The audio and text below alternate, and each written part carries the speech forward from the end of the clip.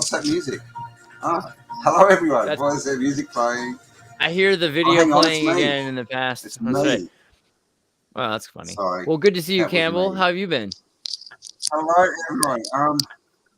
Yashin, oh my God. Thank you so much for all of your amazing donations. That is amazing. Thank you. Wow, man. That's crazy. The show yes. hasn't even started. Welcome, everyone. These great super chats.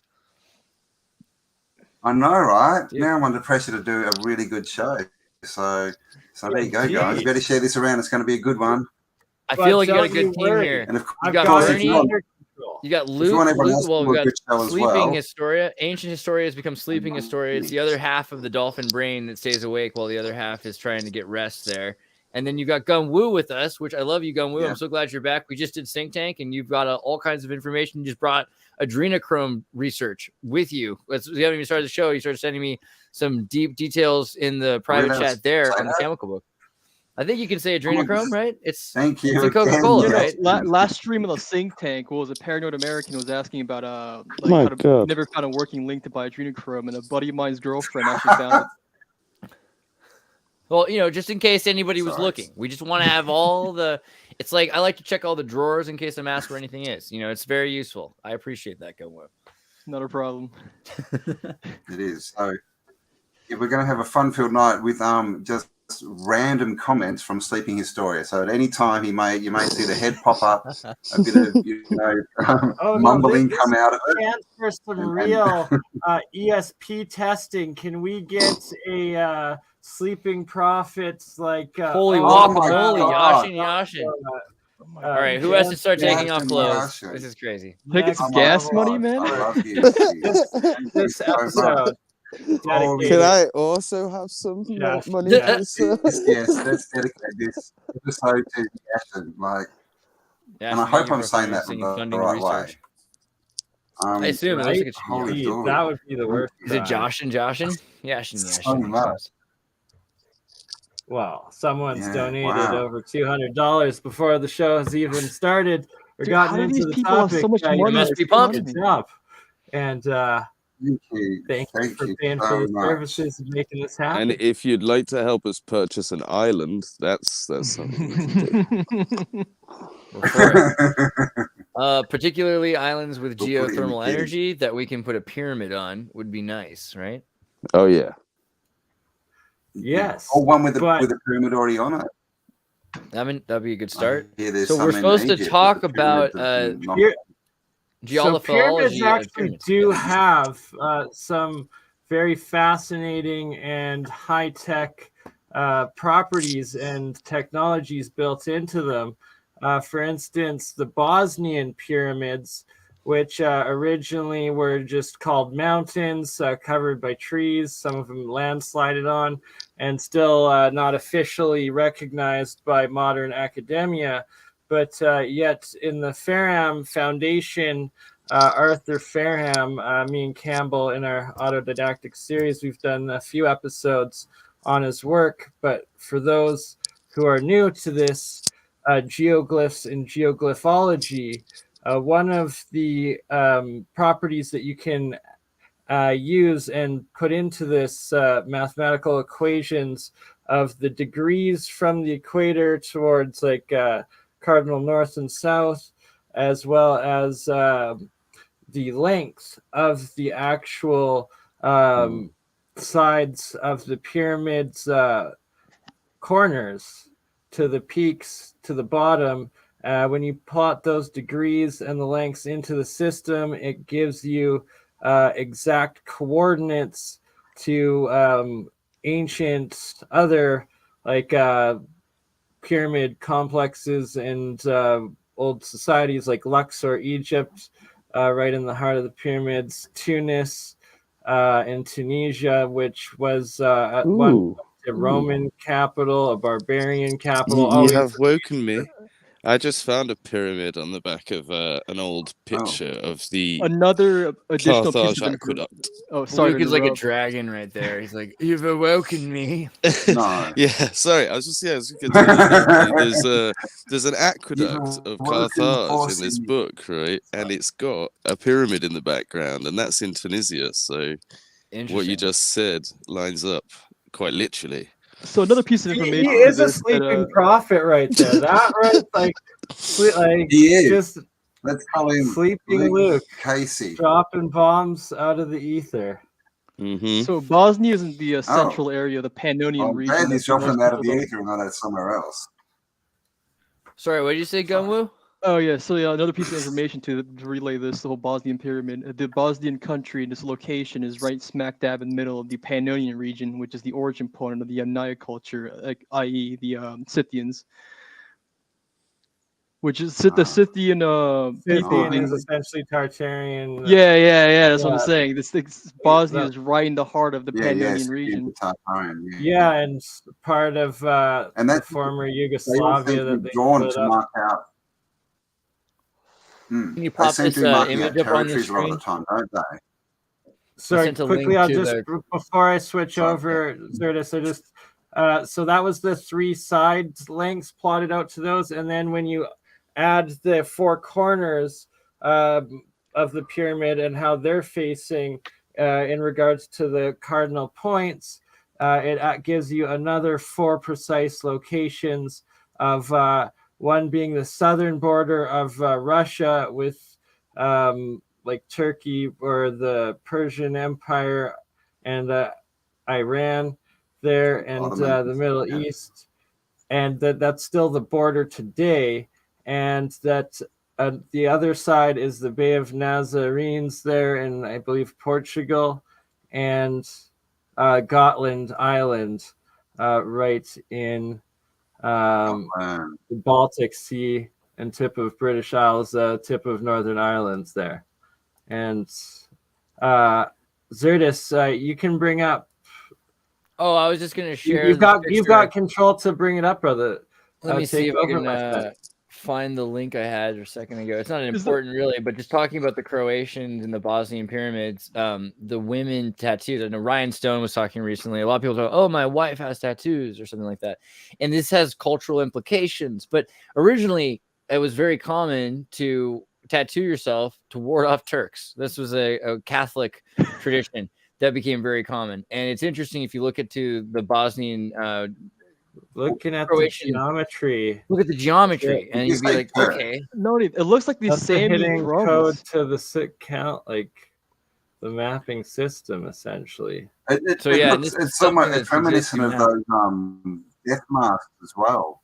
Those weird. This looks exactly the same drum patterns. Right, and you can find women that still have this. This is not as uncommon as you think, and modern women are doing this more historically as a way to remember. Right, she's full gangster, Babushka and the shaman. Right, so it's an interesting. I think it's an interesting aspect to the culture I was bringing up, but also if you look at the Bosnian pyramids, like someone has gone and recently started to excavate and find all these paths, and so many people have been naysayers to it and saying this shouldn't be a cultural heritage site, and that's a great thing because the UNESCO goes in and they completely change everything, and they have an idea about what historical things are supposed to look like.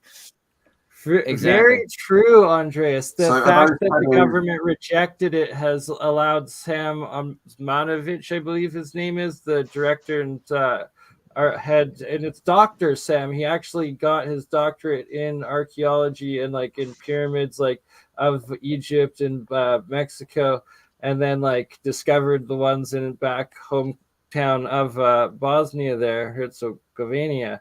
And then, like, over the years, first they took some of the top layers off and got those layers of geopolymer slabs, building up the step pyramid layered sides of it.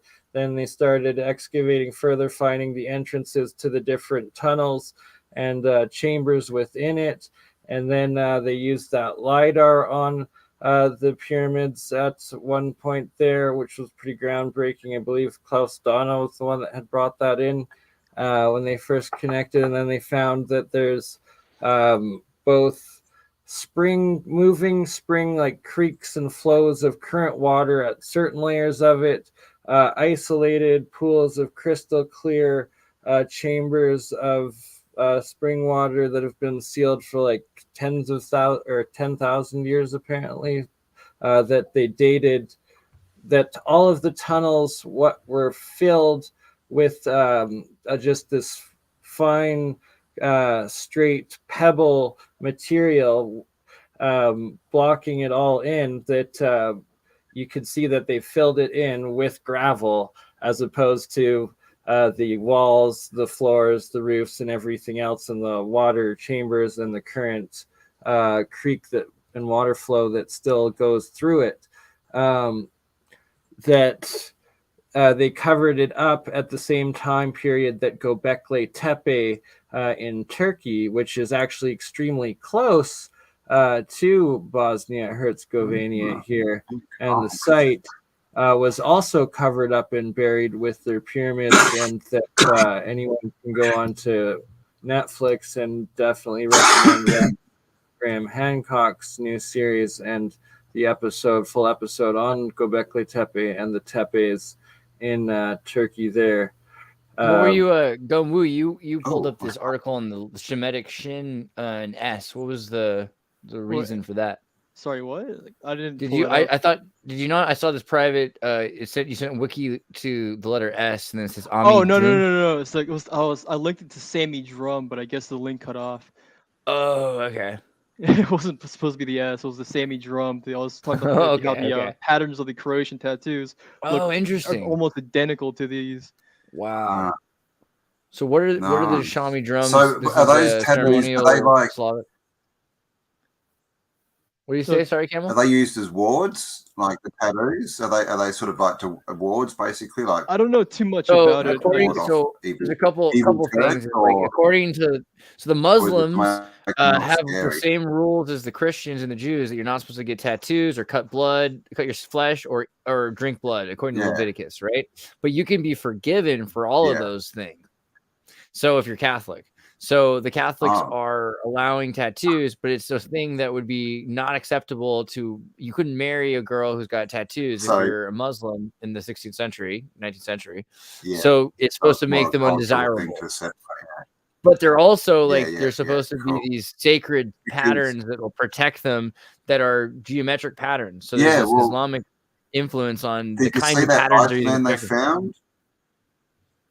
They found the Iceman, I think. The one in Russia that was like 12,000 years old or something, and he had tattoos on him, and they were saying that they thought they might have been like for healing because they were in certain parts. I think there's been a few of them, Campbell. Like also, remember they found the dude with Adidas on? They actually found a guy from thousands of this is how long people have been wearing Adidas. Yeah. No, but I think Campbell's talking about the OdySee Iceman. Yeah, proper shoes. Wow.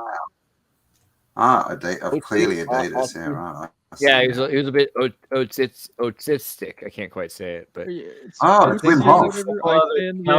Ones in bogs that also had the exact same, and they all seem to be alchemical symbols too. That are these tattooed symbols. Yeah, exactly. Yeah, like they were used for healing.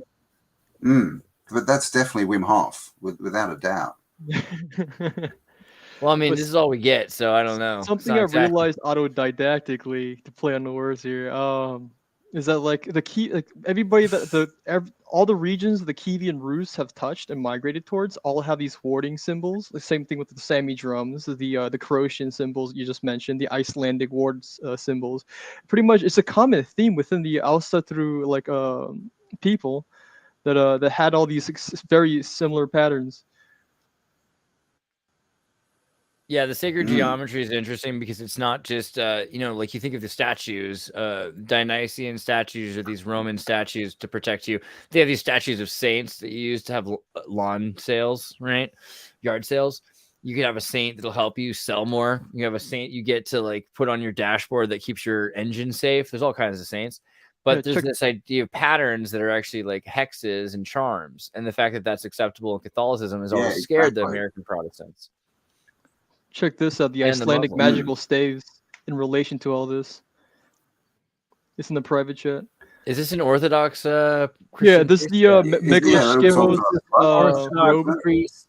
So just as you had showed, I find like, this interesting that the Orthodox Christians with make those tattoos at the beginning, Andreas, this is like her husband or like father, literally the father in the Orthodox temples, those cathedrals that still seem to have all that antiquitech and the gold, literally the physical Orthodox gold invested amazing. in those cathedral resonator domes, like that you can see them, that they're still like made of gold. So like there's something also I want to say though about the Orthodox, because recently so many people have been, like, so you've got Owen Benjamin and Jim Bob having their duel on Instagram talking about the Orthodoxy and Christ cuckoldry. The idea that people are obsessed with Christianity now who used to be secular, and how they flip-flop, but they really are kind of similarly infatuated and amazed by sexuality or by the restriction of sexuality, which is how control has been used by these religions. They say, who can get married, right? They've always said, if you want to be married, you have to do it in our church, or else you're actually committing adultery. Think about how much control they have over people's lives for centuries. And for instance, like Catholics were, like, by law weren't allowed to marry Freemasons and vice versa, as well as like where Jesuits and Freemasons and Orthodox were all working together with the Ottoman Empire. It seems to me you've got a bunch of control mechanisms here. The elite are all friends, and now you've got people saying, okay, well, we have to go to the Orthodox Church because the Protestants don't know anything, and the Catholic Church is probably skewed, but they're missing that the Orthodox Church is skewed as well. And the Orthodox Church is manipulating the temple. They're not using ecumenical patriarchate, and its links to the CIA is very prominent ever since 1947 with President Truman. I can pull those links up if you want. Oh, go on. Yeah, that sounds cool. Please take over. I just wanted to point out this last aspect, that the woman that you showed at the very beginning, Andreas, Babushka, with those full tattoos, commitment, that like this is the father in the church with her, and that on the other side of society you have like the Russian mafia that has like the craziest gang tattoos in the world. And the Yakuza tattoos but like Yakuza though have similarly insane tattoos. Gangsters around the world, religious gangsters, they all do. And they're not just tattoos; they're all magical. Everyone knows when they're getting these tattoos. Before I forget, I want to mention that the robe patterns over here like have very Nordic motifs, relating to what I said earlier about like how all the regions the Kievan Rus touched. The remnants of these magical staves and these runes, whatnot, are all like, prominent everywhere. All these cultures that it intersected. To be a girl, these are all magical staves. This is to induce fear. These are these are sigils for use on vetstones to dream of unfulfilled desires. Wow, pretty interesting. Graphic. But here's your links to the Archbishop to the proto-CIA. That's fun. Okay, so there's a lot of implications here, because we always tie the CIA to the Vatican, and this is interesting to me because look at this. And if there was an elongated skull society of people, like easily they would need hats. Good place to hide. Go check this link out. It's this link in particular ties in how the whole 1947 CIA manipulation of the ecumenical patriarchic election ties into the Ukrainian war today. I find that interesting because I did an interview with Leo Zagami from InfoWars, who's Corsican and Italian, and talked about the Freemasons and how they've been the Italian Freemasons are not accepted by the world Freemasons.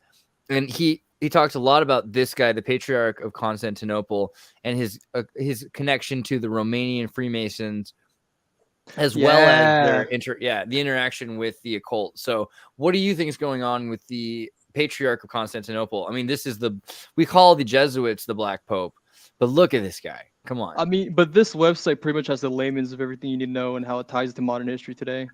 If you just scroll down halfway through, it pretty much tells you how it links to the Ukrainian war. Mid-15th century, 2 catastrophes occurred for the Patriarch of Constantinople.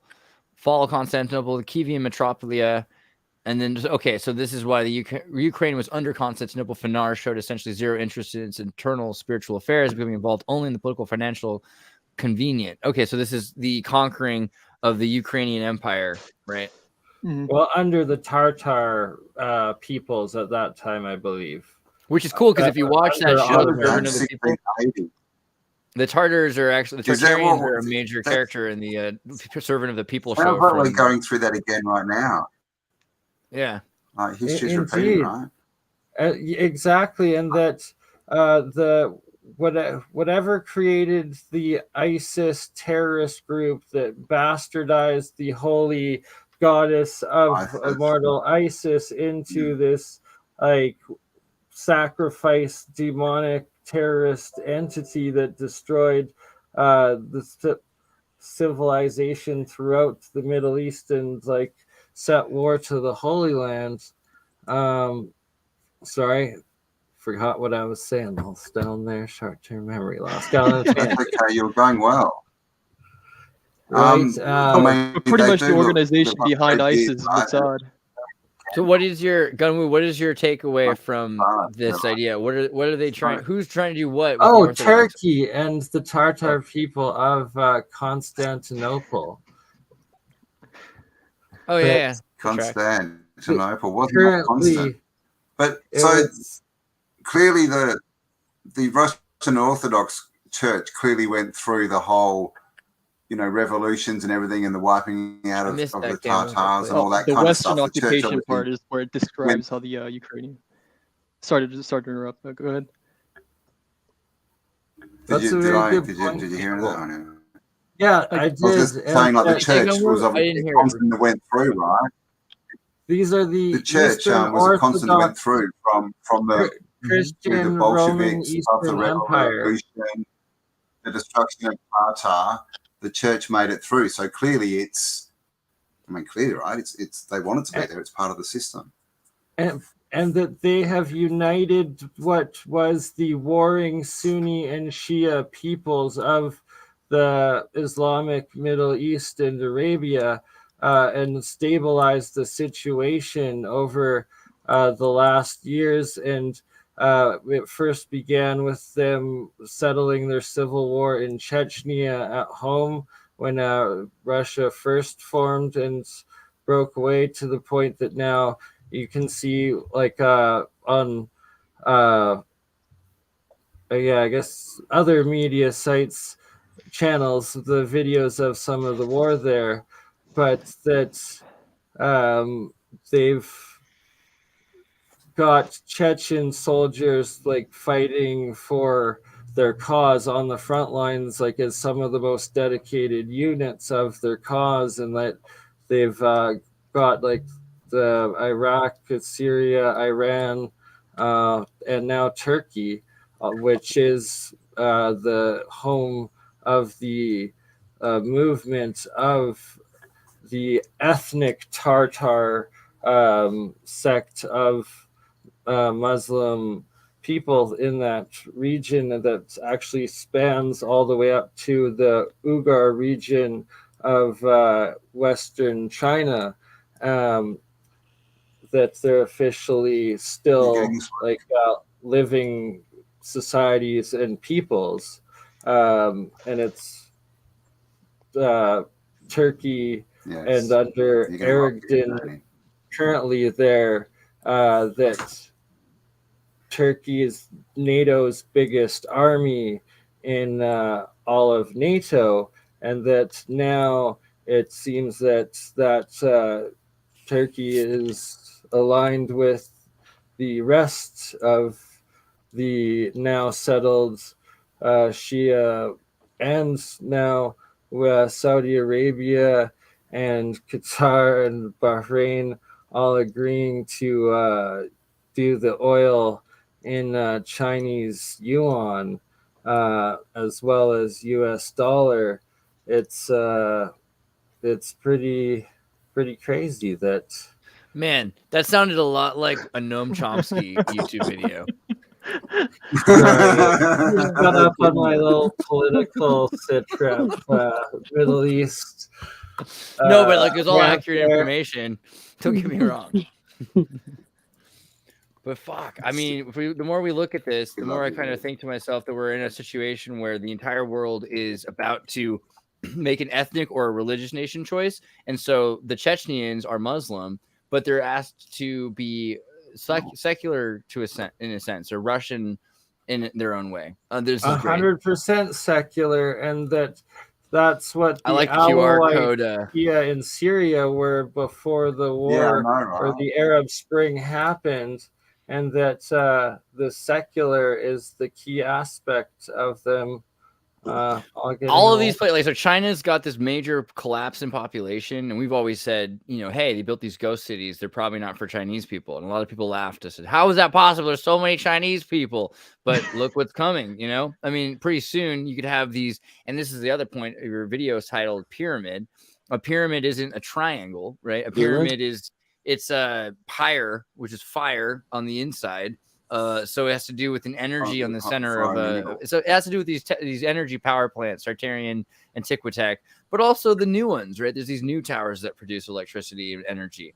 And I think that that's kind of what we're seeing is this resurgence of new technology or old technology, whatever it is, but it's free energy technology that's going to be decided as this nation state. And it looks like, the religious groups are the ones who understand it the closest, whether they're Jesuit, Muslim, even it seems like Shintoists in Japan are pretty well connected to Nagamichi and Toshiba, right? So they're working with spiritual electricity as well. And I mean, it seems to me that the future is this QR code language. Right. Is this the language of like Babel? Like, are we connecting to it? Is it AI connected, maybe? I mean, I think the idea of math is all it is. Computers understand math and right angles and 90-degree angles. And I think that's a big part of it is it's just so clean and easy to think in angles, right? Like if you had a language that was just made up of L's and O's. Gungwoo Korean is like the most aesthetic script, right? Actually, so minimalist aesthetic. Yeah, for sure. But like what I was gonna say was so the Korean, the language what we know as Hangul is it wasn't implemented until the late 1800s, surprisingly. So most Koreans know from like their history, like lessons in school, that King Sejong made Korean, but it was pretty much dismissed after as soon as it was invented by the Confucianists as a violation of the treaty between the three nations of China, Korea, and Japan. So they adopted the Khitan language script as like a flow of communication between the three because they recognized that they were all one people. Also, Confucius way cooler than Confucianists. Just gonna say. It wasn't until the Donghak Peasant Revolution when like the pretty much like the Taiping Revolution in China. When the Chinese pretty much from their own national identity or try to. God, I forgot where I was going with this. The language script, Hangul language, and Hold on.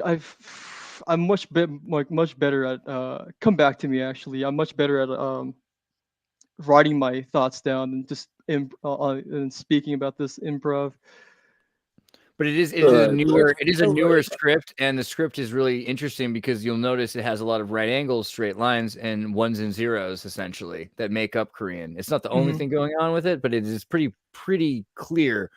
One of the easiest languages, I think, to learn to read the script of because of this, because the symbols are so different from each other and similar enough as well. It depends on the person, but there's another layer to this about the whole like ties into Cufic and whatnot, and the Arabic connection, how the Manchu script is a Semitic script and all that other stuff. But I'm currently rereading what I wrote down the general research tab of the Discord. God. Yeah, and feel free also if you ever want to screen share to pull anything up. Totally cool. Yeah, looking through general research on the Tartaria Discord is definitely worth people's time. Go to tartarianova.com and click on when it loads.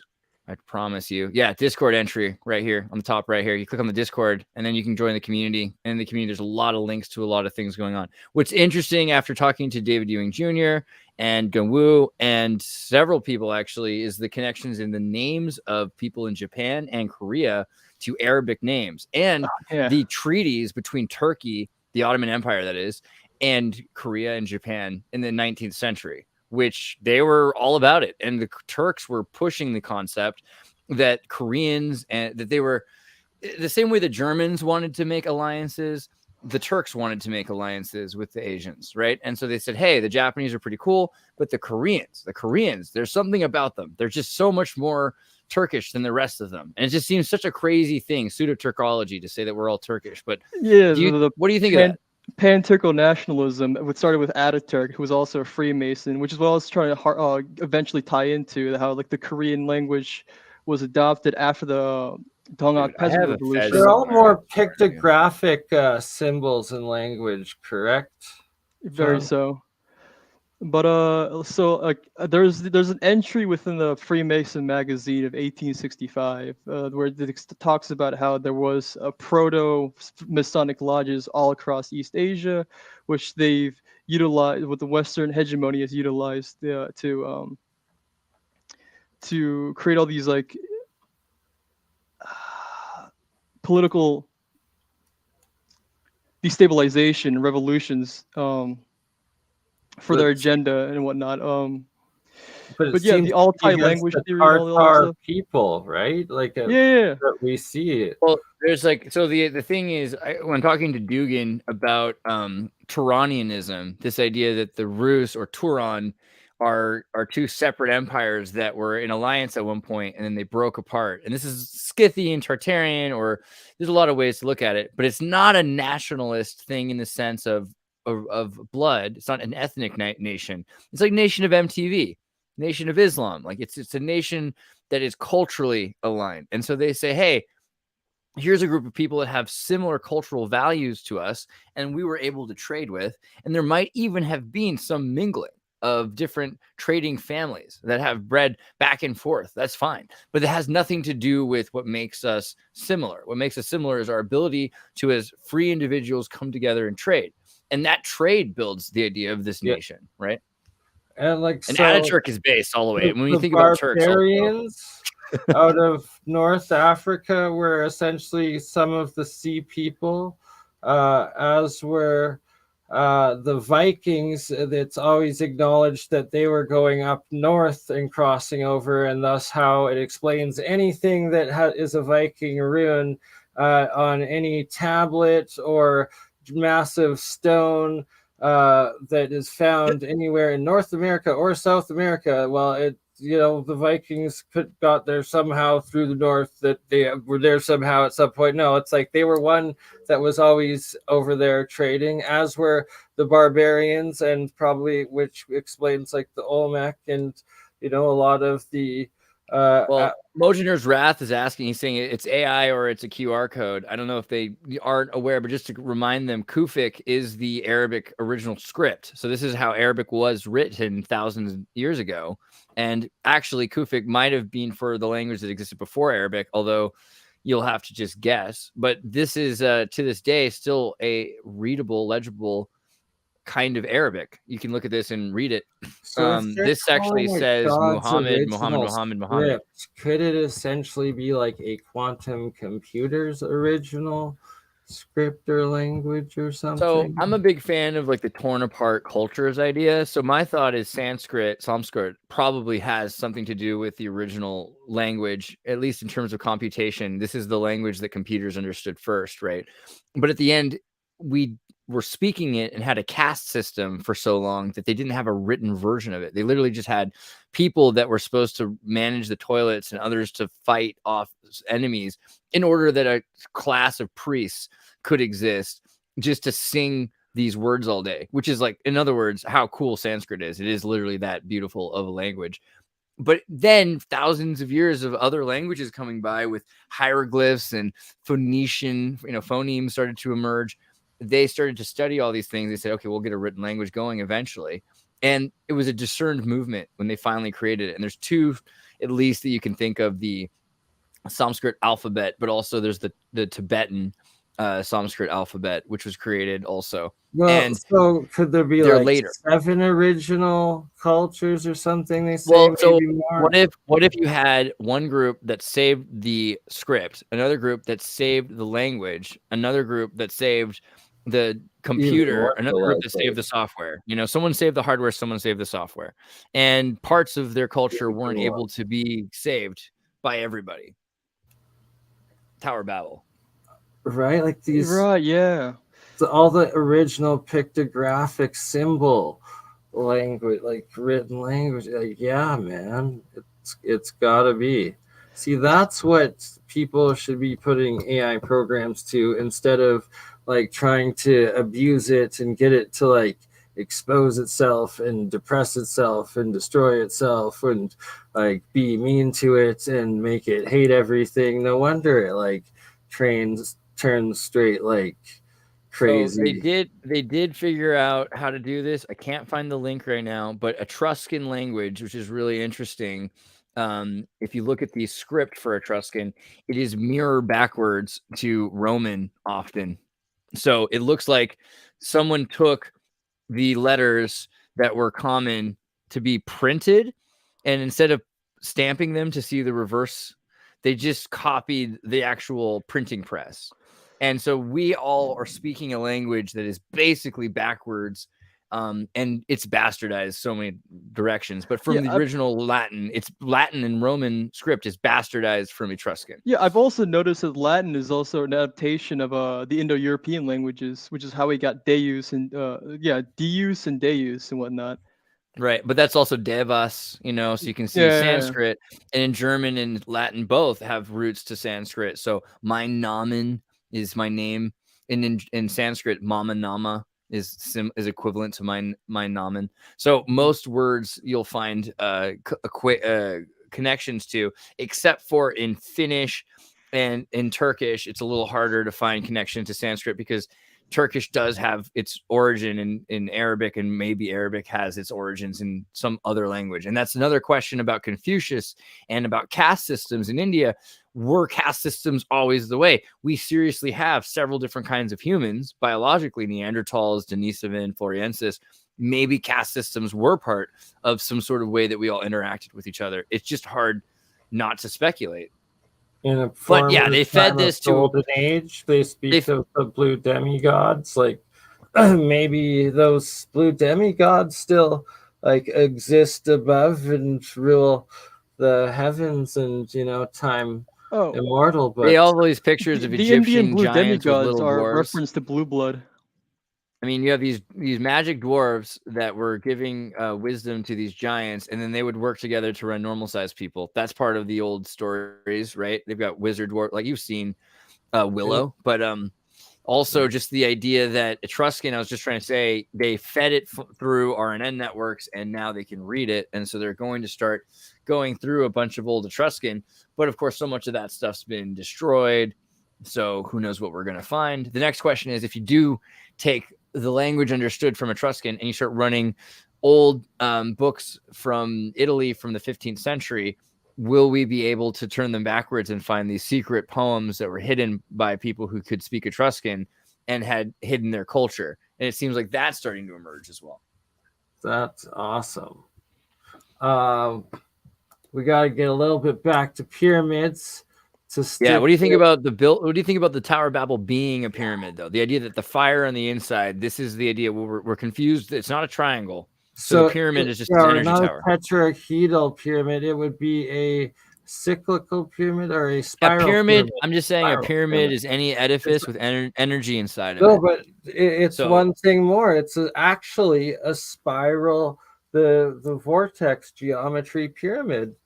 But like this is a pyramid, right? That's what I'm getting at. Like the Sears Tower in Chicago is a pyramid. There's energy in it. This is what that word really ends up meaning. It's a ziggurat. I can see that. It's more like a ziggurat, but it is. It's beyond a place of worship. It is literally a power station, right? It's broadcasting, transceiving. So we're surrounded in pyramids. We just don't call them that. Like, I have a personal theory that the Tower of Babel was actually the Library of Alexandria. That's a spiral pyramid, essentially. But because like so the Library of Alexandria is considered a mausoleum, right? And like the root word of mausoleum is the Musa. You know, the people accredit the whole idea that like it's the temple of the muses, which is where the word Musa comes from. But rather, if you look at it from the perspective that Musa is actually Moses, it becomes a temple of Moses. Really? And Moses was the person that led the 12 tribes of Israelites to out of Israel and eventually out of Egypt. Out of Egypt and whatnot. But like if you closely analyze the story, you'd realize the whole 12 tribes are actually the Scythian migrations, and that they're the Scythian steppe nomads that pretty much populated the entire world. And according to Exodus, they wanted the desert in circles for 40 years. But rather, if you analyze all the contextual lore of all these cultures within Asia, they touch on that they have their own 12 tribes lore, to the extent where it almost seems like that Moses crossed the entire Indo-Aryan steppe rather than wander in circles in the Levant. So eating Chinese food on Christmas, not a new thing. If you look up the Peking Jews, there's a bunch. There's both the Peking and the Kaifeng Jews. Jews in China, let's see, different. The Kaifeng Jews. What's the other group? I just saw it. Hold on, it was just there. I forgot it. There's another group here somewhere. Kaifeng Jews, most notably, but there's another group in Peking. Whatever, we'll get back to it. Here's a good start, though. There's a group of Jews that are the Kaifeng Jews, but they're supposed to have arrived when? Settlements, the origin of great debate. Some of them are trying to revive beliefs in their customs. They don't know. By the 19th century, the Jewishness had largely become extinct, though. So this had happened long before the 19th century, at very least. Yeah, right. Long before. So 600 AD, maybe 900 AD. Yeah, so man, it's 2 a.m. here, so my brain's kind of scattered, so I have the hard time trying to convey what I'm trying to convey my thoughts. Oh, it's interesting though. But yeah, like through all this flamenco tier research that I've done, I've realized that the original Israelites originate from the Yamnaya culture, and they're actually Scythians, and like the 12 tribes being the Scythian nomads, they follow the same exact migration pattern as what we think to be the Jewish diaspora. So yeah, like how I mentioned, how like instead of like how the Exodus story goes, how they wandered in circles in the Levant in 40 years, but rather it seems from contextual historical lore from all these regions in Asia, the evidence points towards the fact that they crossed the entire Indo-Aryan steppe into the Americas, reaching Alaska, which is corroborated by the Mormon lore and whatnot. And also, I have another thing. I mentioned this previously in a previous stream about this guy named Gallus Fletcher did a paper on this. On the 10 lost tribes. Then you mentioned the Tartars and like how it was a 16th century theory that was commonly accepted by Judeo-centrists of that era, that the Scythians were the actual original Israelites, which is what prompted the European expeditions to the Americas to look for these lost tribes of Israel, because they were under the impression that the Native Americans were paganized Israelites.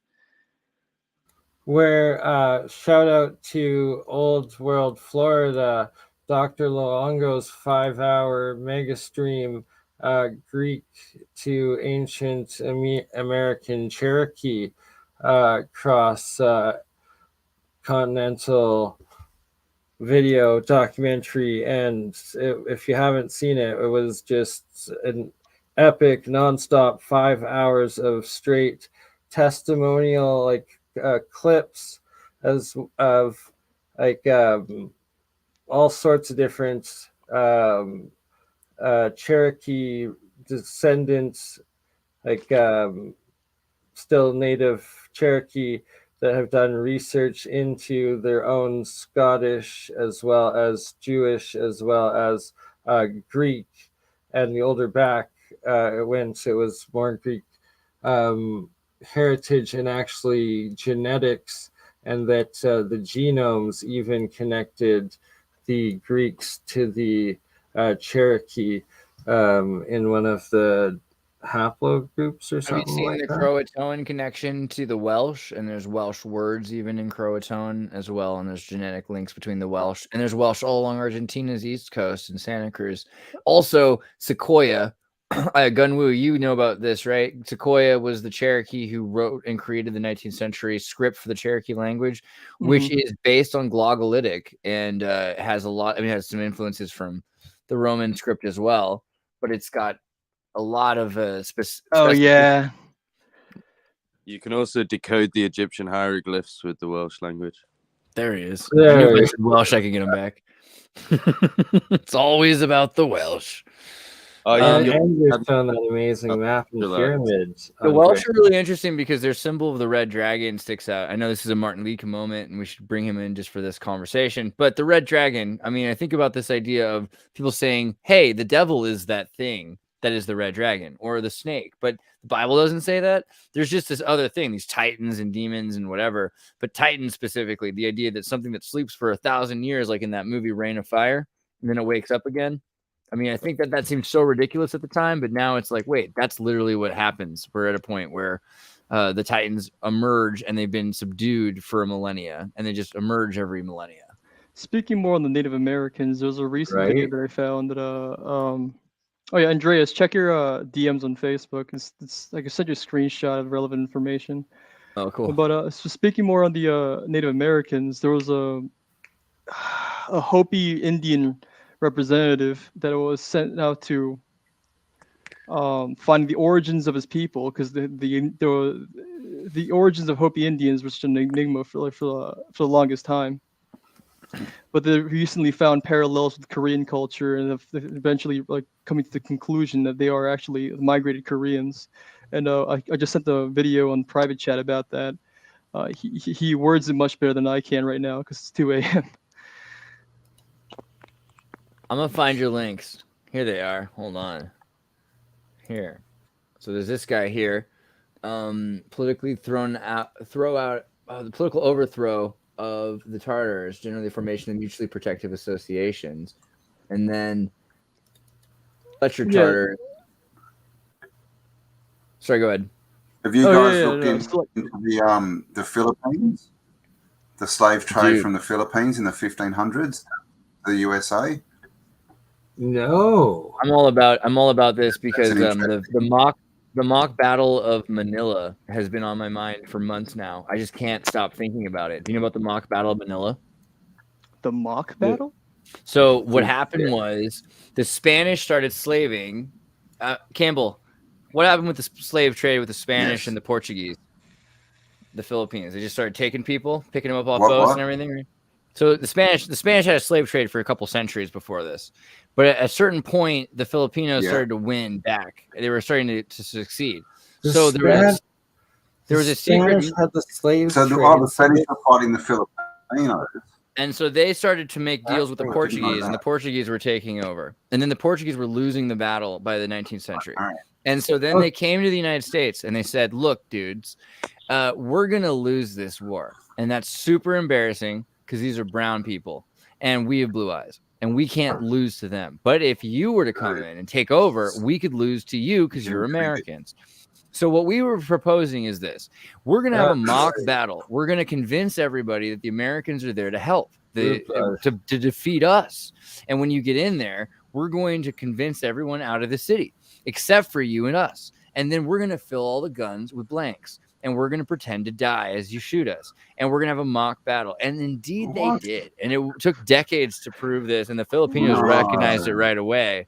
What? When was this documented false flag you're bringing up? 1898. The 1898 mock battle of Manila. Right. And so this is how the United States took over. And the question at the time was, what do we do? Because, you know, you got to think it's a little different. If this is a we the people, by the people, for the people country, then our dictatorship, usually when a dictatorship, like a king takes over, then he takes over, he owns these people. That's easy. But if Americans own it, do the American people own the Filipino people? And that was the question that was literally asked in Congress. And they said, yes, they do. But the way that the American people own the people is different. So it became a banana republic system where these were essentially owned by the state, and the state is manipulated by the representatives, but technically owned by the people. So this was the first point when, well, I guess not really the first point, but this is the expansion of the Manila policy that allowed for Americans to start owning countries and people. Right. That's crazy, Zerdus. Yeah, I love that story. It blows my mind every time I think about it. Was that the fall of the Philippines because they just got all their money siphoned away by America? The Philippines have been done dirty. The Portuguese were doing slave trade there before. Have you seen the Woman King Warrior out yet? Don't forget that also the CIA Woman King. Oh, the Woman King. Yeah. So I know that show exists. I didn't watch the show, but I know it exists. Right. The Woman King. The movie, it's actually pretty epic. I watched it with Amber last night. It's like the King's Woman, the Woman King. There it is. The Woman King, and it's of an African empire. I think at the beginning of the 1800s, that was selling slaves to the Portuguese and the Spanish specific were the Europeans that were buying. That's how I want to dress, like that guy. So it's like just the connection that they always portray the Portuguese and the Spanish buying all the slaves around it. But anywho, it was... Well, the Portuguese were part of the Sephardic slave trade, right? So Sephardic... Barbary slave trade, which is always a touchy subject. So they say the Barbary trade used to actually trade Portuguese. Africans during the Tartarian time? Well, we're just regions, you know what I mean? So we can't just say people because it's like people move all over the place, especially I say all of them during that. Well, you have if you're going to talk about races, you've got the Gaelic people, Portuguese. The Gaelics had Portuguese. The Portuguese had Gaelic people, and then they also had Illyrians along the coast, and then there were Berbers, and the Berbers were picking up people and selling them all along the south coast. And the Berbers were controlled by Sephardic traders who had been in charge of the Cordoba Caliphate. So a lot of people will say, "Oh man, Sephardic trading," and it's that's one thing to say because it's interesting that Larry David, slave master owner. Larry David found out that his grandfather or great-grandfather was a Confederate slave owner. Yeah, and this is very common. You'll find that there actually were a number of Jewish slave owners in the South, and the Barbary slave trade continued on afterwards. It is what it is. History changes. But what's interesting is that the Portuguese... that African former Black Panther activist lady that found out her great-grandfather was also... Yeah, I saw that. She came on the Mayflower, and she's from white people, man. She lost it. Yeah, I mean, that's cool because you should have to pay reparations to yourself. I think that is the snake eating its own tail. So that's pretty cool. I agree. Berbers, though. I think everyone needs to go to the automatic teller, take out money, walk into the bank and deposit it. Yeah, I agree with Campbell. That's like the only solution. But this is how the Portuguese took over the work of the Barbers and the Sephards. Being slave owners and slaves, but it's a business. Also, at the time, being a slave was a good thing because you had a retirement plan. Africans were selling themselves to the slave owners. Well, it was a different kind of slavery. Who's throwing money around? But was it when did it switch from the Roman Empire that would have been in control? And wait, Gunwoo just sent this. What is this, Gunwoo? This is the Hopi Indian representative that found out the Hopi Indian origins actually come from Korea. The majority of the videos in English, so you guys can watch it on your own time if you wanted to, or just play it on stream. Wow, that's really cool. You don't have to put on the thing, captions. it's like, just turn on the sound. On a Mac, it won't let me. Indians for just some reason yet. really are Asians, right? Or Indians. Yeah, they crossed like the whole the lore behind like the what we've been taught in school about like how the Indians immigrated from Asia through the Bering Strait and whatnot, but that ties into the whole Israelite migrations as well, which is insane. Of the lost tribes, right? Yeah, what I was gonna say. So that's like the survivors of the Atlantean time, and it was like essentially all of us the same root races and peoples in their regions, but you could literally find any of us living in any global city anywhere else in the world, because we were like how we are now, but maybe not in the same way. Don't you think it's weird that the Israelites supposedly then enslaved themselves if they were the ones that were the Tartars? Not really. That makes the most sense. Wouldn't you enslave your own people first? Isn't that like the most accessible? Well, I mean, in a way, I guess. Cataclysm, the time between that one time that it was all harmonic, like equal, good times, people after the cataclysm, far cataclysm, and then there must have been another more recent one that something hit us really hard, maybe 1,500 years, and then after that some group or power took control that has used to that treated us like slaves in the caste system before, and essentially still does from behind the I guess. Sorry, I'm gonna shut up. But I was gonna also say the Filipino vampire thing. You know this one, right? This is one of my favorites. So after the Battle of Manila, the United States continues to own these people for decades until World War II, where they just used Filipinos as human body shields, and they use the islands for the South Pacific fleets and experimenting with nukes, and it just gets worse and worse. But then there's Filipino insurgents that are saying, dude, we really want to be free. And there's this guy named Edward Lansdale. And so Edward Lansdale is this coked out, psychopathic disco werewolf of a CIA agent, Air Force kind of guy. And he says, what do people... He's like, what do people fear? Yeah, when you put that much effort into having some mustache, you know what I mean? But what do people fear? And he's like, what do these people fear? These people fear vampires. I don't know if they did, but I mean, he thought vampires were scary, I guess. So he's like, what if I take somebody, make holes in their neck, drain them of their blood, hang them upside down, and put a bunch of speakers in the wood everywhere that just makes screaming noises like, oh. They did this in the Vietnam War as well. Oh yeah, very successful. You know, if it works once, you do it again. They probably do this to us all the time. The Air Force is behind so many psyops, dude. It's insane. One time I was on a cliff in San Diego, and all of a sudden this horrifying noise like, oh, started playing, and I was horrified. And years later, I was talking to a guy in the Air Force, and he's just laughing. He's like, you know what that's for, right? That's to scare seagulls. And I'm like, wait, why would you do that? Like, well, because the seagulls, they come over and they crap all over the place. I'm like, really?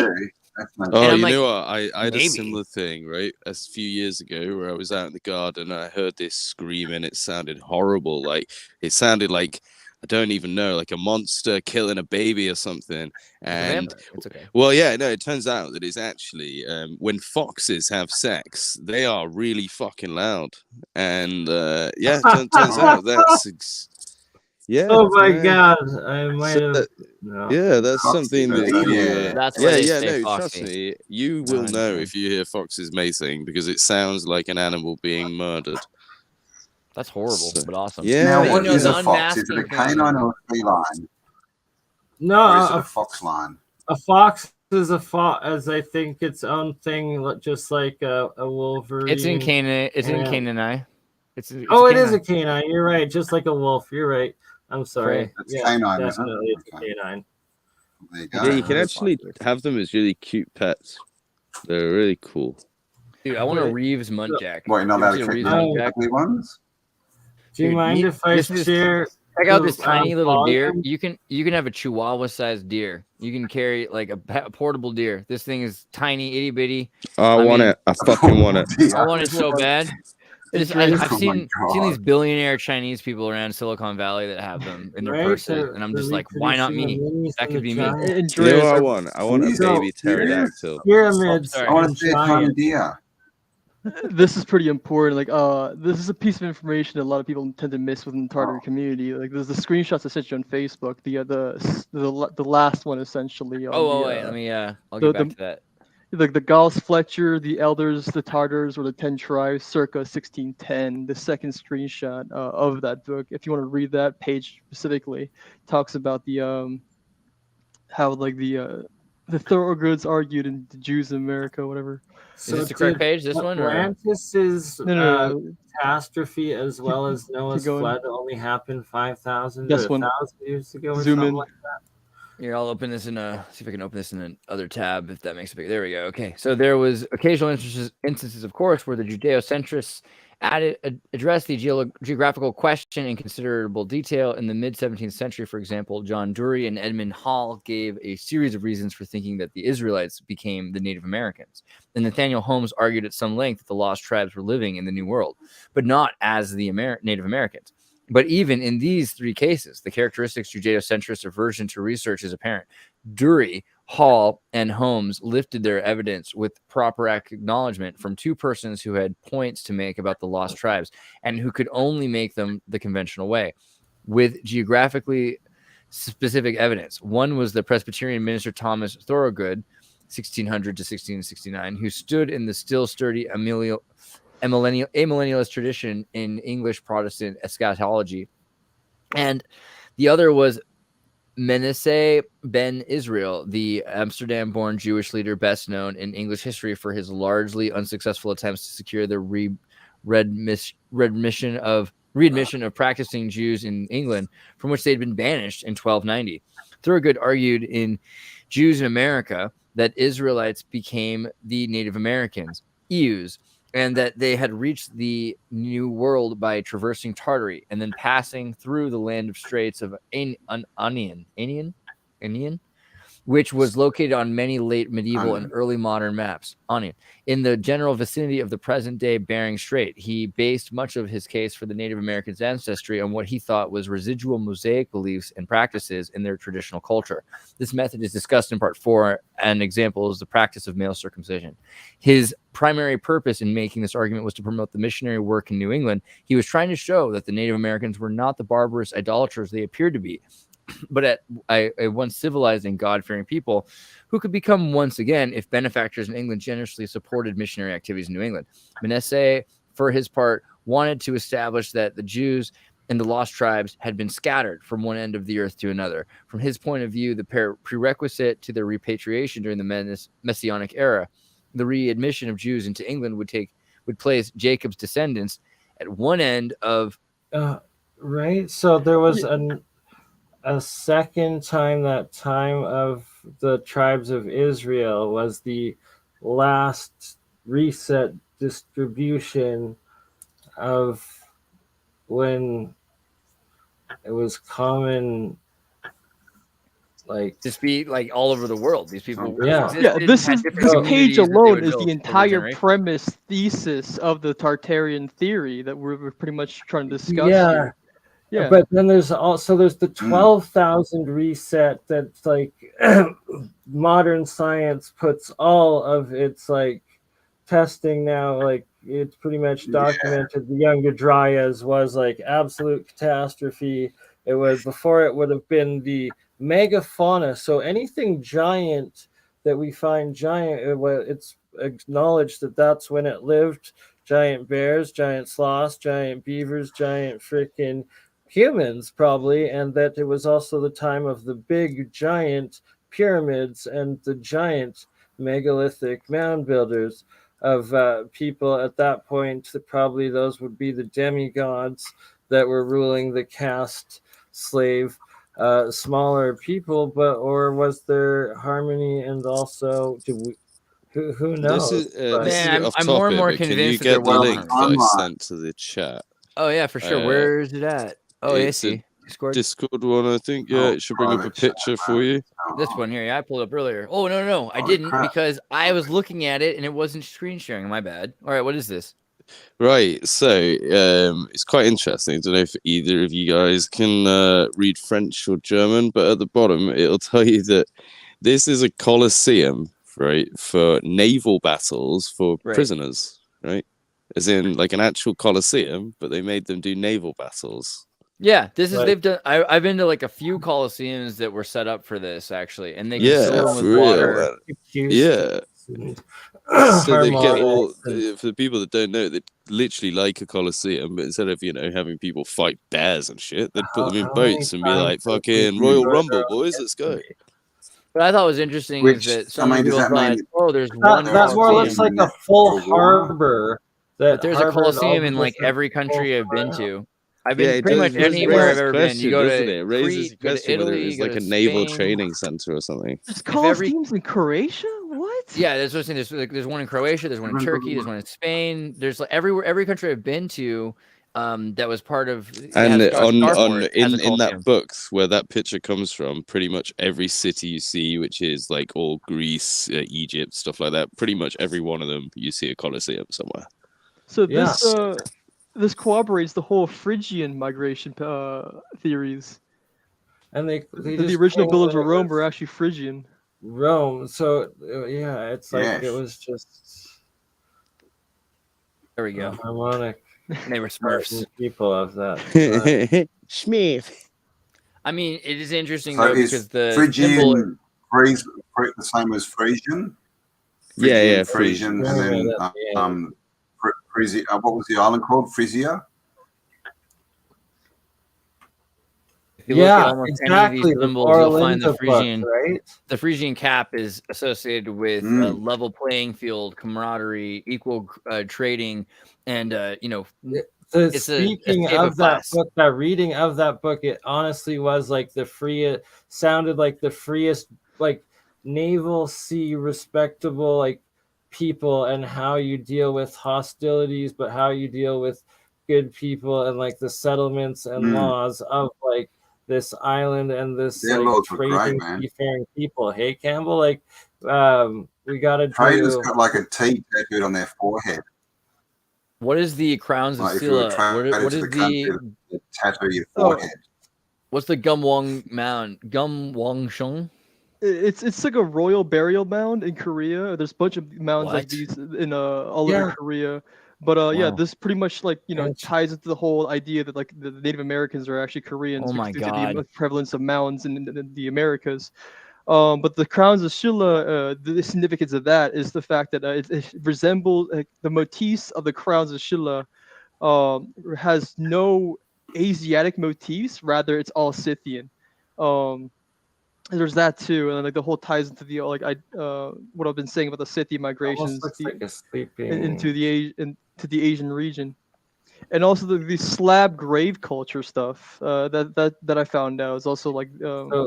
What's the deal with that? Going to slab graves. Why do people have these tombstones and are rumored to have giants buried under them, or like literally macro-sized humans, which would have, 12,000 years ago, supposedly the time of Atlantis, a bigger technological society. We know that there was mega mammals everywhere, and then also dinosaurs and dragon stories back like Native Americans created stone box graves in the Midwestern United States, the Mississippian culture, and they're just literally stone coffins. And it's interesting that this is supposed to be completely a separate cultural thing. What do you think is going on with stone? What were you trying to say earlier about stone graves going well? Okay, so I was going to mention earlier that so all these Tartarian community research groups, like they keep pointing, like they're crediting all these Tartarian buildings, quote unquote, as it's the Phoenicians that were the seafaring group of people that like did all this stuff. But rarely I'm finding more evidence that it was the Phrygians that actually did all this. But in relation, I agree. Sorry? So, like I said, I agree. Was that me? Someone said something. Like the Phoenicians, we're told, like, do you think they're the same as the sea? What are they called? The sea. The sea peoples. They were called the sea people. Like they're called but the sea. also the Phoenicians, essentially. But right? like, I mean, you got to remember flamenco here. I feel like the Phoenicians are offensive. Rather, we're misappropriating the Phoenicians with Phoenicians. Oh no, not Phoenicians. Exactly. Phoenicians with Phrygians. Weren't they like around the same time as supposedly the Roman Empire that like existed all this time? Frisia, the cross-border cultural region in northern Europe stretching along the Wadden Sea, encompasses Netherlands, part of northern Germany, right? This is where the Frisians, right? The Frisians as opposed to the Frisians. It's very different, I'm sure. But they speak a slightly different language than the Dutch. They speak Frisian, right? So where are they at? They're all along places. What's it called? There's an elf language. Did you know that? There's actually an elf language, and it's spoken by like I don't look. This is a small group of people. What's it called? Elf something. Really? Oh, yeah. I need the name, otherwise all you get is Tolkien. No, that's not it. Like J.R. Tolkien's elf-like language, but no. This is an actual language. Like a runic, petrographic sort of language. It's called elfin something. Anyway, I'll find it at some point. Frisia. There used to be an island called. What was it called? Frisia. Frisland. Frisland. It was below Iceland, closer to like the UK and Ireland and Scotland. Island of Frisland, right? And so this is where the people supposedly went to Wales and they went to northwest Netherlands. Yeah. And it literally exists on all the all the Mercator and back maps.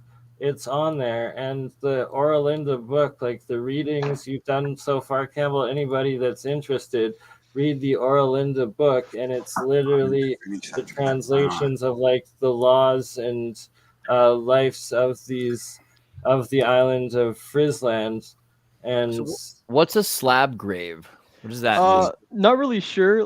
So this was brought to my attention within my personal group chat So all over Croatia, in my grandparents' mountain area, we have their graves going back like to the 14th century or the 9th century. It's hard to tell. But they all look like this, and they all have these little stencils that someone had scratched in of grain or tools, so that when they go to the afterlife, maybe they have grain or tools. I don't know, but that is you'll find these in these remote parts of the mountain, and instead of a cemetery. But this ties into I'm glad you mentioned that, because this ties into the whole Hungarian-Korean connection. So the Slav grave culture is supposedly something that originated among the upper Manchurian area.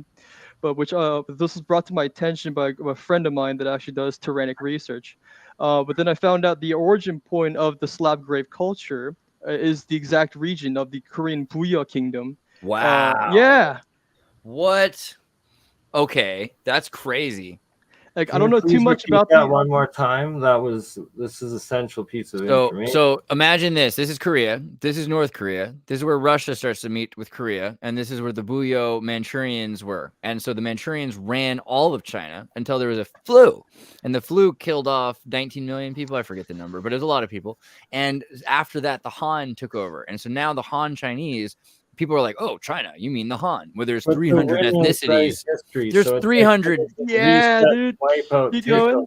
There's 300 different kinds of people that live in China. There's 51 languages left of it. And there's a lot of different kinds of people than Han. And the Manchurians were the ones who were in charge at that point. But they came from Buyo and were maybe Korean, maybe Russian, probably Tartarian, starting to sound like. Well, it sounds more like they're what replaced the Tartarian sort of people. They have Persian-looking stuff going on. But just look at the map. That region of where the Buyo started, like the initial picture that you pulled up earlier. How close is that to the? And compare that to the Slav grave culture region. So I also want to show you like what it looks like, the Buyo culture, because it's like, people talk about where does the culture in Asia come from, and some of this stuff. This is what I would refer to this as a pyramid. because the idea of energy inside of the edifice. That's tetronic. Pagodas, right? And the pagoda, yes, and it's advanced pyramidism where it's like your architecture is a fractal geometry of one of the essential base geometries. Like pull up the Wikipedia page of the Slav grave culture. So it's going to show you a map of like where it all started and whatnot. And that's the exact region where Puya started. So where is that in regards to the current Uyghur people? And that's the same. No, I guess that's more north. Yeah, I mean, but still, we're talking about nomadic people. So the idea that there were Turkish tribes that were trading across Mongolia, that there were multiple Silk Roads, and that they weren't all in the place that we're thinking they are. And people that supposedly were the remnants of the Mongolian, Genghis Khan, the ruler that supposedly conquered Europe, but really it's like that's the story we were told. Have you heard the Silk Road with silk ships, silk sails? They're trying to explain the exchange of haplogroups between regions and why it happened, when in fact it's like, no, that was just a connected global trading people. It's really confusing to scientists why people make love. It's not a normal thing for scientists to understand sex or love. So, but it's like someone must have traded people there, just forced them into a tent, Well, it's just like how we are now, and like essentially isolation happening again globally, as opposed to us ultimately either devolving into South Park's like gray splat little humanoid gray clone things that wears made gerbs and they F themselves, or into like a higher race or destruction, I guess. The Yamato people. I love that anime. Yamato, what is it? The anime about the Yamato, there's something there. Well, the Chinese call these people Dong Yi, which is another effort by the Chinese to appropriate East Asia all for themselves for territorial claims. But like the Yamato people belongs to a haplogroup N, which is if you look at the haplogroup N distribution, it's the exact borders of Tartaria. And it comes out of the queue, right? Which is the question it passes them. Okay. That's really interesting. And this is how I uncovered the whole like Israelite migrations and stuff following the haplogroup N distribution. Wow.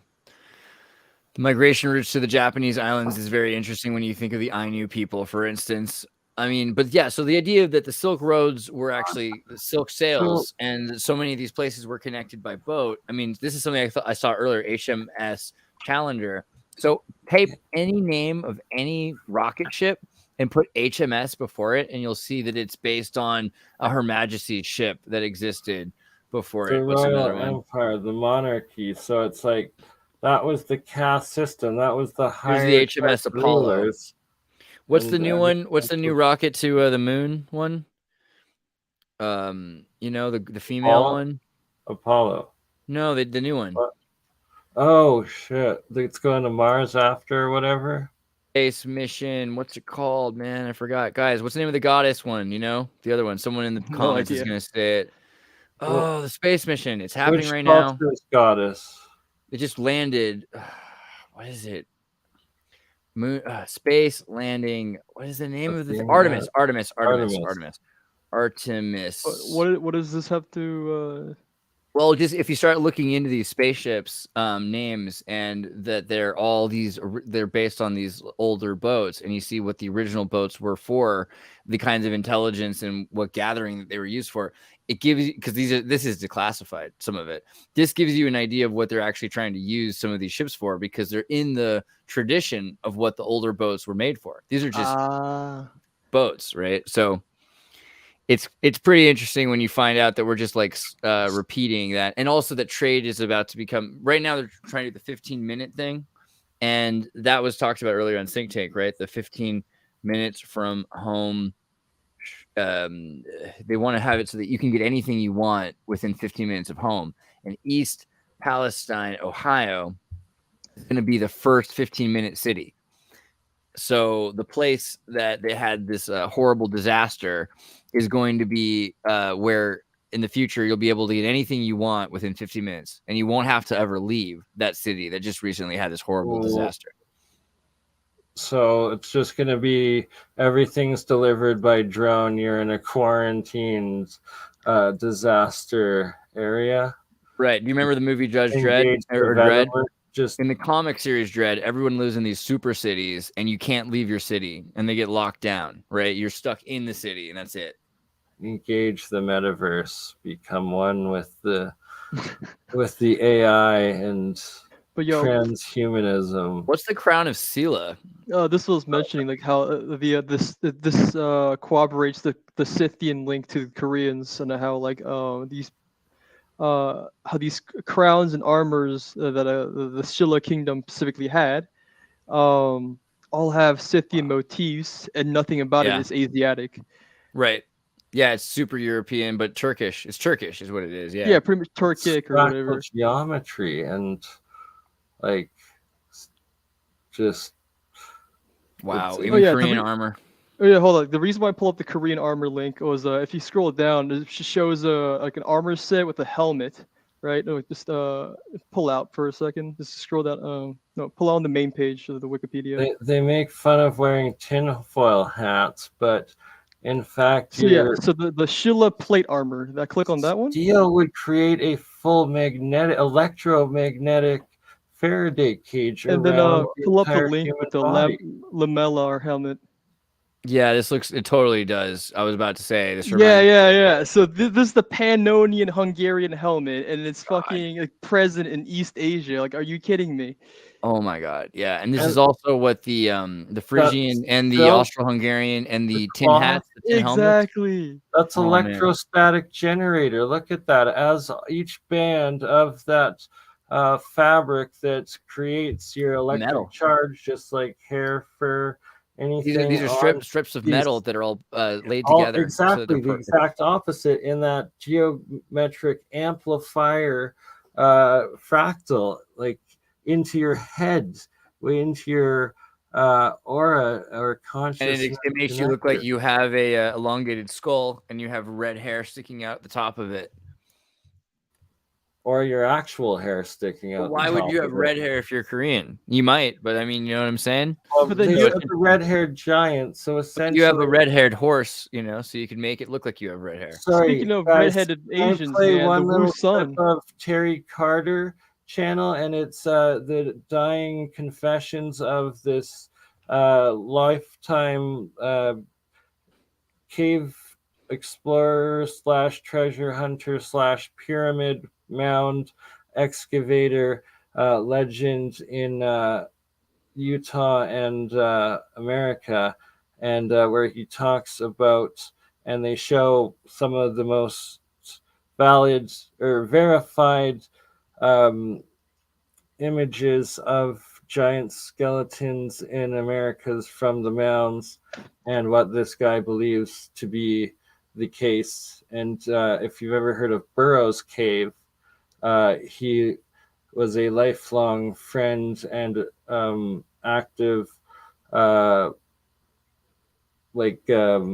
disclosure from Burroughs to this guy. And if you control F red hair.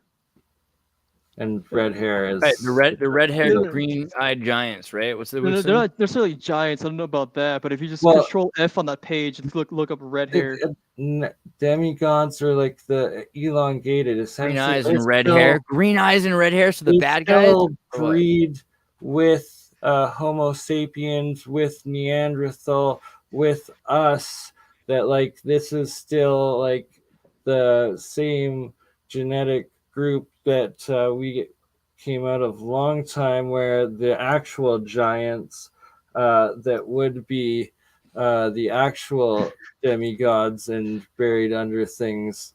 What are you looking up? I don't know, man. I typed in Korean, and you know what happens if you type in Korean? You get a lot of pop stars. The first thing that the internet knows about Korea. It's not my fault, but I mean, this is interesting that are these bad guys, ancient and semi-nomadic people? No, they're not even considered bad. They're just a group of people that live These guys are part of the whole like Scythian alliance. They're one of the lesser known Scythian tribes within the East Asian area. They have the same looks as Attila the Hun. They've got red hair and green eyes. Same green looks eyes, as Muhammad. yeah. Green eyes like Muhammad. That's crazy. Okay. So what's up with this? What's up with the redhead internationalists? And it kind of gets into the idea of the 12 tribes, the Jewish tribes, because you've got redhead Jews, but you also have all different kinds of people all around the world. So is this maybe this doesn't have to do with ethnicity so much, or is the 12 tribes of Israel actually referring to the current haplogroup of European Christian Muslim? I'm thinking it's bigger. I'm starting to think it has to do with survivors of Atlantis. Like, was Noahide flood a reset of people and global trade after? Well, clearly it was, I guess. Well, I believe the haplogroup you're talking about is haplogroup N, which I was mentioning earlier. How like the distribution of haplogroup N literally forms the border of Tartaria, and on top of that, like I pulled another link in the private chat by Stephen Evan Collins on how the what if these are the 12 tribes? You know what I'm saying? Yeah. That's how the Israelite Israelites were actually Tartarian nomads. You also said something about the red sun, and was that just because of the red hair, or no? I said Wu Sun. That was a name. But, Wu Sun, because I was thinking with the red sun and the black sun, and it's interesting because this idea that there's a special power in the red sun, and Superman. Obviously, you think of the Superman, the yellow and the red sun, and the powers of the sun. Do you think there's something to this like magic of the sun energy? And a lot of what we heard at the beginning of the Tartaria thing about EMF shielding was that this armor was not just for swords. It was to protect us against solar flares or volcanoes or absolute psychic attack too. It's a complete Faraday cage around your entire body, including your head. Like they make fun of wear a tinfoil hat. But if you wear a tinfoil hat, a lot of people that are hypersensitive actually get relief, and just as high number of people suffering from such conditions as schizophrenia also get relief from the tinfoil hat, such as like Rex makes and stuff. All I know is 7th century Korean aesthetic is so my look. Like this is how I want to dress all the time. The royals were making that same Thanks, Cam. technology and coverage into those fields, but with an investment of gold and silver, the most precious, costly metals and materials, and doing it in this technology way that it's like there's all super chat trophies for the next 24 hours will go towards giving me this outfit. Oh my god, it's like psychic warrior technology. Let's do a fundraiser. God, Skeletor, you guys remember Skeletor in the Masters of the Universe? Jay Dreamer says like a lot of this stuff is from reset events, plasma events, or whatever they are. This is the outfit I want the most. So they to do with never wear anything else. Dude, ultimate Skeletor you power. Look right at home at a Rothschild ball with that, man. See, but it's got some Indonesian Filipino vibe. It reminds me of the Filipino helmets, if you remember, like the Filipino crowns. Or are they not demons? They're just demigods. Bali do it as well. Have you seen like the Thai crowns are really insane? Yeah, they really follow the same idea. They're covered in jewels, which are crystals, which are resonators inside these gold freaking. There's no way that's not magic and technology. Ray antenna. So was that a control device to control the king? Exactly. Was the king getting his command somewhere else? On your crown chakra, the crown on the crown. Look at that freaking, and the weight of gold and gems, like that value that they're putting into turning into that fractal array antenna geometry. Like how could it not? How is that not connecting to your halo of your consciousness and literally giving you a golden jewel antenna? Who are they talking to? Your aura. Who are they connected connected to to, a right? spirit realm, the Israel, higher essentially. consciousness, like all of us. Who knows? Gunwu just posted this. This is That's juicy. why they were rulers. The 10 tribes of Israel essentially vanished from their former kingdoms, Israel, circa 721 BC. They've been a powerful kingdom in the Eastern Mediterranean region for centuries prior to that time. They'd been allied to the city-state of Tyre, Sidon, etc. Tyre, I always like to consider as Tartaria, but that is a Phoenician city along the coast near Tripoli. In what historians now call the Phoenician Empire. Excuse me. Their alliance dominated the ancient world's maritime trade routes, and from the time of King David onward became a powerful military power on land as well. They were exceedingly blessed by God. Nice. During the times of King David and Solomon, but a long succession of sinful kings led to a steady decline in their strength and influence of the kingdom of Israel. Imagine if history books were taught Solomon this was way. the time of the Scythians. I know, right? Where they're like, George Bush was a great president, but a lot of sinning led to the decline of the American empire. During an approximately 20-year span between 740 to 720 BC, the 10 tribes of Israel went into foreign exile into several waves. At the beginning of this period, the Assyrians took captive the tribe of Naphtali and the Gileadites, tribe of Gad and Reuben, and half of the tribe of Manasseh. By 721 BC, all of the 10 tribes of Israel who had formed in the northern kingdom of Israel had been removed from their lands. While their house of Judah remained in the promised land for a time, many have puzzled over the fate and future of the 10 tribes of Israel. Where did they go? While the Bible foretold the tribes of Israel would scatter literally to all four directions, the remainder of the article is devoted to connecting many of the exiled tribes of Israel to one of the largely ignored confederations of tribes, which emerged afterwards in the region of South Russia, the Scythians. I mean, there's a lot of evidence for this, actually. I like this. So they're hiding and trying to like make the least relevance out of the most important connecting facts of this global Tartarian, just human civilization that everybody was traveling and living like we are now, essentially. Did you ever read The Secrets of Nim? Not the movie. The movie's amazing, but you got to read the book, because the book, it's about the National Institute of Mental Health, and you get really deep into like the idea of creating these genetically modified mice, which are basically transhumanists. And this is the idea of Atlantis, of creating us, where we're able to finally think for ourselves. So the rats are thinking, okay, we need to destroy everything we have that belongs to the humans so that we build a completely new society that's erased of everything that came before it, so that we don't become doomed to repeat it. Sound familiar?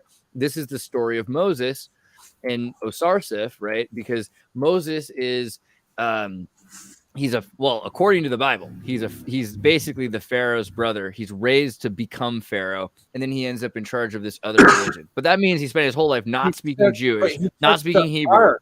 No, he's raised by the Egyptian royals. He can only speak Egyptian. Yeah. He doesn't speak Hebrew. Yeah. That's an important fact about Moses. He took the ark out of Egypt, and he took the people out of Egypt, put them in the desert for 40 years, so they forgot who they were in their culture. The technology that powered the pyramids. Like by the time they got back, they didn't remember the covenant. Yes. They couldn't, but they also erased their culture by taking them for 40 years in the desert. They forgot who they were. By the time they got back, they had no idea where they were. That's like in exile, like a civil war, like what happened to Gaddafi, or like.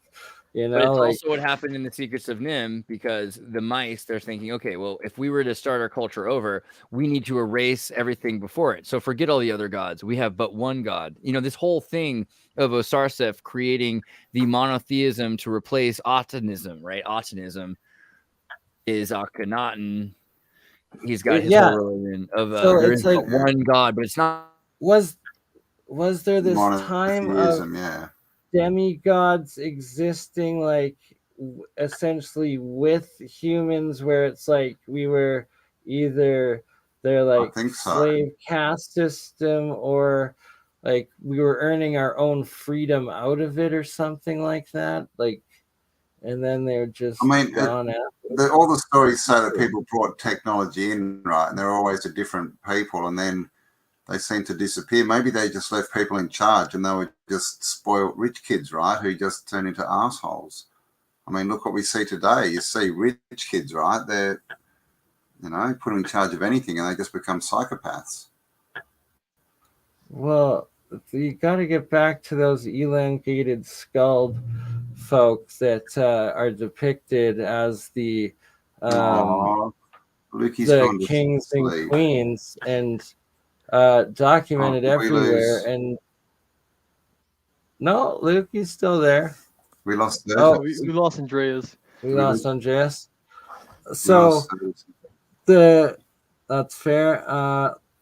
Let me know if you want me to end it on your channel, Zertus. But that the few tests that have come back genetically. That was just rude. I think his computer might have died. But sorry, not computer, his phone. I'm retarded. The connection. Anywho, point being, genetic testing on elongated skulls that are original genetics of them, they come back 50% like Homo sapien human, and then they come back like 50% unknown, and that supposedly these pyramids that are sacred and owned by the government, or you just don't dig under them unless when they find them, they're giants. So there was a reset of giant people on Earth, and then there was a time of our people being all over Earth, like our own civilizations. And there's big resets and there's small resets. There's worldwide resets like the floods and stuff, but then there's other resets that are small and localized where it's not everyone getting reset, but they can be either natural or man-made. So that's the thing. Not all resets are these worldwide things where everything gets destroyed. It could literally be a culture getting changed, and they change the language. It's all orchestrated. Businesses. Yeah. But the point I was trying to make earlier, the reason why I pulled out the whole gave Andreas a link to the Freemason magazine was because that page specifically states that it was the Masonic objective to politically overthrow the Tartars. And like this is what we're seeing today with the Ukrainian war and the Korean war and all this other stuff. Like it's that CIA doc, is it? Yeah. No, it's the hold on, let me bring it back up. Is it Stephen M. Collins? No. It's the Freemason magazine from 1865 that clearly states that it's a small one-sentence sliver that mentions that like it was the political objective, or it was the objective of the Freemasons to politically overthrow the Tartars. And it pretty much says, it kind of says the same story in the Oralinda book that they sort of came in and they were the whisperers, and their plan was just to whisper in the ears of kings and start wars and take over that way and destroy the old sort of civilization. Yeah, although this is a touchy subject, but like my conclusion to all this is like I think this is a Zionist agenda because to discredit all the other. Let's not use those terms on. Yeah. Let's call them lions. Yeah, it's a lioness agenda. But what we all mentioned earlier from this entire stream is that the idea that the Scythian migrations were the lost tribes of Israel, and like if they were trying to solidify their claims in the Levant, they have to discredit all the other migrations of the existing Jerusalems all across the world. Yeah, those had to be divine and by God. Yeah, exactly. So they couldn't have other ones. Yeah. And then Korea specifically, at one point, Pyongyang was called the Jerusalem of the East. Yeah, and then supposedly Moscow has also claims of Jerusalem of the East too. Sorry, so and there's even Jewish ties to America. Exactly, like Dr. Longo has been talking about. Exactly. Shout out to his Greek and Jew. A lot of the Greek was crypto Jew Greeks, and their actual genetics to the Cherokee, both surviving Cherokee population of America, but also the original ancient Cherokee written language, as well as like spoken definition language. Right.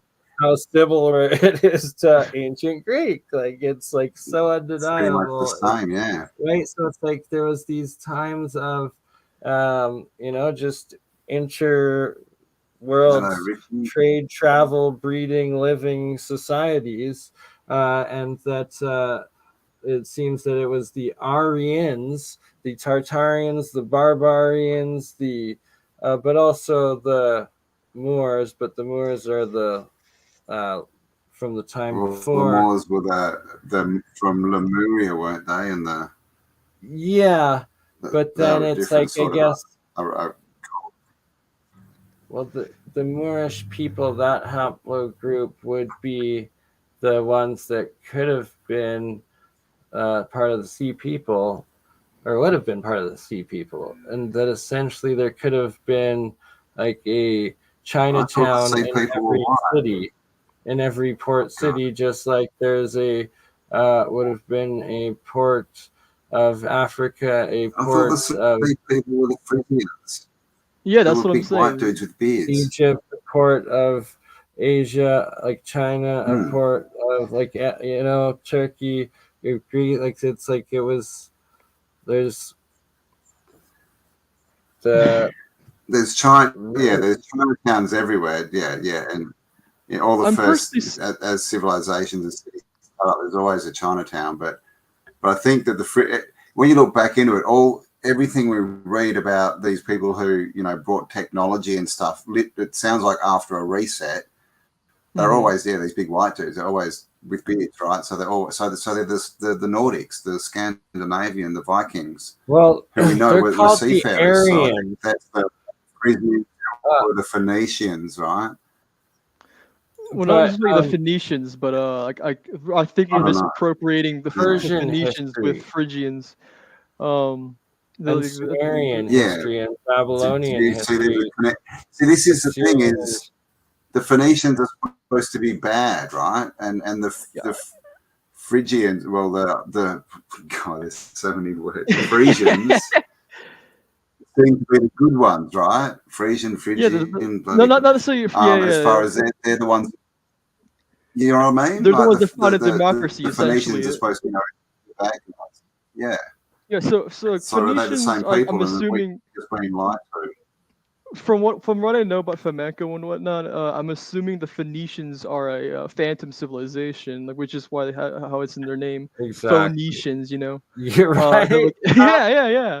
And they were also responsible for all of phonetics, which is all of language and spoken language. Exactly. Language. And our snake tongue of English that somehow took over. So how different is it's also similar to Phoenix, to Old English or how different is Old English compared to Latin as compared to modern English is to like French and Spanish, and you also want to include whatever the Nordic runic language was of that time, and it's like they would have been these interacting civilization languages in between those times, and then a catastrophe cut off something or happened, and then there was these repopulations and new localized only for a while, and I guess there's a pattern forming, and that I'm envisioning how you write the equation to check in the human genome interactions to like confirm what the hell I'm saying. Like those flow charts of populations and stuff they do. Yeah.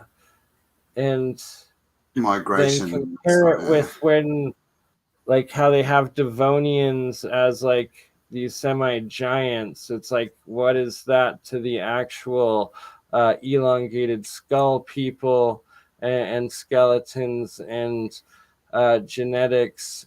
And then compared to, we have the primate of the chimpanzee, well, if there was these megafauna, other mammals, and these elongated that were like 9 or 10 feet tall, supposedly, and that they had double the cranial size, which is absolutely different than our current one, how different they are from each other, and what would be this other, whatever the heck, demigod or god that created us, that we are small fractals of, is, I guess. Oh well, so like I remember, if you look like, into on, the Greek stuff, they talk about the Hyperboreans. I mean, it sounds like Hyperborea got flooded out, right? And the people they had to go south, and they were more technologically advanced than us, and that's why they were the sea people, because they were coming over. The issue with all those stuff is so like ever since World War II, with the whole Theosophic societies, like the Cthulhu Society and whatnot, all this like mythological people like the Hyperboreans, Atlanteans, Lemurians, was compartmentalized into almost red herrings from what I'm seeing. Hyperborea in itself was a city state within Scythia, which I found in a map. I can actually pull that up in a bit. But it's all stories of genetic populations that connect back to the common human gene that we were as the caste genetics, as opposed to the ruling monarch or king genetics. But instead of this esoteric explanation, I'm more so under the impression that really like we're pretty much hyperbolically putting these people out of proportion. Like the Atlanteans, I'm finding more evidence are actually Phrygians, and Atlantis in itself was the the reshot. Well, everybody was Atlanteans, is what I'm saying. Well, like we were. No, but the Atlanteans are Phrygians, actually. Yeah. So Atlantis was a port city in Africa. There was a landing port to reach the New World, and eventually the Azores and in England. Atlantis was also this time of there being bigger demigod-sized humans that were building the pyramids and also living and ruling us. Maybe, but the thing is with Atlantis is I get what you're saying. It's all from one story, right? Mm-hmm. From Plato. But now we have all this other stuff being extrapolated out of it, which isn't necessarily based on anything.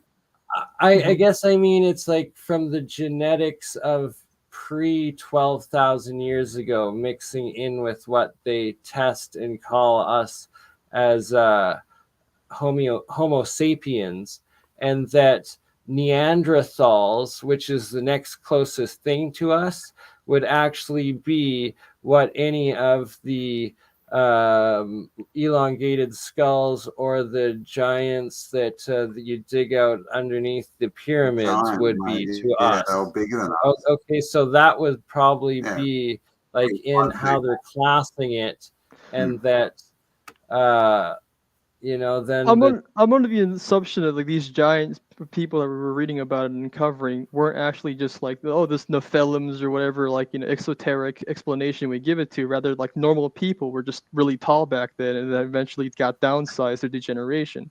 Like if you see Kazakh people in Kazakhstan, like the rural people are still like still standing at a stature of 8 feet normally. And these are just random normal people, so instead of like giving an esoteric explanation, I'm more so like under the impression that these are just our humanity, or the human species were originally these great powerful species that we just have been degenerated through industrialization and being a docile culture. Water and food and all that kind of stuff, and environment. We destroyed ourselves. Yeah. I see what you're saying. Actually, that makes more sense. I think the reset the giants and that would have been the very closest point hundreds of years ago, right? So, and like if there was only a small people of them, they would just integrate into society, and they'd kind of disappear. So now we have short people and tall people, and so it's the time of when you go to a tribe, right? They're all pretty much the same height, right? They're all the same stature, aren't they? Like tribal people. Yeah, there's a very viral Reddit post that I've seen, but it's normal Kazakh people sitting next to Kazakh people sitting next to normal people, and they're standing at around 7 feet tall. They're a whole head height above the average 6 feet tall people. So I'm assuming like this whole like idea that so what you're saying, Bernie, like I understand, but I think you're coming from the perspective of I'm spitballing a whole lot of shit. Like I'm just trying to make sense of it. Like I really don't mean to be like none of that is facts. Like I'm just trying to like come up with ideas of connecting the different like stories and timelines and populations of what we're told in a manner that can be like tested and proven in modern genetics, like was explained in Dr. Longo's Old World Florida's Greek crypto Jew. So what they're calling crypto Jew, that like the original tribes of Israel, or no, that's the new modern like genetics, right? Like it's that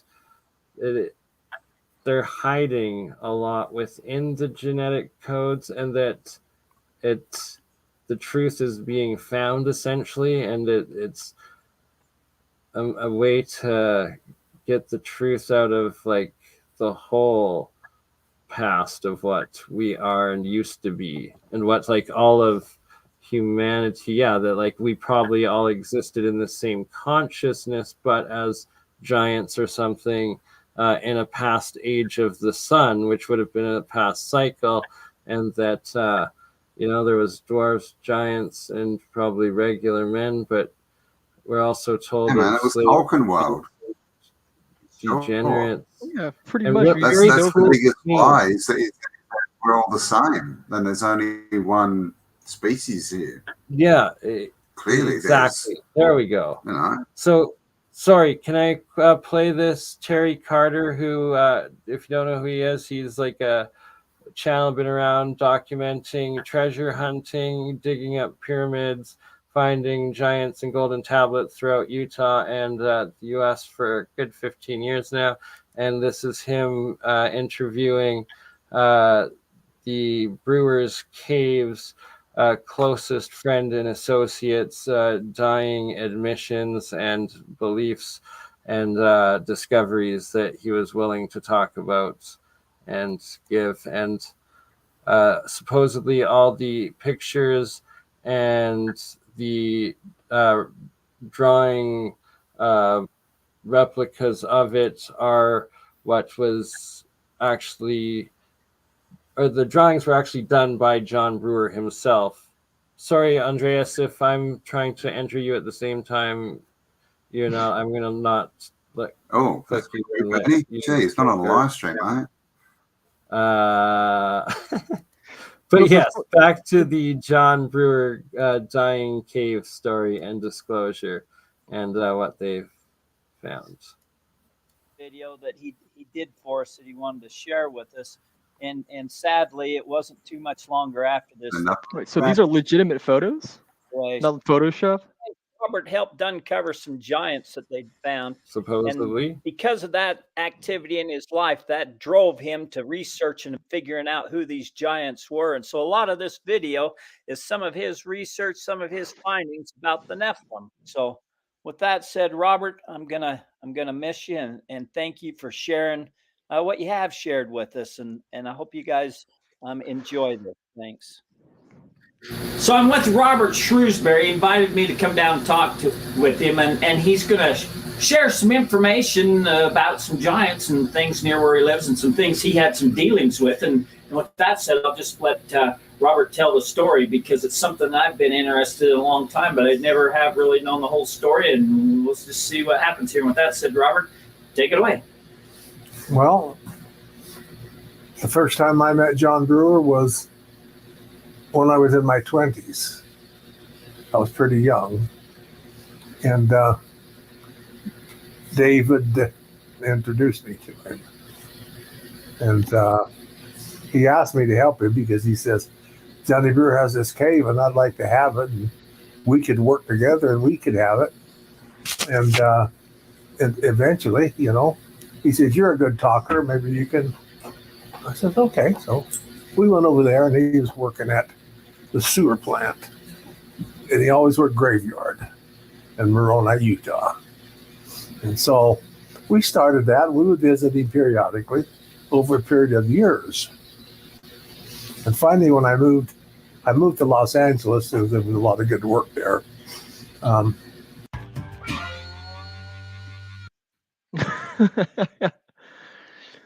But yeah, I pretty much get the premise of what you're trying to explain here. But what really I wanted to harp on is the fact that everything we know about genetic theory is based off of evolutionary theory, which is like all gradualism and this whole idea of a geological timeline and metallurgical timeline. But what I'm saying that there's essentially both what's documented in the religious texts as genetic types peoples, that it's actually being proven as exchanges between our peoples and species, and then some other that were written that they ruled as kings, and that these kings ruled for thousands of years, and that there were these slaves. Yeah, and the sons of Anak. Yeah, I know what you're talking about. But there's also that on top of the fact that like I don't know how much we can take the empirical science perspective on this, like how much we can take that seriously, mainly because the whole evolutionary theory is based off of theosophy. It traces back to the 1800s and Alice Bailey and whatnot. Because it's all transcendentalism, really. It's the idea that one species through a raising of consciousness could elevate to a higher species, which time and time again we find out is not possible, even genetically. What? So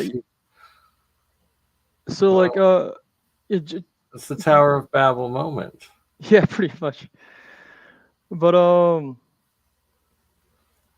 But yeah, Charles, like I mean, yeah, like everything we know about evolutionary theory is pretty much based on eugenicism, because on all that it's all late 1800s ideology of the superior complex of people trying to prove. Have you ever bred a dog? Sorry? Have you ever bred a dog? No. Have you ever bred plants? No. Then you don't know what genetics is. But we know from recent studies, what may be recent, like is the past 20 years, is that like genetic DNA, it doesn't add information, but rather it documents it all. I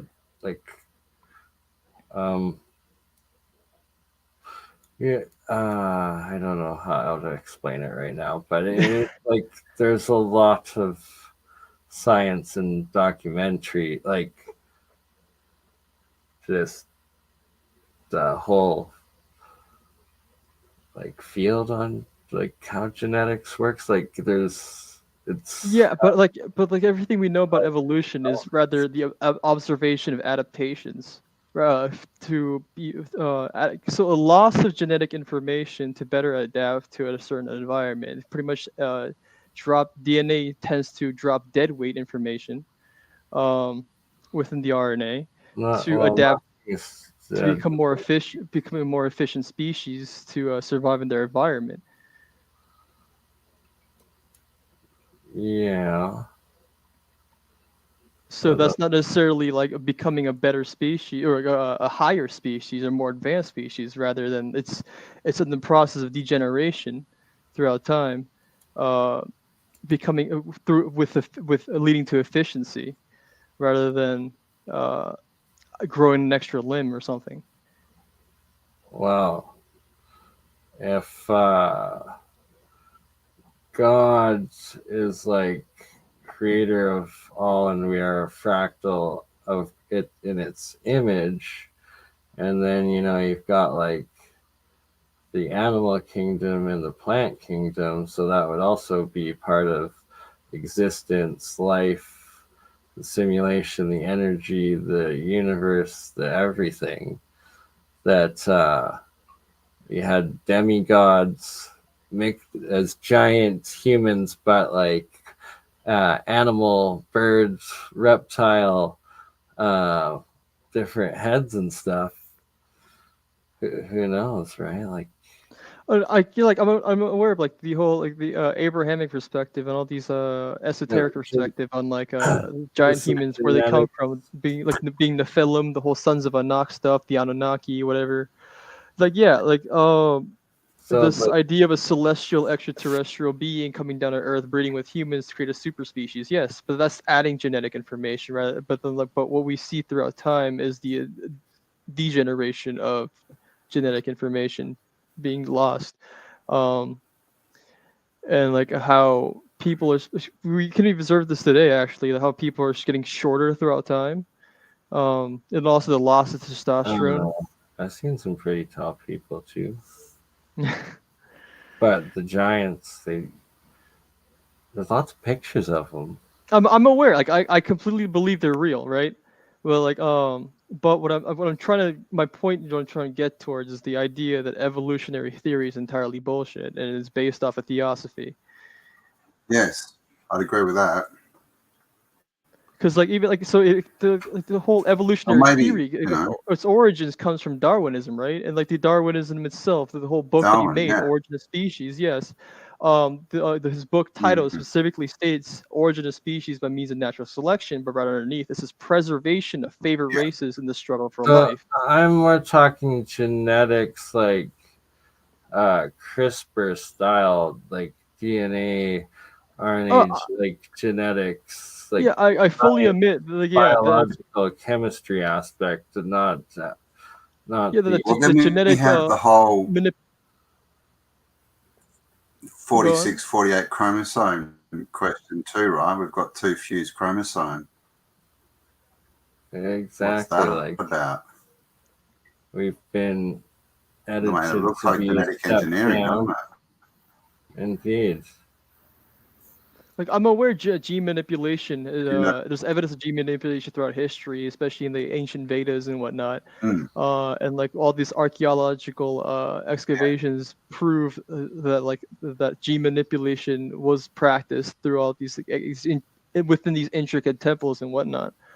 But the current modern theory and models that we have that the science scientific institutions hold, it was primarily based on Darwinism, but Darwinism in itself comes from theosophy. Like Charles Darwin was a close associate with Alice Bailey, even wrote the book Within Her House, which is public information. The oh my god, I'm too stuck to think of the name. It's sitting on my desk upstairs. Yeah, he was right up in it. Oh. But we can't dismiss the fact that the book Origin of Species was published was published on November 24th, 1859, 8 years after London's Great Exhibition, 1851, which was what people argue as the actual starting point of the Industrial Revolution. But the entire premise of the Origin of Species is that if you control the environment of an ecosystem, you get to pick and choose who survives and who doesn't, and is entirely a genetic and it's entirely a eugenic thesis. Yeah, survival to justify. To justify capitalism and the Industrial Revolution, and the Industrial Revolution in its premise. It's predatory, prey, animalistic. Yeah. Saying that the predator is the ultimate kind of. Let's throw ethics out the window. It's hawk and pigeon, like it's gonna be the cannibal. I don't think I came from a retarded frog. Maybe I did.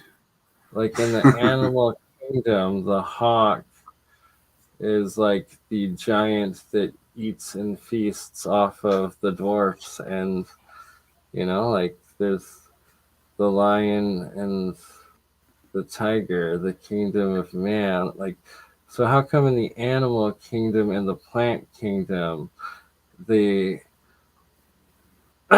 in this pre 12,000 pre at what was called by the ancient Greek civilization time period and language culture, the Atlantean, and that the Atlantean was the time of the megafauna, thus also would have been the time of the giants. So anything that was talked about as Atlantean would essentially be giant or something, like, the existence of megafauna is not so far back as you think it is. It's well, even that's the survivors, right? They slowly got hunted out. We've still got them.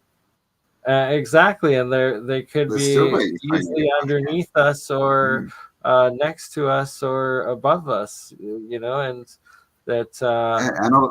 Ben from Analog has got some awesome stuff on all that kind of giant, reptiles and stuff. We have medieval manuscripts that depict megafauna and whatnot. So, like, yeah, this, and also we have like Incan documentation. So we as Homo sapiens or Neanderthals, was Neanderthals actually what existed as the genetic us during the time of when there would have been actual demigod or giant human genetics and people on living beside us. Well, we would have been the survivors, aren't they?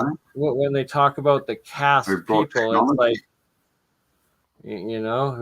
what were these, like something in between, almost had our souls and almost who knows? I'm just spitballing. None of it actually like. What are you saying?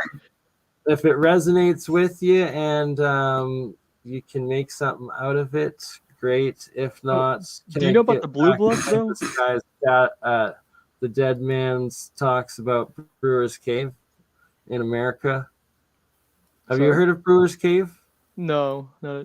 I know It's about a very famous cave of where giants were buried, the Nephilim in America. The Native Americans even have a story about how they pretty much massacred the entire giant race in America. But like they went set a big fire up. That was the leftovers of like the cannibalistic low hunter-gatherers. So that's like the last survivors of the original mega giant race of the mega pyramid builders of the time of Atlantis. Yeah, and that's what destroyed the realm and caused the reset, or was it a war? Was it like, well, who knows? But that some of them, they were no longer kings and ruling us or in their numbers. They were still like just trying to survive and hunting us, still feasting off of us, and that's why we killed them all. So there's, which is the same story as the Bible, right? Exactly, that's what I'm saying. All the similarities of both the Bible and then the Tartar, like Shamatic and Scythian stories, as well as all of the native, the Hopi, and the Aztec Mayan creation stories, right? It's like it either goes back to surviving from the time of the civilization before that built all of these magnificent pyramids and structures. Who did you guys build them? No, the gods built them. It was from the time of the gods, and that they, we survived from that time before. So, like, essentially, what I'm saying is, or the revelation is that we probably did live as modern humans under giants of the time of Atlantis or the massive pyramid builders, and that the tribes of Israel would have been referring to the genetics of the Nephilim or the demigods, which could be traced as through the elongated skull genetics to the original source creation or clone that we either all came from or that started it all, or what is aliens or gods above us, who knows. But yeah, that there was a time that we were living with them openly in that time, and that they probably still could live among us or at the same times as us, just that in our modern, we've won our freedom or something from them. But yeah, exactly. You know, the simulation under, right? Like, all spitballing ideas here, but who knows? Who knows? But anyway, it's been 2 hours and I'm starting to die. So okay, Brucey bonus. I gotta play this last little piece here of the Dying Man's Wish, and he actually shows a bunch of artifacts that were supposedly from these what official history calls native peoples or the mound builder peoples, but in fact their skeletons seem to be these Nephilim bodies, and that they would have been alive during the time of the past 12,000 years or whatever the heck, or something like that. Anywho, is that all right if I play the last 5 or 10? Do you want me to end on yours now, Campbell? Or? Yep. I might be asleep. I might turn into the sleeping autodidactic, but we'll see. Okay, so it's all good. You just play it. And they switched it over to Twitter, so there'll be no ads. And yeah, it's like there's several locations where they've got the petroglyph sites that also have the runic language, the Sumerian language, and the, I believe, indigenous or something like that, like the local of the time. Anywho, I'm going to shut up and play.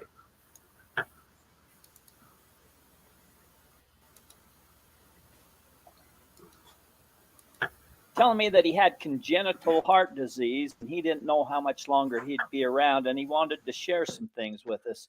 So my work schedule is crazy. I work 24/7, and I have a hard time even putting these videos out and getting to interviewing people.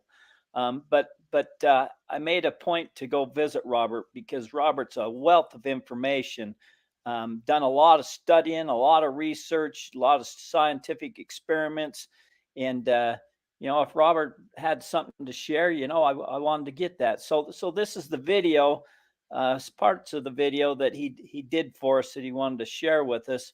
And sadly, it wasn't too much longer after this that Robert did pass away. At a young age, Robert helped uncover some giants that they'd found.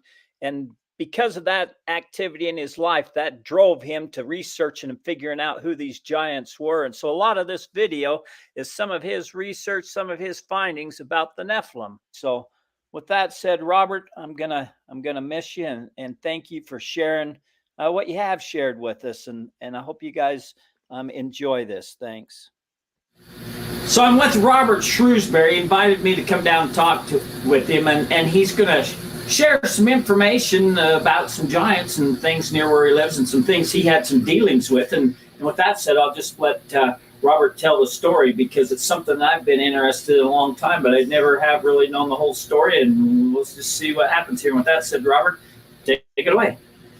Well, the first time I met John Brewer was when I was in my 20s. I was pretty young. And David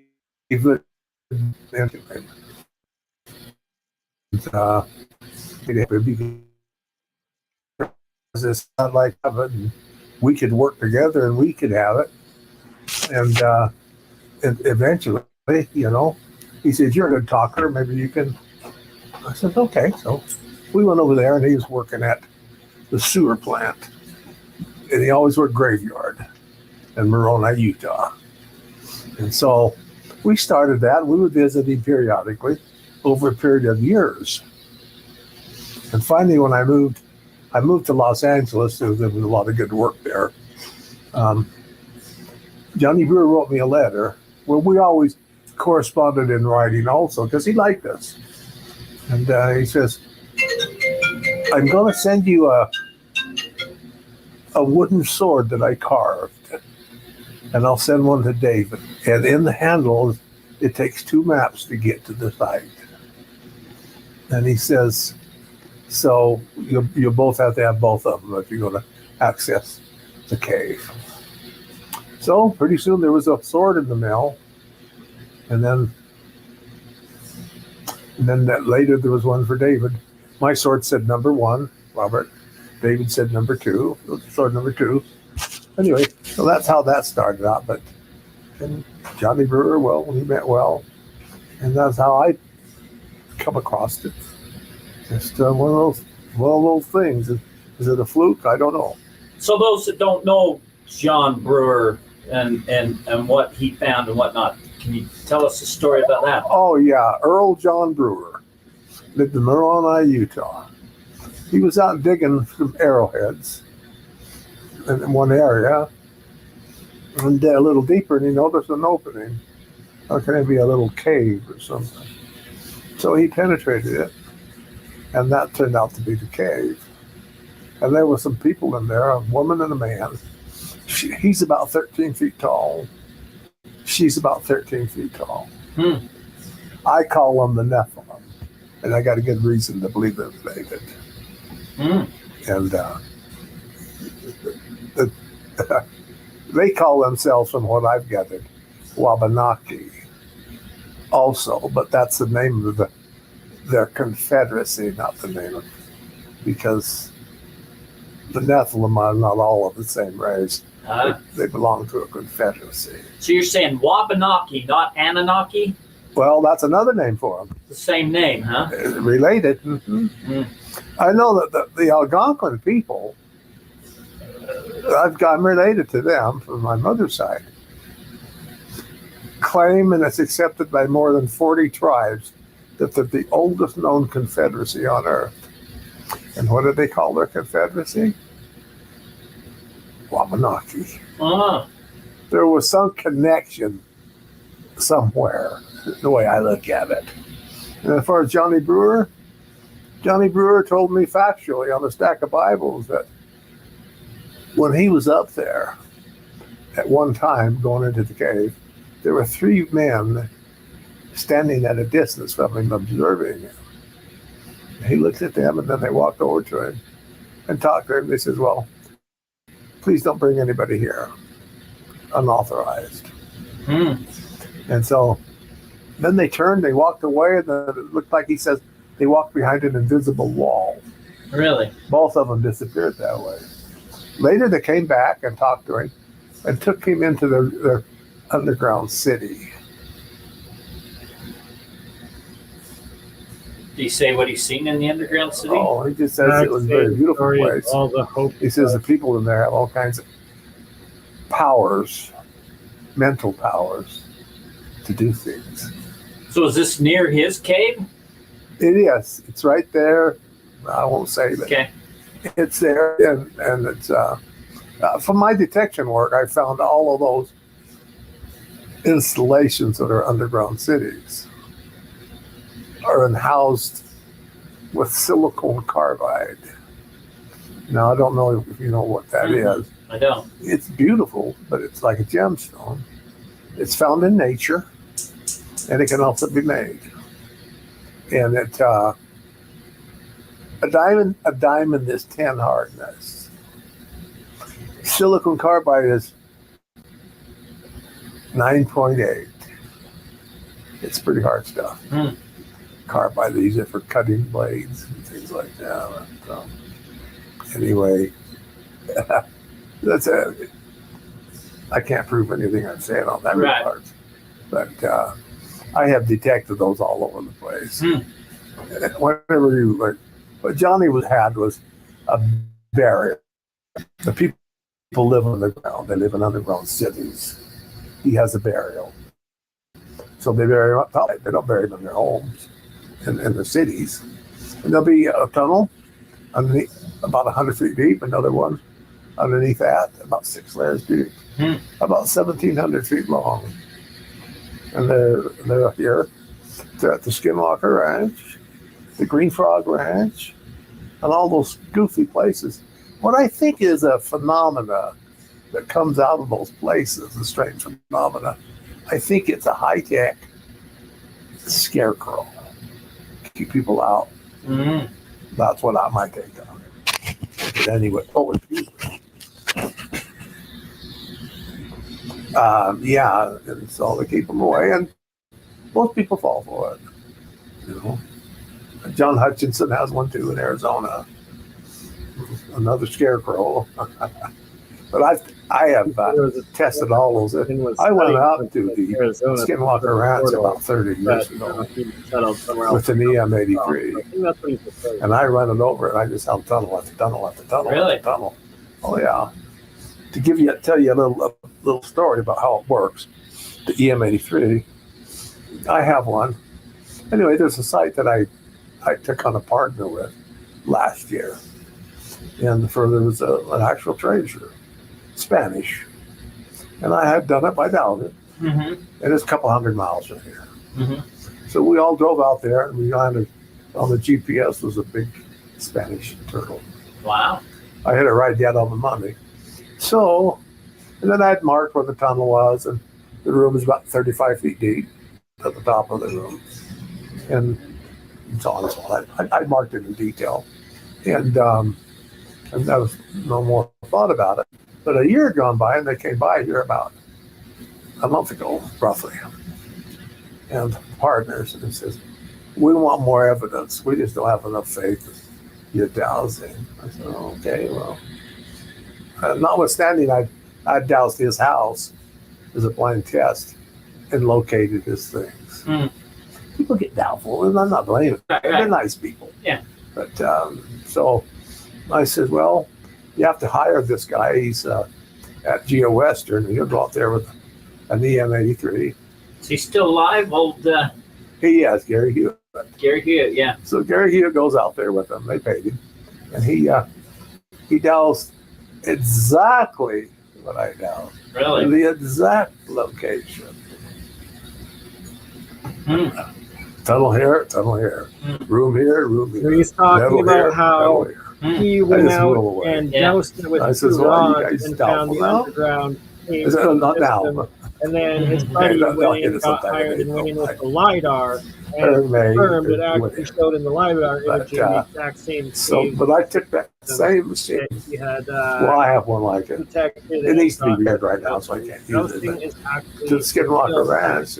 I just say tunnel after tunnel after tunnel after tunnel after tunnel. They're endless. There's metals in them. So I'm saying, I'm doing some scientific stuff.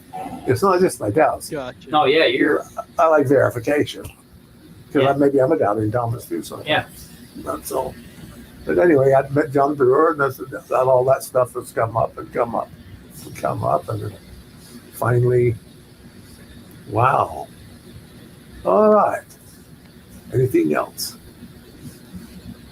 So you saying that they told him, please don't bring anybody here without the rite of passage. How does one get the rite of passage?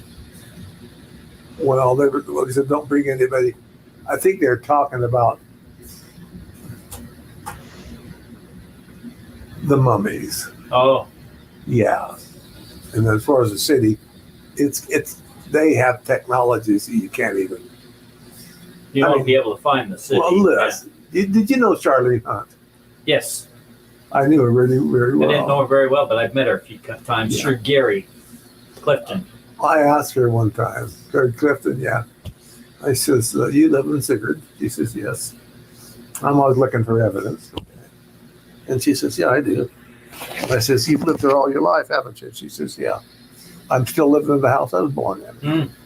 And she was about 80 at the time, I think, somewhere there.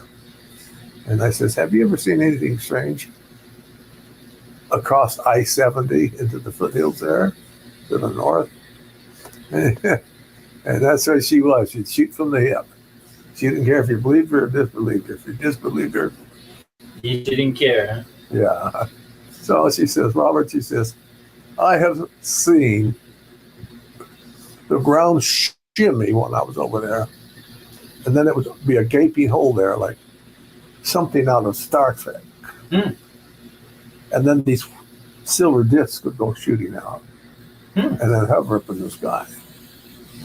And she says, one time they were doing that, and there was a cigar-shaped one, and these little silver discs would go in and out of the cigar-shaped one, like it was a transport, and then back down into the ground.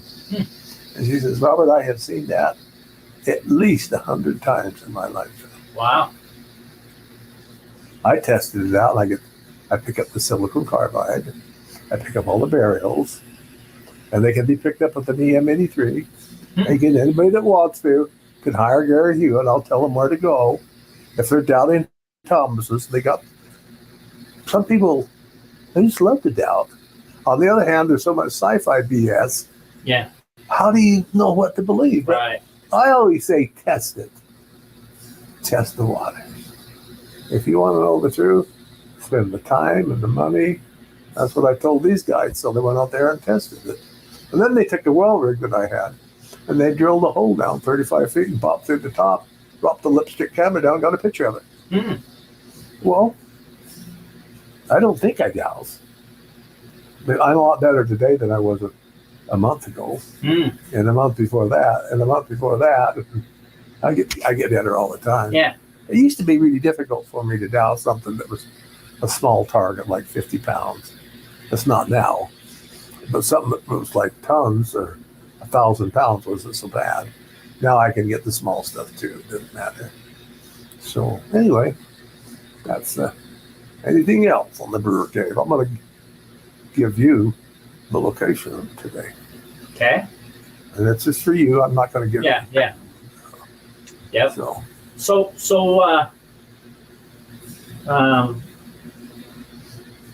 a lot of stories about Brewer Cave, what was in there. We had the bark, one of the boxes that came out there tested between 50 and 350 BC. You had some artifacts tested. yes. Tell me about them artifacts that you had tested, and I had a lead plate. I still have it. Tested. That came out of the Brewer Cave with 3 other lead plates and then 4 rectangles. They're probably floating around the web someplace. And Frank Aon in Santa Fe, New Mexico he's a forensic specialist. I could even print you out a copy of that. I think I have a copy of that. Okay. And it's authentic. He said it was ancient. Yes, ancient.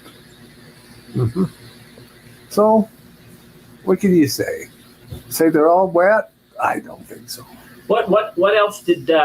What's some of the stories that Brewer told you about inside the cave while he was excavating it, and things that happened? What he's seen? How long it took him? How long was he down in there? Why did he keep on? I mean, I listened to Brewer's story, and there's not a lot of people who would do what he did. You know, it was like he knew something, and he was driven. He was tenacious. He was a doer. There was not many people in this world will do what he did, and that's why he got to see what he got to see, but it destroyed his life. So tell me about that. Well, he went there and he did the digging, and then he could see the opening, but it was kind of like a drop off. You couldn't get to it, like a cave that went in and then get clear over here. So he rigged some equipment to do that. It's still on the side. So he dropped down and hung on to the rope and made it over to there. And then once he got in, he could see the stairway that went down. And so he very carefully, walked down the stairs. And then one of them was like a shaft. It was a trick. So if you missed it, you'd end up. Okay. And then also, before that, it was something that was carved round like this and highly polished. It was really big, and it went into a shaft. And if you slip on that, you won't ever. Really big, and You're gone. If you slip on it, That was a trap to keep you out. Once you got through that, that was a joke. Sorry, Right? what was then you that? I still can't had to really hear go. He had to have been a son of a gun. Heck yeah. All by himself? Yeah. He's gutsy. Yep. And so they got through that, and then he got down in there, and it was a lot of there was records, other records there too, and so he looked at them and he took some out. Yeah. Oh, I know. So I know that the majority of the pictures floating around on the internet of John Brewer's stuff came directly from you. The majority of them came from you. Yeah. And so one of the things on there is because, and I know that because you gave me a copy of them years and years ago. And I appreciate that. A lot of people don't want to mention my name ever because they want to glorify themselves in self-advertisement. I'm not looking for that. But yeah, most of them came from me. The majority most of them came from Brewer to me. Yeah. So there was one in there that showed the drawing of the inside of his cave, and it showed that kind of a death trap thing right there. Oh yeah. Right at the bottom of the stairs. If you didn't know, I'm assuming at one time, that it was covered with some sticks or cloth or it may have been dirt. So that if when you hit that bottom step, you didn't know that was a trap, man, you fell to your death. Oh, you would. And so there was things like that, but I'm sure that thing would already been triggered when he got into it because he found it, thousands of years later, when it was put there, He did. But and I'm sure the Indians had found it and got in there before him. They usually cover him up because it's taboo. Yeah. So, do you know, did he ever try to explore that bottomless hole, that death trap thing? Do you know if, I don't know what he did. He may have bridged it with something and left it there. It's just been a long, I don't know. So, but he was a tenacious son of a gun to do what he did. I don't know. There ain't. Very few people would spend the time to do what he did. And that's why he found what he did, is because he spent the time. Most people would have given up. Yeah, I think he was destined to do that. 100%, I believe he was destined to do that. Yeah, I think so. There is not many people who would spend the time to do what he did. Well, now, for whatever purpose, it's going to be in your hands. You want to be careful. The system could shut the whole thing down, and John Q. Public would see nothing. You need to video it first, take pictures. Oh, 100%. It needs to be shared with the world. Yeah, so you got that ahead of time and multiple copies. Yeah. Because I know they'll do that. They will not let that information out. For one thing, there's these crystal balls in there. Crystal spheres strewn around, and there's these little cups in there. They're solid with a depression in the top. And if you stick one of those crystal balls on one of those cups, it'll light up and glow. Really? Mm-hmm. If there's still thorium left in it. And I know how that works. I've even seen a NASA scientist demonstrate it. Really? Les Matthews. He showed it to me and Stephen Jepson and Donnell Adair over there in Mayfield. He took he had a looked like a pen, not that tall. On the end, looked like an eraser, but it was a crystal. And he pressed something, slid it up, and it glowed brighter than any LED you'll ever see. Really? And I said, Les, what is that? That can't be an LED. And he said, hell no, it's not. He says, no LD will get this bright. He said, that's an emerald. He says, you know how nuclear works? I said, yeah, you have beryllium and boron.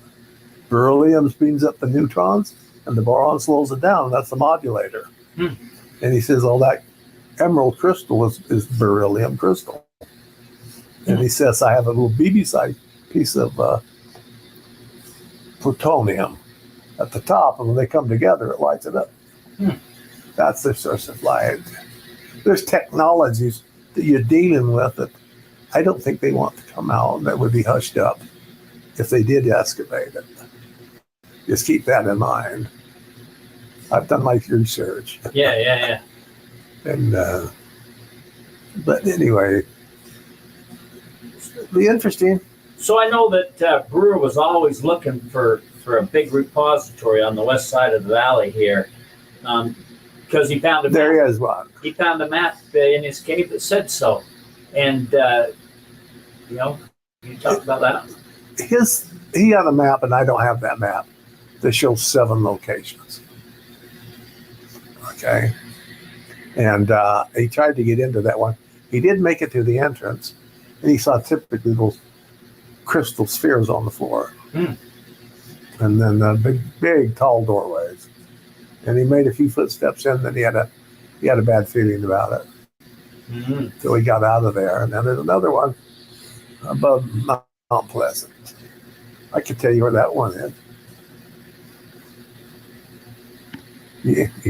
Maybe you won't have the tenacity to penetrate it. It could be on private property, though. I don't know. Yeah. But, I even have the symbol that was written on it. He gave it to me. Oh, really? Yeah. In the what that looks like.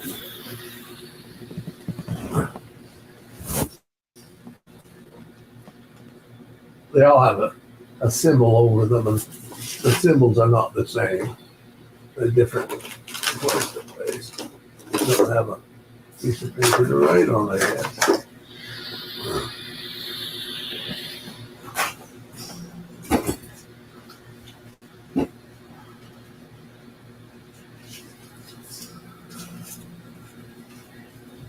Now, I'm sure some of this you'll want to take off. Yeah. For your own personal.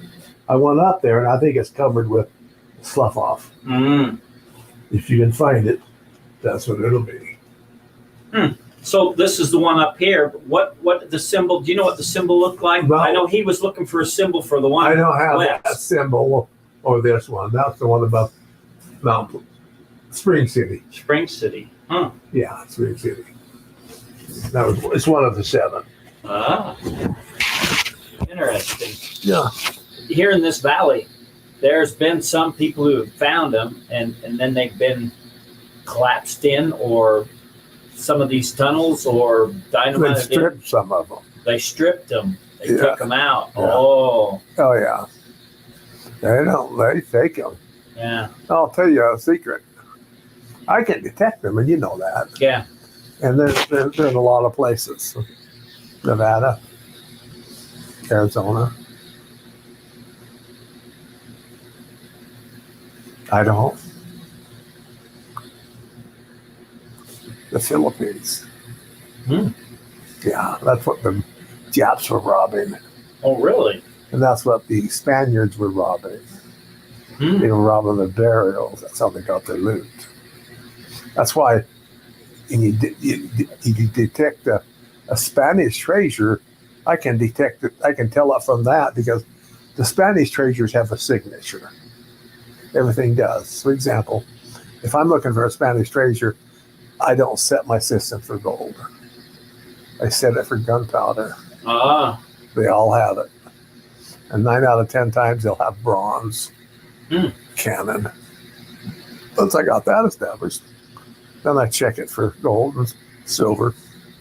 But the ones that they did around those tunnel areas have platinum in them and gems of all sorts, rubies and emeralds and sapphires, and because they were taking the stuff out of those burials. And they found one early on that I read about in Bolivia, and it was so wealthy that it raised the average European's wealth, called Cerro de Oro. raised their wealth about 8 times. Really? So Because inflation, and they had to start vaulting the gold by orders of Spain. They were Don't want to spend too much. to Rome was Yeah. stolen But from they're in these Ecuador. giants. They're just local. The underground people live all over the underground. They live everywhere.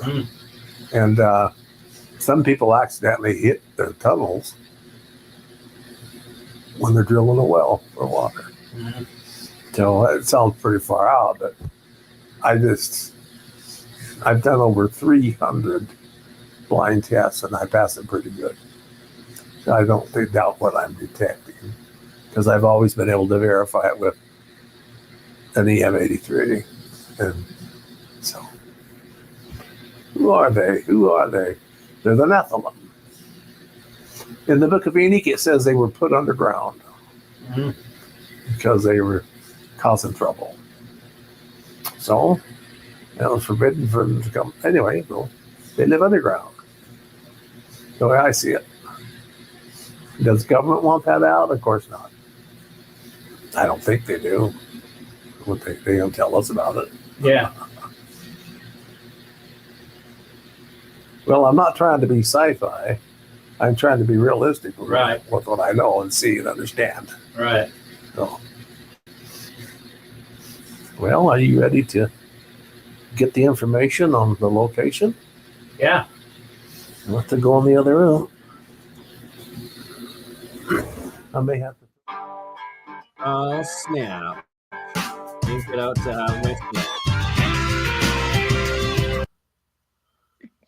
You kind of lost me like halfway through that video, man. It was just like, it just felt like I tried to follow pretty hard as I could, but man, it's just the way old people talk, dude. It's just It's a dying man's story. You gotta, and you also have to know the pretext of how famous the Brewer Cave is, and it's Wait, how do you spell Brewer Cave? Brewer. It's like a similar parallel to the Crespi collection, the Illinois Cave collection. I'm so glad you know about the Crespi project. Tablet stories, and the Inca stones. Yes. So, as this is called part 2 still, and I have yet to show any of part 1, I am just quickly going to play a couple minutes of part 1 that I recorded earlier with Paul Cook while I finally go pee and be right back. And then we shall welcome Joy or actually, sorry, why don't I just let you take it away, Lee? You've been here so patiently. Do you want to share screen and... Oh, me? No, dude. Like I usually just like bounce off of what Andreas talks about. Like it's also 4 a.m. here, so my brain's pretty spent. I'm talking about just chilling or whatever. Okay, if you're just hanging out and chilling and not ready to lead, then I shall play a few more minutes of part 1 while I run to the bathroom, catch smoke. How long is the string going to go for? We're approaching 3 hours. We've already ended on Andreas Zerdis's channel, and we have already ended on Autodidactic channel. And I still have it live on my Crypto Alchemist channel, but I'm about to end it on Crypto Alchemist and just keep it going on my one small little backup channel that is actually monetized on YouTube, BurnEye. But not risk my larger Crypto Alchemist channel.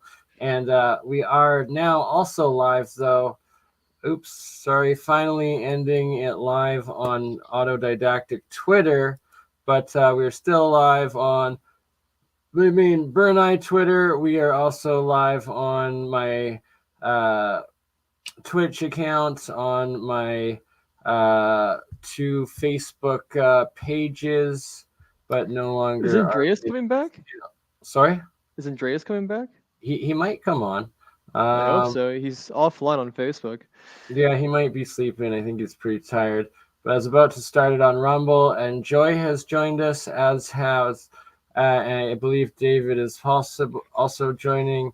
But either way, Joy's been waiting to also show a bit of a presentation on barcodes and I'm hyped. barcode language and all of that, which ties into all of it. So that's gonna continue as a standalone epic extra presentation, only available on my BurnEye live right now on my small BurnEye monetized channel that everybody should be going to, and that I will, don't worry, cut it into its own single epic presentation that it will be to standalone and then republish or premiere later on the other channels. Honestly, man, with the work that you're doing, like with all these like long streams and what, you should just have like a piss cup ready.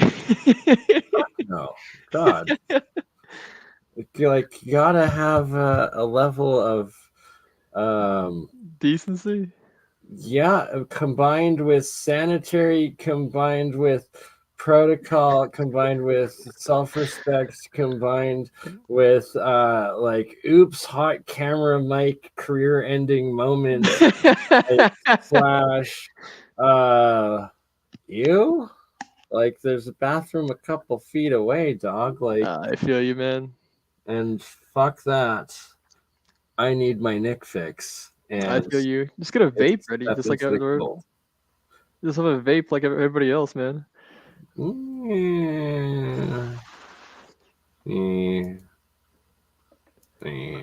Yeah.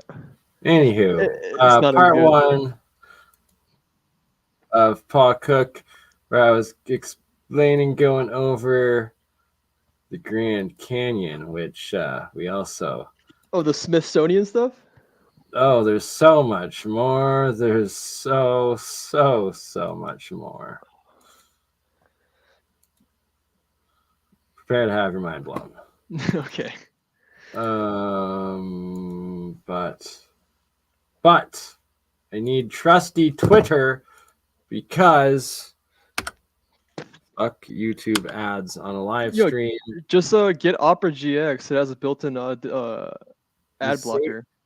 You say that, but so far, every one that I've ever come across so far has given me some sort of issue. Oof. Or like at the end demanding payment.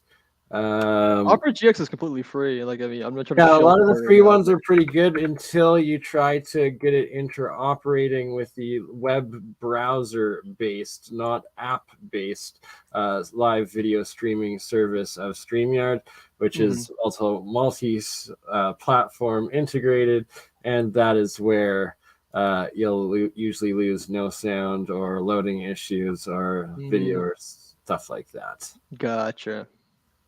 All right, here we are. And Twitter, so it seems that like Elon is, just being the businessman, awesome oligarch, stick it to the system sort of guy that he is, was like, well, I'll just offer YouTube videos in highest quality definition and highest quality sound definition, and also create the Autobot software that pulls all of Google's pre-targeted algorithm ads. And why is it not showing up? Come on. Oh, guys, this is 3 hours long. You can feel free to duck out at any time, brother. Like, I know it's late there. Like, if you're tired. Oh, no, I'm here to stay, dude. I'm unemployed. I'm a disabled veteran. I ain't doing shit, man. Yes, and we will also talk about the other aspects that you've been also wanting and waiting to talk about, as that's something that will tie in with 17 Joy and David. Gotcha. But in the meantime, let's find this pyramid stuff for this bonus. That doesn't want to seem to find it. It's maybe on another channel. Where is that? Is the Paul Cook there? And yes, absolutely epic video stream part one with Paul Cook that we did together earlier today, where I went into going over a lot of the Farnham Foundation's geoglyphology and the pyramids of it. And boom.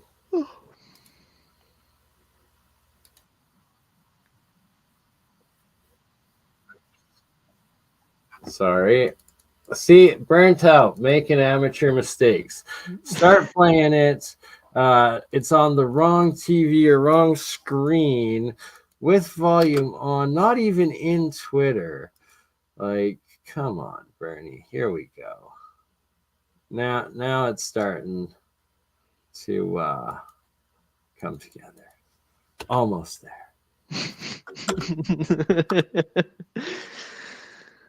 What the bloody hell? It doesn't want Paul. Why doesn't Twitter want this one? I don't know. It's not playing on Twitter. Oh, it must load it in full and edit its own copy for each one. I'm sorry. I'm just figuring out in my mind how. Yeah. No, I get it. Systems working. All right. So I guess it's too new to be on Twitter. Let's watch it. And hopefully it's too new to have it. Oh, it's staying across StreamYard. I'm so excited to announce. Oh, that was funny. Over mega structures that it looks like would have. Looking for the picture. Did it load? No, not. Oh, so is this tying to Sorry, the they would have dammed the Colorado. Sorry, what's that?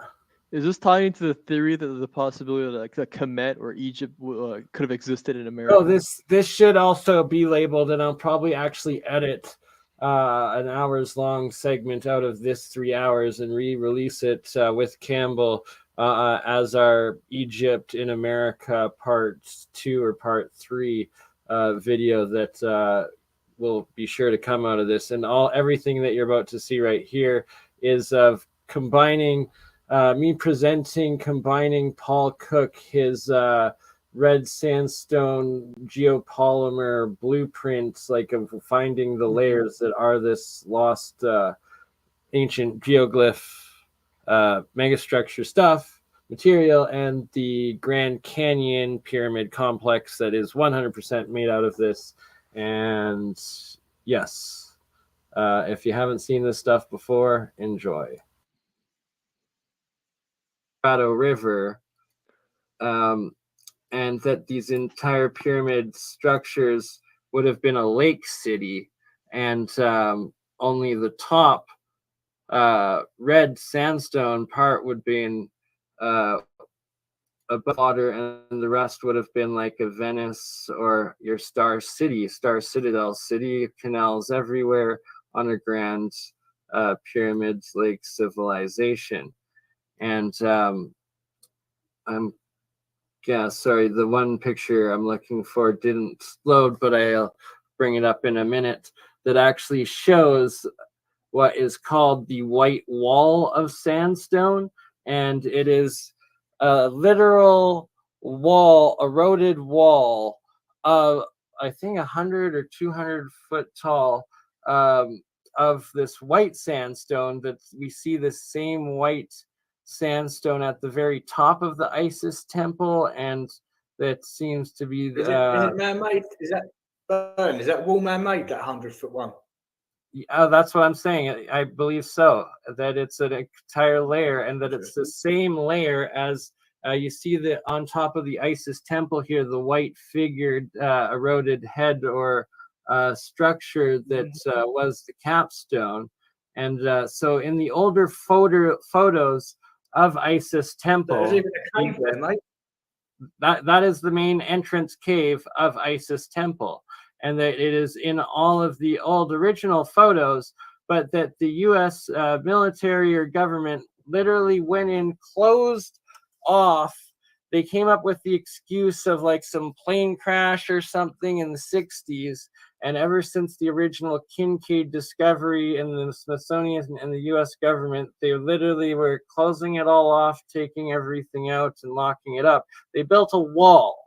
So the new pictures of Isis Temple, you can see they've covered it up, and that they haven't even done it right, because the top half they have white and the bottom half they have red, and it's still indented a bit. And that, sorry, where's some more of it? Yeah, right here you can see it still shadows in. Where? Yeah, then here we go. So this is the one I was looking for. So right here you can see that it's still got the indentation, and that instead of it being all red, they have like white concrete that with that red that they filled it in with. And that for some reason they decided it was of such importance to literally go in and cover up those caves that it no longer is visible in it. Here we go. There we go. Beautiful. This was the picture I was looking for. And it literally says, I can't read. It should say white sandstone or sandstone, not sandstone, or limestone or something, dam or something. But you can see this one, Butte Fault. Sorry, Butte Faults. And yeah, I guess the limestone, sorry, not sandstone there. So why is there a coral sheet of limestone next to all of this supposed red sandstone? Doesn't make sense. Like, where did this supposed coral reef come from? Yeah, no, that's man-built. And that they had these dams, and there's all throughout Utah and throughout the Grand Canyon, throughout Nevada, throughout like everywhere there, throughout this ruined civilization, they have all of these walls.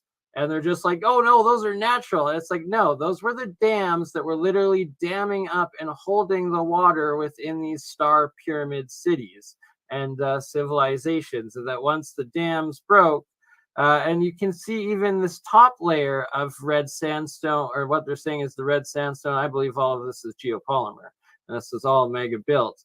And that the red that it was a massive big dam all the way up, and that you know, if something happened and it all blew up, eroded away, and now there's the mega lakes emptied, and the civilization dried up and was no more. And through this entire cave or pyramid system, you are not allowed to fly drones. You are not allowed to go in and enter or backpack or fly into or over, and only, I believe, something like 300 hikers a year are allowed to book and go in with guided tours with a ranger accompanying them the entire time that you're in here, and that they only let you go through this Isis temple that they've covered up. Right here you can see they covered up that main cave entrance. Oh, look at that, they did load. I am cheating on Luke. And shout out Ancient Historia to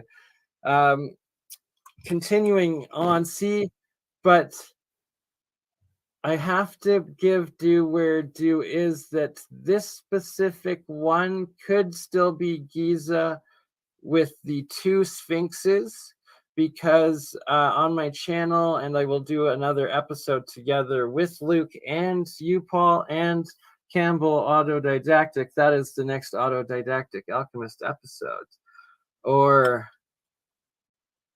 maybe you'll be asleep, Paul. I'm sorry. We'll come back and do another one with you. We'll cover it a little bit tonight. But there's videos of the Giza Plateau, and I have covered it with Campbell before, of a second Sphinx and people sneaking off the main Giza pyramid path, bypassing security and going into the second ruined Sphinx that's more eroded but identical, and that it's hollow, like there's structures within it and caves under it and all locked off, and like the eroded big second head, and it seems approximate distance. But that said, all of that is not taking away from the 14-foot 100 and the face right here, these buried face structures that definitely this entire destroyed and covered up and dammed on the Giza River that the Egyptians, I believe with the Soviets' help at that time in the 60s, completely covered all of this up. But me, Campbell, and Luke looked at it on Google Earth the other day, and I think Luke might have gone over it with you in the last one too, that there's a quarry where the biggest pyramids, the 1,400-foot one that Luke, his ancient historian, has gone in depth on, the biggest one that would have been is actually completely quarried out in its adjacent spot to the where the dam now is and the lake now is, and the below where the waterfalls would have been, and that it's literally the biggest, one of their bigger quarries that they claim is the old dynasty quarries, but clearly actually it was very recently quarried, and that they took down that massive world's biggest pyramid and destroyed it and used it to build Cairo and like the rest of New Egypt and whatnot. And this right here, I first learned about, shout out to, oh my goodness, like Jim Wills, there we go.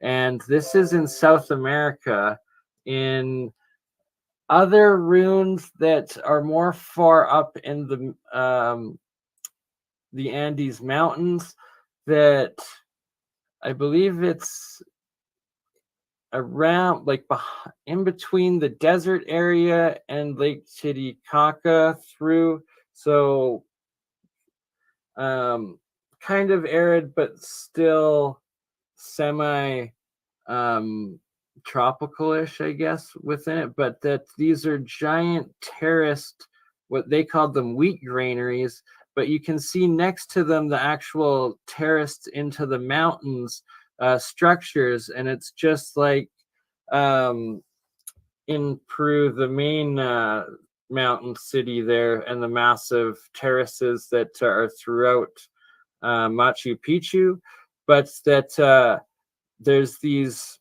entire mountains and mountain valleys are completely terraced out, and that something used to live within them. So it's more evidence of these pyramids, civilizations, lost mega ruins, mega civilizations. These are some petroglyphs that are in Nevada in a site called Pyramid Lake. And wow. Yeah, I'm trying to find the Sphinx from Pyramid Lake, but I don't think it loaded. Okay, it'll be in the file. I'll get it in a second. Because before we discussed that there's many different Sphinxes that they... Oh, here it is. There's the... this is a really bad angle of it, but this is called the Sphinx of Pyramid Lake, and that there's also a hollowed out ball next to it, and then there's an actual pyramid somewhere in Pyramid Lake too. Yeah, that's definitely geopolymer, that. Right? Oh, 100%. And I'm saying all of this civilization was. Yeah. And so this is Teotihuanacu. Back to Teotihuanacu in Mexico City, that this would have also been that mega pyramid civilization. And the story that the Spanish, when they came over, that these were covered in layers of gold and mica, and that the Spanish ripped all of that off and stole it, and that those are literal layers of semiconductors and insulators and superconductive electrical materials. It's ridiculous.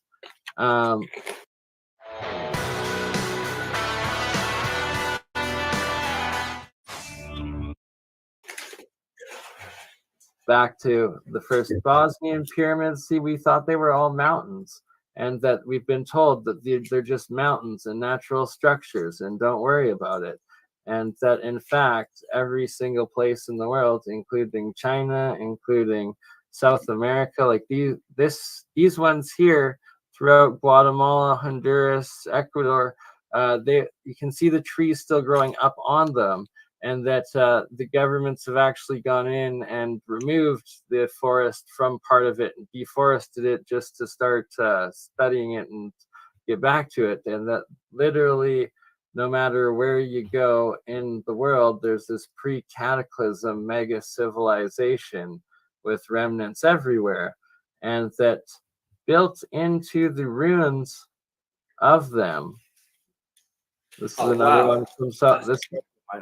Yeah, that's another one in South America or Central America, I believe.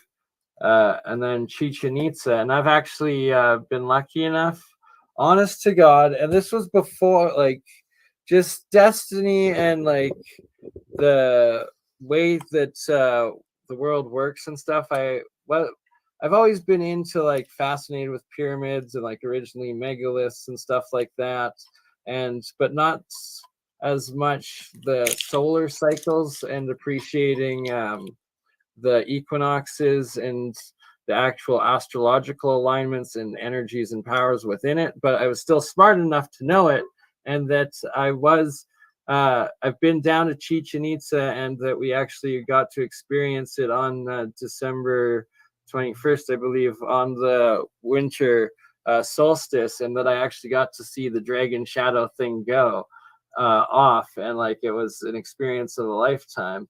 And that they also, when you like stand in the middle and you clap, and it freaking like shoots this sound wave like off of the pyramid and like back at you. It's like it's so nuts, like just how you design that sort of acoustic geometry. And like that's where we're gonna have to do the first Science of Sound meetup. Policy, I'm sorry, the first one is gonna have to be in Mexico at Chichen Itza here on like one of the solstices, and Ominous will beatbox here first, and then the second one will be in Malta, and we'll do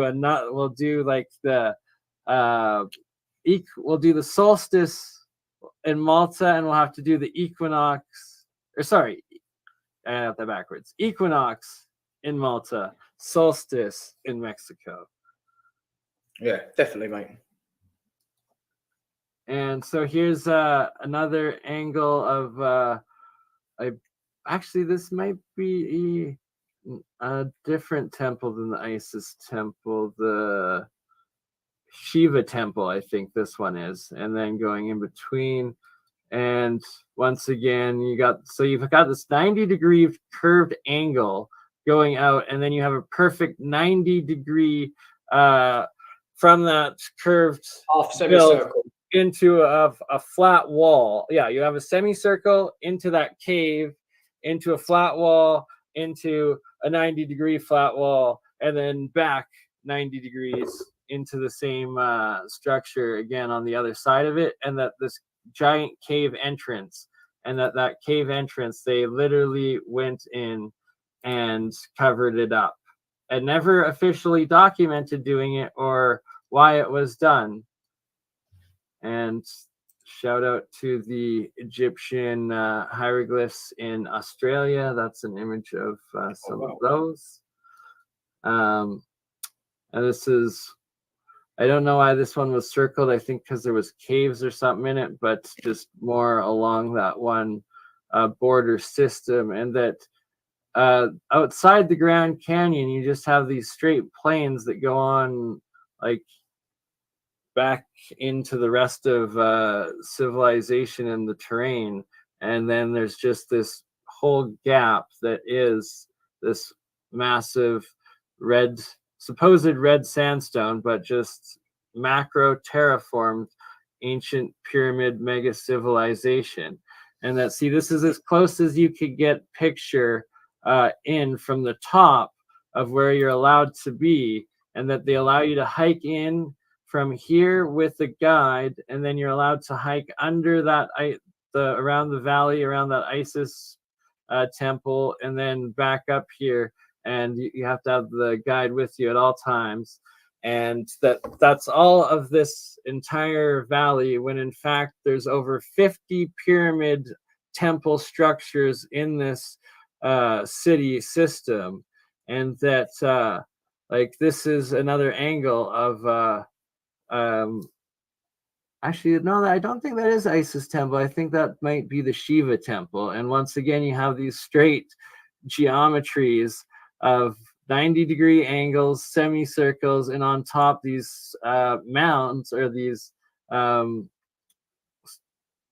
step pyramids structures. And at the bottom, you have these different cave system, tunnel system entrances, and what they call white limestone and red sandstone that are this geopolymer system.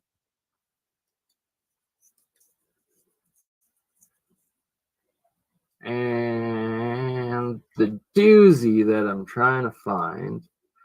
So once again, these dams and these walls that they call buttes and faults everywhere, literally they're from the mega floods or catastrophe that destroyed them, that Randall Carlson goes so much into talking about.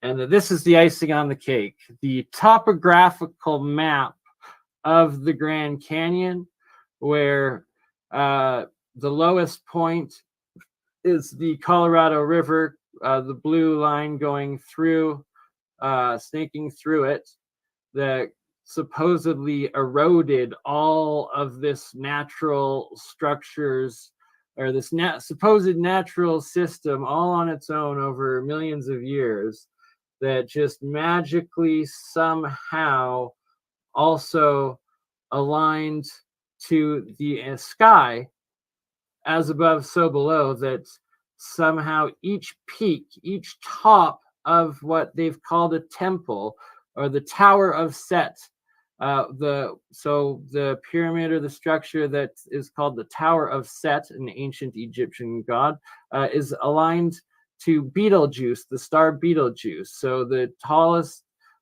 point, the tip of the Tower of Set structure in there, is Betelgeuse star. You have the Tower of Ra aligning. Sorry, it is. Oh, can I make it large? There we go. I can read it a little bit more. No. Okay, so Bellatrix is Isis temple. So the same distance from the Tower of Set star in proportion to Bellatrix star in the Orion constellation. That same proportion equals the Tower of Set distance and the Isis temple distant peaks. And then you go down to the star of Minetaka, and it is the same as the peak of the Cheops pyramid. So the pinnacle of the highest point of what is called Cheops pyramid aligns to the same proportions as these 4 stars, 5 stars, 6 stars, 7, 8, 9, 10, 11, 12, 13, 14, 15, 16, 17, over 25 stars, no, 30, another 5 up in this corner, another 4 down there. So 40 stars in the sky that make up the entire star sky of some of the brightest stars, being Betelgeuse and Bellatrix, and the most well-known Big Dipper. Those are part of the Big Dipper and is Orion? Sorry, no, I'm stoned. Anywho, Orion. Sorry, the Orion constellation. You have 40 stars in perfect ratio location as each of the peaks that make up the entire Grand Canyon pyramid system. Oh yeah, burning. That's Isis temple. So that yeah. all right, that's the gist of the most important part. Yeah, is trying to reach. Yeah, he's trying to reconnect, but like for some reason StreamYard's not working for him, and he's reset his computer and everything. Not really sure. I'd really love to have him on, but weird. Yeah, you got any tips or? That's really strange. Have you tried maybe just joining from your cell phone and see if that works momentarily? And if you can, connect your cell phone to your Wi-Fi, so you're not using too much data. But it gives you two options of connectivity, whether through your cell provider or the Wi-Fi, and you get the Google browser StreamYard or the Brave browser StreamYard from your phone, maybe, or a tablet, if the computer's not working for some reason. And sorry, Andreas, I totally didn't know if I had accidentally talked too much geopolitical at the beginning, and if you go to bed, or if I had triggered into a rage quit or a panic quit, so I panic ended on your stream. Then I saw you trying to rejoin, so then I started it on your channel again, only to thought that you did go to bed or couldn't rejoin, so I should have just kept it going. And that's crazy that you can't get connectivity in. And I will double check, like, especially that. Is there anything on your end that's preventing him from joining? No, like just like Joy's rejoining a few times here. David, I also posted the link for you on the figure section, like you asked. And emailed it if you're able to join in with Joy, as I believe you guys had a joint presentation or topic discussion. But now that Joy, you're back, and that Joy, are you able to get to either your oh yeah, there's your microphone working. Hello, sister. Hello, how are you? Good, very good. Oh, okay. Can and I you guess hear me? joining now. Hear Yeah, you. we can hear you. Good. That's very strange that Andreas can't rejoin, especially because Andreas is actually an admin on this account at the moment too. That like, it's weird that it's rejecting him. I wonder if the thunderstorm shorted something in his internet connections. I don't know. Some sort of local interference targeted connectivity possibly, or regional DDoS issues, depending how schizophrenic you want to take the conspiracy. targeted individuals moment. You never know. Yeah, Havana syndrome stuff.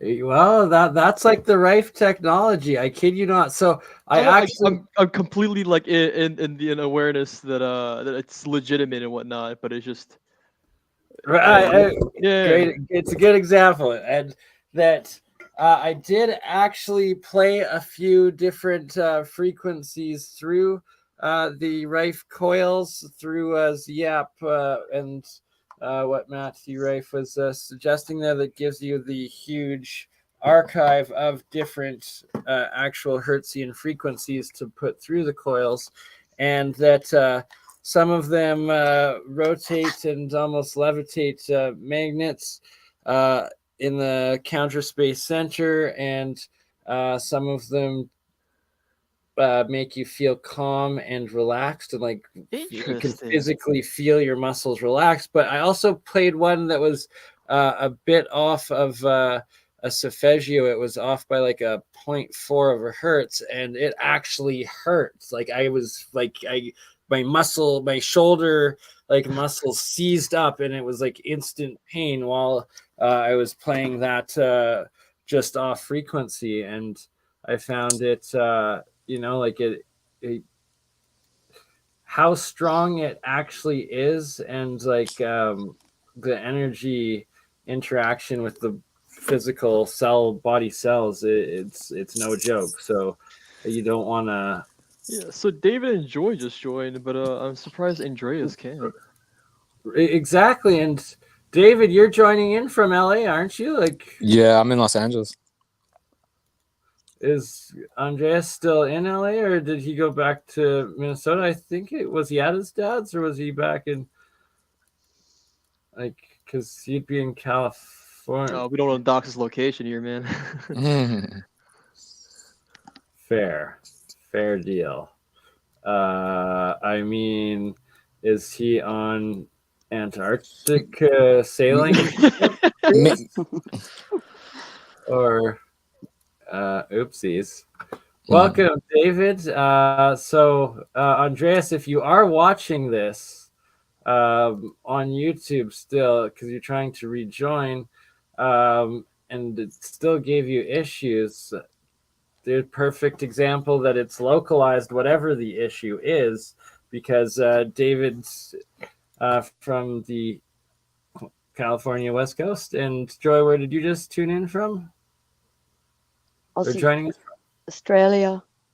Awesome. See, so we're from one side of the realm to the other with a fellow Australian that we were going the whole time with, Campbell from Australia, and now Joy from Australia. I would really like to get Andreas in here too, because earlier he was talking about QR codes, and I just feel like that's all related to the subject. And I'm like, dude, like we have so much to tell you about that, you know?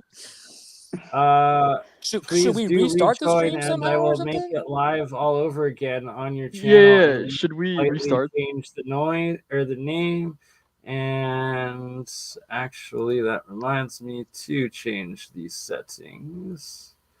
Again, if you could just message me in the same place, BurnEye, I can't. My computer just like doesn't want to turn on for some reason. Like it glows right here, but it doesn't. The screen's not going on. I'm not sure if the video card's bad or it's the physical battery, because the physical battery was bad as well. Sometimes, yeah, the battery will cause that too. Yeah. Is it a Mac? We got you good. Yeah, it's a PowerBook or something like that. One of those. All right. Hi, Joy.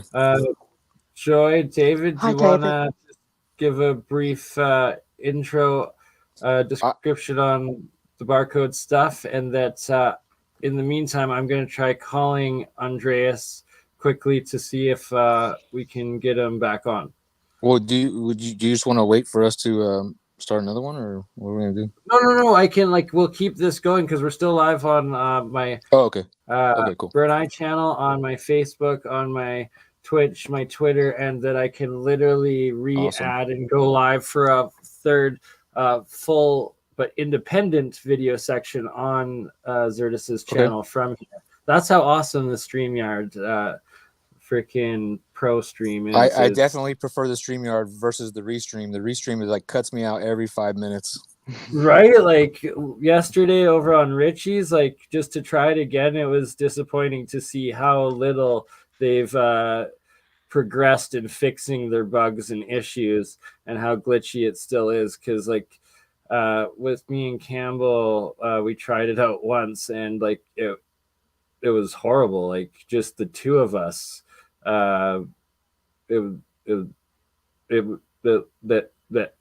see how I just glitched out there intentionally while it was doing that nonstop unintentionally, and we couldn't get a full sentence in.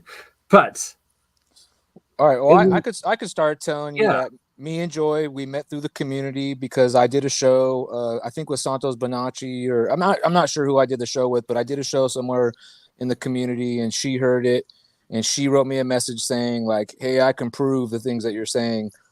And I was like, oh, okay, let's have a talk. And then we just started having all types of discussions. Some are just theories. Happened in the syncretism society discussion, because that's synchronicity at its finest, and why I love this community so much. And sorry for interrupting, David. No big deal. And that's how we started talking, and we started doing some of this research maybe 8 or 9 months ago, and we've kind of just been we had a few delays to present it. We presented it recently on another channel, but at the end of the discussion, I got told by the host that I'm completely wrong, and I was just like, oh, okay, well, I probably won't appear on your channel ever again. But it's one thing to be hey, you're completely wrong. It's another thing to be hey, here's evidence the contrary of what you're saying, based on versus personal belief, But get the system can go only so far, but it's at that point it's just denial. Well, I mean, we are just trying to bring light to a subject that we found out that we've been researching. And it's taking a belief and a cognitive dissonance and letting emotion take over into irrationality and offense and self-denial and isolation. And then Joy was watching Rex Leap. I want Rex Bear is what I want to call him. Leap Project. She was watching Leap Project, and he was showing the Illuminati card game, and she came across he presented a card, and she saw it, and she emailed it to me immediately, and was Is it like, the "Look, wax this tadpole?" No, it's the barcode card. Gotcha. And that's what kind of like kickstarted us Of going the down. Illuminati card game, correct? Yeah, the Illuminati card game. Illuminati card game. And so that's what kind of like led us down the path of like looking more into this. But Joy has a different background, which I'll let her explain on her own. And she could prove some of the things that we discussed. So we just kind of started there, and it's just evolved into so many different things and gone so many places. So I'll let Joy take the mic. I got the mic. So like David said, we connected with this really weird connection over parasites. Yeah, parasites was a discussion. Yeah. And in order to prove that to him, I asked him if he wouldn't mind being part of my research, which he was okay with. And I was able to give him like the information about his own person, which was really important because it's a personal problem. To detect this is German-made technology based on a database of 500,000 units. Among that are solfeggio, the rife frequencies, all the flower and bush remedies. And as I scan somebody into the system, what I'm working with is correlating their condition with something in my database that will improve their condition. You should explain to them how you scan me into the system, or how you would scan someone in your system as well. Well, with David, he's in LA, and I can use this technology from here in regional Australia, which is where I am. So I got his photograph. Alternatively, I could have used his hair or direct scan. Either way, what I'm scanning is the light and noise data about the person or the property or the animal or whatever. You can do it for anything. And once I scan you in, there's a whole bunch of analysis that I can conduct. And that gives me a picture of how to deal with, say it was fungus coming up, then we have a protocol to deal with fungus. If it's parasites coming up, we have a protocol for that. If it's heavy metals, etc., there's a protocol built into the system to deal with these complicated issues that people have. Anyway, one of the things I was noticing in most of the readings that I was doing was the need to detox from barcodes. Okay, that doesn't sound very sort of exclusive or anything, but why do we need to detox from barcodes? What's been dropped into us on a physical level that makes barcodes? Well, let me. Can I iterate on that? I want to say please what interrupt. What we're putting into ourselves is these barcodes, and that's what needs to be detoxed on a physical level. Like, we're doing it to ourselves. We can blame whoever. We could say like, hey, big ag or big whatever, but we open the mouth, we open the door, you let the vampire in. So you're saying come like, in with that so with the barcodes, that's a whole scientific formula using line and light, and in the processing of goods, they're like activated through the scan laser gun laser multiple times before you even scan it yourself or get it from the supermarket. It's been scanned multiple times by the stocker, the people that shipped it, the original shipper, etc. And the frequency from the barcode isn't just logistics, there's more added. and that more added happens to be a problem for people. It's in their food now. And there's some. Oh, no, you go for it. Oh no, I was just gonna say, and there's some other like things that they're doing in modern food now, where they're adding these barcodes to the food, like once it gets certified for being organic or being whatever, then the EPA approves it. Then these people are spraying barcodes onto the food so they can track and trace the food from once it's sold into your system, out of your system, and they could recognize it decaying in the wild somewhere. Like if you took a dookie somewhere and buried it and they found it, they could then detect like what you ate, what was in your diet, and I came to exactly.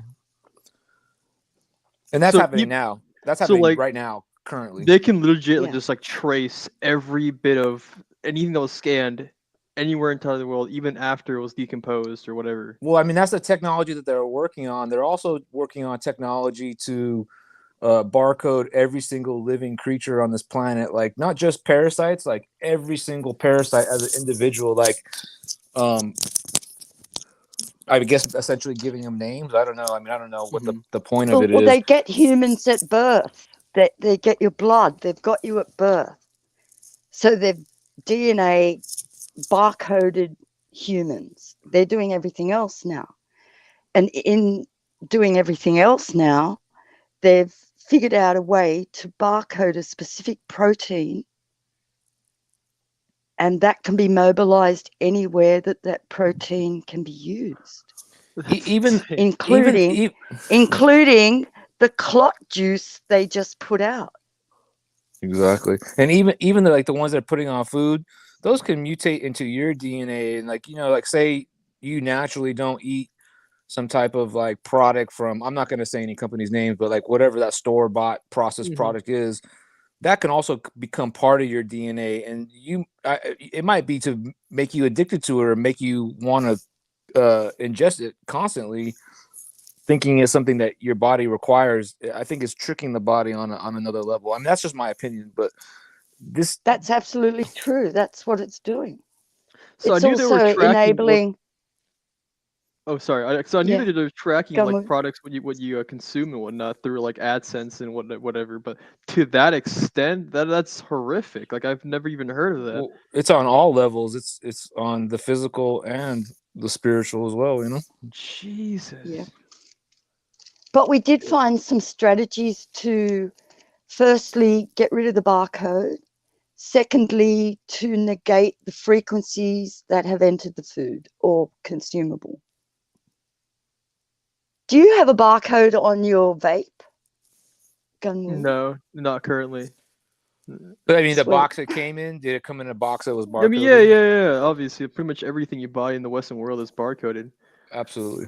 Well, we can shop with our feet and, suggest to these companies that we won't use them if they want to continuously barcode their product.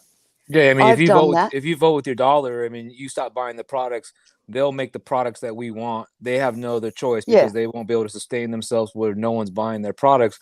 But these days, like people are addicted to like the sugars and all types of other stuff in these products, and they won't give it up. And the marketing is like convincing people, like perpetuating. Yeah. Holy shit. So onto these strategies that we found out about, there was the symbol, the Nazi thing. Sorry, the swastika. The swastika, positive and negative. There's two versions. Yep. That can help. The Sri Yantra, another symbol.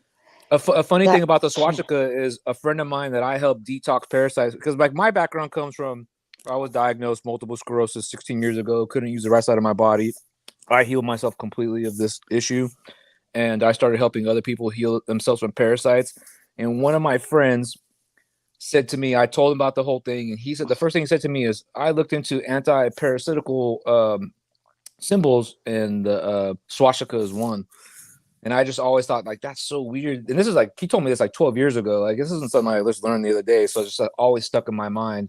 I've never researched it further than that. But I mean, I do know, like, you have both. You have the positive and the negative. The one that's flipped is the the opposite, whatever. Yeah. So and that with the symbol has definitely been parasite, usurped. they've all been usurped, really. Even that heart one on my avatar. That's a beautiful picture. Anyway, back to the story. The measures that you can do yourself is to get them out of your life, like get them off your appliances, get them off the food, don't accept receipts and documents that have barcodes on them. You should be touching receipt paper in the first place anyways, because it could make you sterile. I mean, I think that's they say about the inks on the receipt paper as well, which are all barcoded at this point, or QR coded. Like, possibly no one would have noticed this except the artists have intuited the problem and created art that I've sent to BurnEye, but I don't know where it is or where. Yeah, when he gets back, he'll pull up some. We have a bunch of stuff to show you, and but the artists have intuited this problem, and now there is tech to read that barcodes are a problem. Yeah, and will be a bigger problem in the future. Because if it's going to plan, they barcode everything. Who owns that data? We don't own the data to ourselves anymore.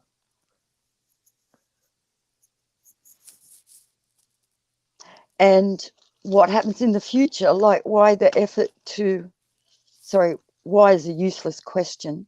What is their intent in barcoding everything, considering some of the elements we may be moving forward into, like facial recognition. Yes, he's here. All right. Finally. Sorry, Joe. Yeah, and like doing our barcode research, we found that they use it in guidance systems. They put it on top of buildings. I mean, they're everywhere. When we pull up the Illuminati card game barcode, it talks about you may not be able to read this, but something can. And I just was like fascinated by that. And I tried to do a deep dive on it. And most of the information on barcodes was removed from the internet completely. He said Mind Trap. Sorry, I'm looking at the screen. Yeah. But yeah, like, I mean, the whole barcode thing is like entirely Mind Trap. Sorry, hey Andreas, your audio's not working. But yeah, like barcodes was essentially just pretty much inseminated to the Western public, that the idea that it's entirely it's a small executable program. It can hold enough characters to execute a program. It doesn't have to be just a track and trace type of system. There's enough characters, and I think it's like 2,000 something characters. I could be wrong, but then they replace it now with the QR code, which Andreas was talking about earlier, which can definitely hold a bigger program in that QR code. Oh, I'd love to hear you talk, but we don't hear his audio is not working.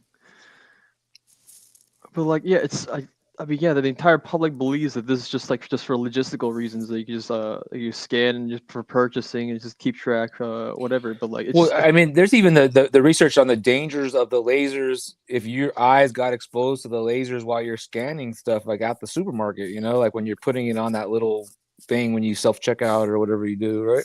Mm-hmm. So this is why they're all pushing for self-checkout. Oh my God. Yeah. Well, I mean, also to get rid of good jobs for people that have good benefits, so they could put you into a different class and put you into a different system where you're dependent on them as well. I mean, yeah, Joy. And the facial recognition. The facial recognition. Yeah, because you're always on camera under those things. So, like, so what does a laser do exactly? Like, if you get exposed to it? To which bit? The barcode laser? No. So yeah, if you're on a self-checkout thing and like you end up directly looking at the laser, what does it do to you? It has a deleterious effect on your energy levels.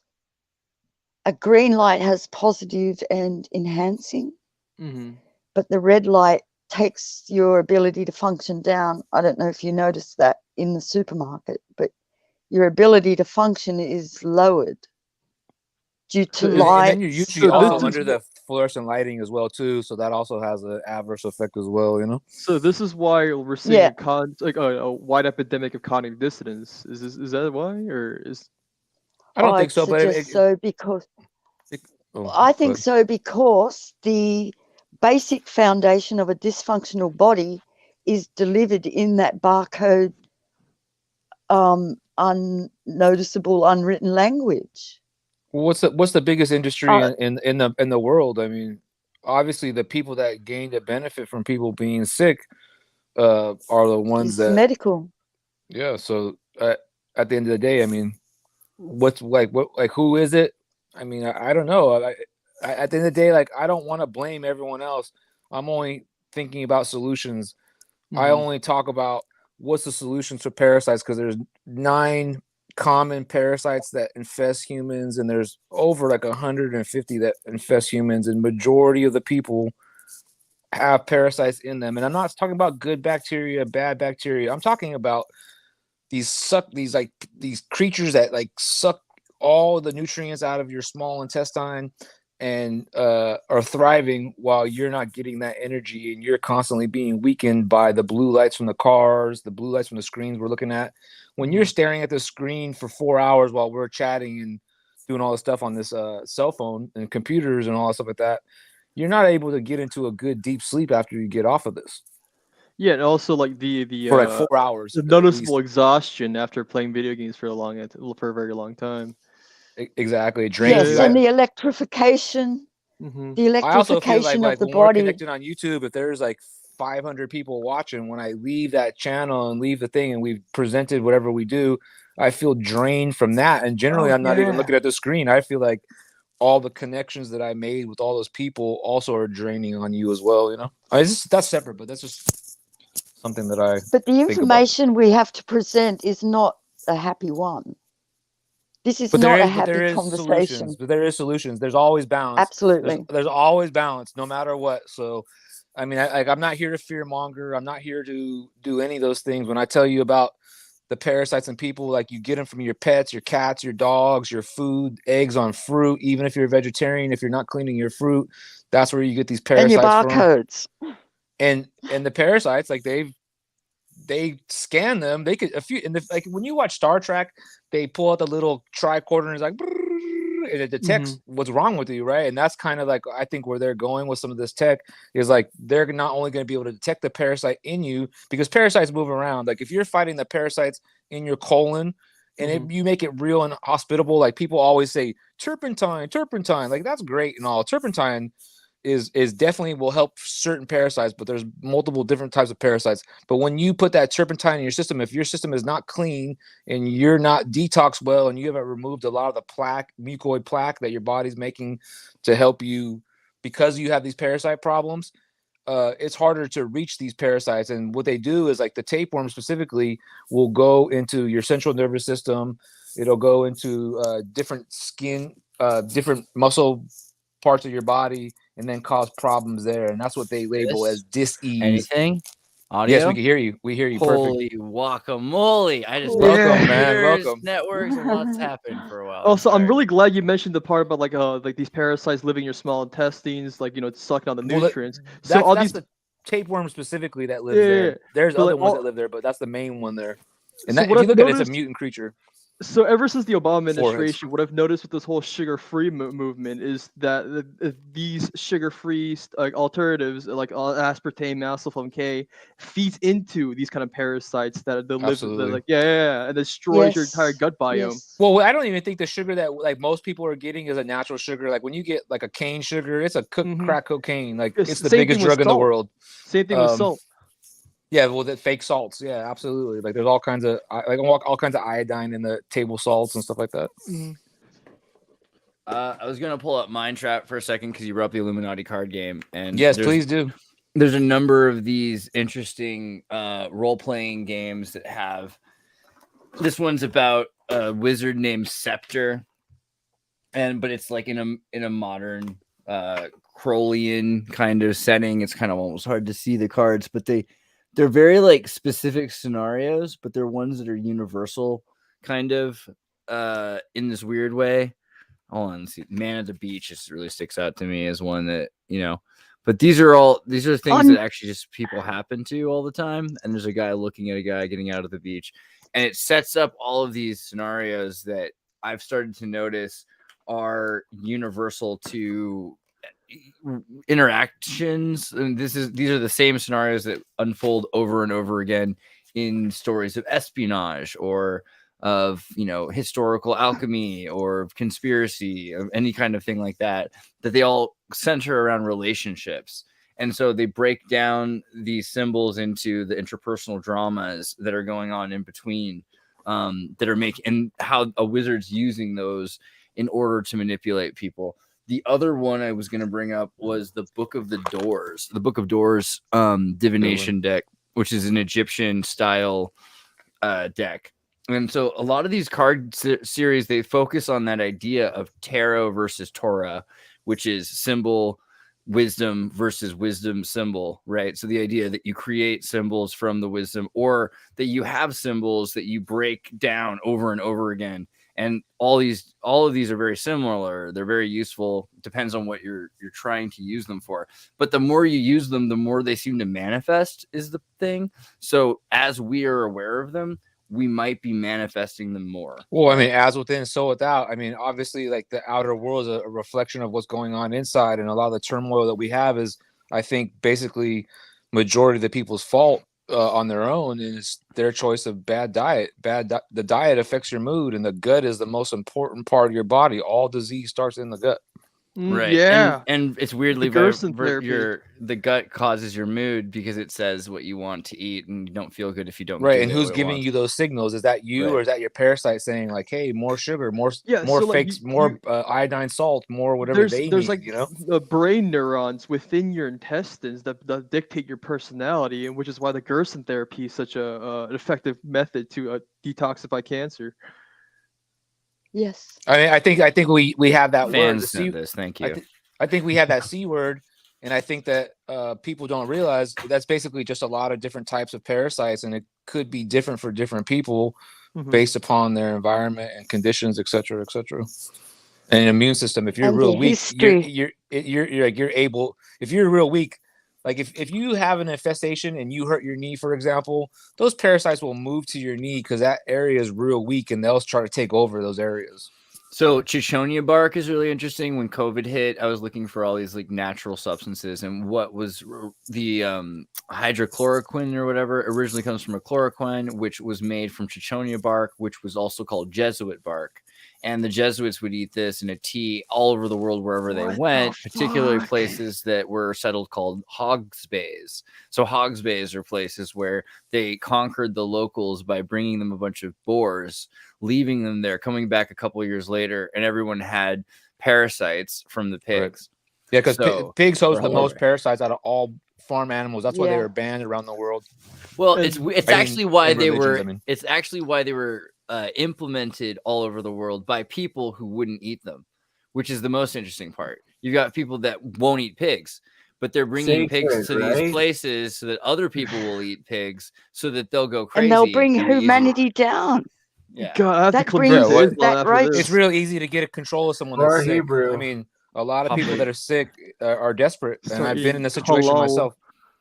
Papua New Guinea is a great example because Papua New Guinea had the greatest astronomy and mathematicians. And if have you seen Papua New Guinea recently? Yeah.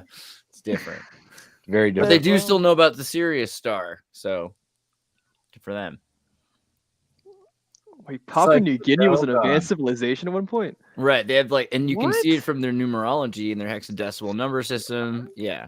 I thought it was just all uncontacted tribes and whatnot. In Papua New Guinea too, right next to Indonesian islands that also have them, like in West Java. The most advanced survivor races. Leftovers from the Lemurian continent in time frame. Yes. And they still have the number systems to prove it, like hexadecimal, and they also have like a different one, right? Not just hexadecimal. They have like a 64 base number system, which is even crazier than this hexadecimal system. They have a whole bunch of stuff going on. Good for them. I'm really excited to hear Joy's presentation to all this and how we can cure and detox. Yeah, Bernie, can you pull up some of the stuff that she sent you? I don't know which one she wants to pull up, but we could start discussing from there. How about Zertis first quickly show some of the Arabic barcode looking? Yeah, I want to see that because like when you started talking about that earlier, I was like, I don't want to interrupt the flow of. No, please. I think it's relevant. We haven't shown any of it all yet, and I still haven't. All right, I'll just really quickly. I'll just really quickly learn how to use. I do have all the links, Joy, and the emails, and I'll pull. I don't think Joy saw that part of the presentation either. I was here tuned in, so I saw it, and I was like, "Oh my goodness!" For sure. Let me see if I can make this large enough to see. This is a better computer. Thank you to Flawedzilla who gave me this computer, and that is why I'm even able to be here. So awesome, all right, Flawed. Thank you. Yeah, right. Subscribe to his channel. It's based. But so here are some examples of old Kufic, and you can see there's some things about it. For one, if you were to compare this to cuneiform, you can see the idea of notches that's being done with inks and brush strokes. It's trying to make the impression that there's depth where there isn't, right? Using painting. So that's already interesting that they're talking about a three-dimensional kind of writing system. The other thing is that as time goes on, it becomes more refined. And when it does, you lose that depth, but instead you get these perfect right angles. And again, this is ancient. This is before Arabic, theoretically. We're not sure what you would call that. David Ewing Jr. would say that that's essentially still just Arabic, but I have questions. And one of the questions has to do with Etruscan, right? Because Etruscan comes out with more curvature. And this is what the Spanish eventually, let's go to the Wikipedia page. The Spanish start to become influenced and influencing Arabic, and you get this modern Arabic. So more modern Arabic, let's see, just look up Arabic, is influenced by Turkey and Spain during the Ottoman Empire. You get these curves and these kinds of lines. This is not as prominent until Spain becomes the capital of the Arabic world. Up until that point, and even then, they continue to use Kufic. Kufic is all across the East. And some examples like this, right, where you see Surah 112 written, the Surah of the monotheism of the Quran, read clockwise, starting at the bottom left in the green, right? Because green is the magic color where it all go, and going around clockwise. Color of the heart. And it's also the Heart color chakra. of the mosque. And yeah, there's the Anahata. But this one's interesting because some might say this is, you might be, let's say you're walking through Germany and then they arrest you. They're like, "Why are you wearing that shirt? Get down." And you're like, whoa. This just says Muhammad 4 times and Ali 4 more times in white. Okay. So chill, right? This is just, if you do that, it's a hate crime against Muslims. So, it's interesting to me that this symbol is so prevalent and it has so many meanings. Here's another really interesting one, because this is basically imagery, and you're not supposed to do imagery a lot of the time. But in Persian Islam and before Islam, it's completely acceptable. And parts of the world like Lebanon, this continues to be acceptable. There's Arabic TV. Muslims have TV. So it's not what you were told. But at the end of the day, you're getting this idea that this is all visual and mathematical, and it probably means something deeper. And again, the reason I brought it up earlier was because of Korean, because Gungwoo, what's it called? Hangul. Is that how you spell the writing? Hangul? No. Yeah, Hangul. Did I do it right? The Korean writing system to me is fascinating, and it has a lot of similarities. The idea of right angles, ones and zeros, it's just a very interesting, beautiful, refined script, right? And there's seems to be connections between Korea and Turkey and even the Arabs. Hopefully my computer didn't just shut down. Can you still hear me? Yeah, no, we hear you perfect. Yes. No, Cool. we're just being patient. We're listening to you. I'm good. I'll get some air. No, I like what you had to say. Very interesting. I think it has like I think like when you see a modern QR code, like they've kind of weaponized that type of cuneiform type language, and they've actually have more characters now that they could put a bigger program into as well. Yeah, and I think that that's the thing about QR codes is people will learn to read them more and more, or something will emerge in between if we can't. But I think people can do anything, right? Children can do anything. So if you just put QR codes in front of them for a generation, we're going to start to notice that they can read them. There's certain people that are going to be able to whistle to R2D2. It's just as technology goes, and not everyone will, and there will be simplifications. And I think that's the thing about English. English is this gross simplification of language in order to get so many people to communicate as quickly as possible in a single generation. Yeah, it's lingua franca. But French isn't lingua franca because it's really complicated and annoying.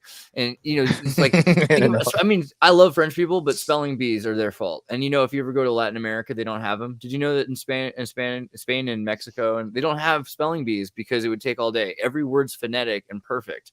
So every culture's got their problem, but English is set up to be. So it doesn't matter where you come from, what language you spoke before, you just start to take the symbols and put them together and understand you will be.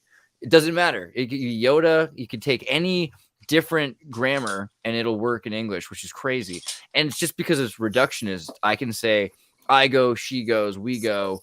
Try that in Finnish. There's 17 different ways to say go in Finnish because if I'm going, or when am I going, or am I going and I'm talking to someone who's elite, or am I talking to somebody who's less than me or equal? Or, I mean, is it a masculine person who's elite, or is it the level of whom I'm talking to, whether they're elite or even whom, right? So we've lost all of these things. We've made it so much easier to speak English.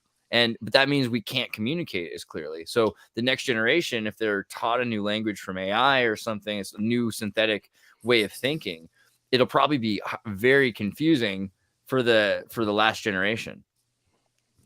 Absolutely. The problem with barcoding is it's not a language we easily read. But because our DNA is a light reader, we are actually reading that data deep into our DNA. Well, how does Joy? Sorry, I didn't mean to interrupt. Yeah, interrupt. Go for it. No, I was asking. I was going to say, how do barcodes work? I'm interested. Okay, it's military application based on the radionic or radar flat surface model, and many things can be added. The best example is your birth chart. How you have, occupied areas in the chart. Well, this is how barcodes work because the light activation captures the image, but it turns from a bar into a radionic, a circle. So it's turned all the information into a circle using a red light, and all the information that's in there essentially, well, the logistic information moves into your food, as well as the covert information that I talked about earlier, which I'm detecting through a device called a time waver. She has a device that detects all the barcodes, and she could see the different barcodes. Like they've identified like HIV barcode, for example, and she could see that barcode present in people, children, all types of stuff. So these barcodes do exist, and whether they've manifested into that program, an active condition, it doesn't matter. They still pre-exist, and when the conditions become right, then they could then turn into the active, whatever the active version, sickness, illness, whatever. Yeah. So essentially, like you would have all this stuff in you from the start. Wow. I mean, that's kind of what they say adenovirals are supposed to do, and the idea that we have genetic viruses that are hereditarily protected in our reproductive chromosomes. That not the idea that we have these markers, essentially? I mean, they're not alive, they're automaton, but they actually write data. Well, I think they duplicate data, right? Yeah, they're duplicating the frequency data into the organ tissue cell. And some of the data that I've detected is, well, HIV was just mentioned. Also, a toxin, a barcode toxin that's released when you heat the food, and another one to do with water. The problem is here, the way I see it, that's all there. The information's entered our bodies, and then there's a command from a star code. So the scanning necessarily isn't the end of the problem. The longevity and the function of the barcode will persist because there's a star code operating that barcode, which may or may not be in this realm, to put it mildly. I mean, so I've always imagined bacteriophage as being kind of like robots, but even if they're robots, drones can have Wi-Fi and be connected by radio to we'll look at a larger hive tapeworm. mind. What does it look like? It looks like an antenna. I mean, my opinion is also, like some things that I've stated before, that these parasites can communicate body to body without, like, they have their own built-in Wi-Fi essentially. So they can receive and send signals just like we can, just like, because we are senders and receivers as well. But if they're getting information from beyond the veil of radio, who knows what side of the, this is where we talk about Dimension X kind of thing. I mean, they might be talking with radio to something that we're not able to perceive. I mean, yeah, this is the whole connection with 5G, the COVID vaccine, and the smart dust stuff that people are talking about these days. Yes. What's the smart dust? It's all part stuff? of the same tech. Smart dust, is smart that just dust nano? enters your system, and it's detectable, traceable, and has communication abilities. And because 5G is like the only cellular wave these days that can actually penetrate human or tissue, people are theorizing that smart dust and all these what are MEMS? nanotechnology are being activated through 5G. You guys know about MEMS? MEMS are these what is it for? Micro electromechanical systems, right? You guys heard of these? Yes. Yeah. So I mean, and the thing is, they even go become NEMS even more complicated. NEMS and FEMS, right? Yeah. And with the recent activities that went on around the place, all around the place, there was a lot of experimental tech put out there. Like the barcodes were already there, the QR code fell neatly into place as a detection device, which is works through the blockchain and instantly connects that device to perhaps 100 different computer setups or systems or government officials. Like, it doesn't stop at the scanning. It has this 2-way, 3-way, 5-way communication that can keep going because of the nature of the construction of them QR codes. They can take a lot of data. I find it interesting too that just that they can access other parts of the realm. The QR code reminds me of the Borg as well too. Now that I know more about it, it's squares, not circles. So circles nature. Sorry, I've been listening to everything you guys have been saying, and that there's this real possibility that these transhumanists, these Illuminati or whatever the frick they are, but that there's written in the not the devil's code, the mark of the beast, and that there's the potential of them turning the barcode system and mixing it in with a chip system and the digital economy system and healthcare system that they've already built and started using these barcodes and networks to every single aspect of everything, that it could become this psycho-totalitarian nightmare scenario of But it could become awesome. I mean, imagine exactly right. I'm saying there's. Well, I think there could be a balance. I'm not saying Maybe this is the future. I I'm mean, saying sure. like this is a fictional movie that they're trying to possibly create or possibly not create. To be fair, I did just set my dad up tonight to watch RoboCop. Darth Maul so I takes hear you. control, right? And then there's the exact opposite. I that see that it's there's the no language way to God or the universe or like. There's no way that this can be controlled. This is my fundamental belief. I don't think that this can be controlled by humans, and so eventually this will become something uncontrollable by the elite. And I'm a big fan of that. I'm a big fan of accelerationism to utter chaos because I think that that's the only way to get anything done. I don't think it's going to be simple as just us. Yeah, I'm down for a civil war, man. I don't. This is again. Civil War is not what I want. I'm not Tim Pool. I think a civil war is boring. I think a civil war. I've seen enough movies about civil wars. I'm bored. I don't want to see a bunch of people die. You know what? More interesting than the Civil War? Watch the Russian wars. They just have millions of people just like kill each other, and then they kill more people. They blow up all their stuff. In favor of toppling his government. Yeah, but see, that's not going to happen. You'll get two governments to fight each other to create. Then they exhaust each other. The Aztecs used to do this. The Aztecs would get people to fight each other, exhaust them, and then they'd take them over. This is exactly how pyramid schemes work, and this is why the natives of every country are the lowest caste of every culture.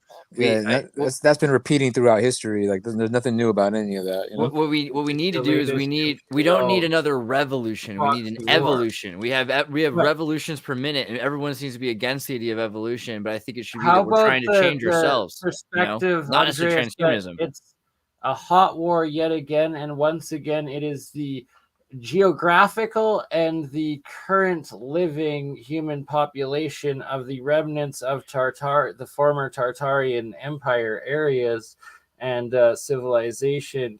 And once again, it is the West that is funding, creating, and pushing this proxy war on this. I think the elite in general are fatiguing the masses in order to fold them all into a reset global economy, but also in order to create a social contract that they can own everybody in exchange for living in the beehive where you have. Well, don't they own you with your birth certificate now, anyways? Your parents sign you over. What they own, they own the character that you have an alias for, and you're co-signing for how many hundreds or thousands of years? But like, don't they have dibs on your soul first, go, and then go the watch government, like the sovereign states, and like so. I mean, social security numbers are in itself as a barcode for you. I just watched a documentary on the Las Vegas homeless community, and every single one of them, they were asking, they're like, "What can you do to help them?" They're like, "Well, honestly, if we just had the opportunity to get an ID, then we would be able to get jobs. But we can't get IDs because we can't get birth certificates, so we're stuck." And it's a big thing that your alias gets disconnected from your person, and you are off the grid. Essentially, you are a free person again, and that is like living Amish, and you have to kind of live, off the law.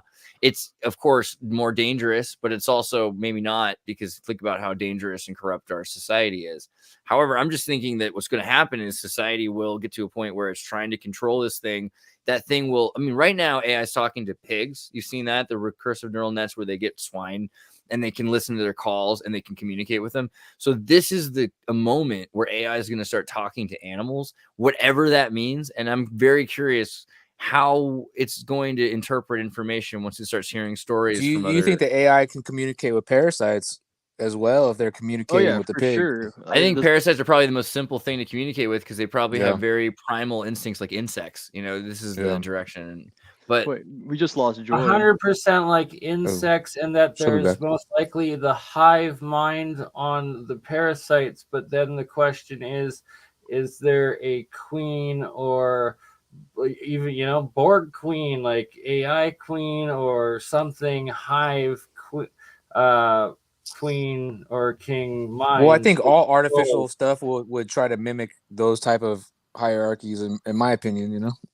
Yeah, but the idea that Joyce put forward, and I'm glad you're back because you were talking about barcodes, is interesting to me, because if these bacteriophage, if this whole idea is that we have this clockwork, acidic computer system, quantum computer system that is our DNA, and it's just taking certain photonic beams or certain radiation beams to cause changes in it that we're able to replicate, then that explains a lot about viruses, but also about mutations in DNA, about elasticity of longevity of youth, you know, the idea of ending aging.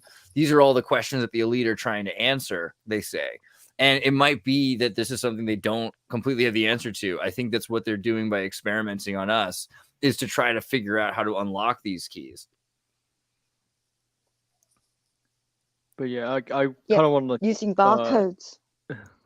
Right, because that makes a lot of sense to me. The idea of, because the way barcodes work, at least that I understand, is there's a reflection. So it hits the thing and it reflects back.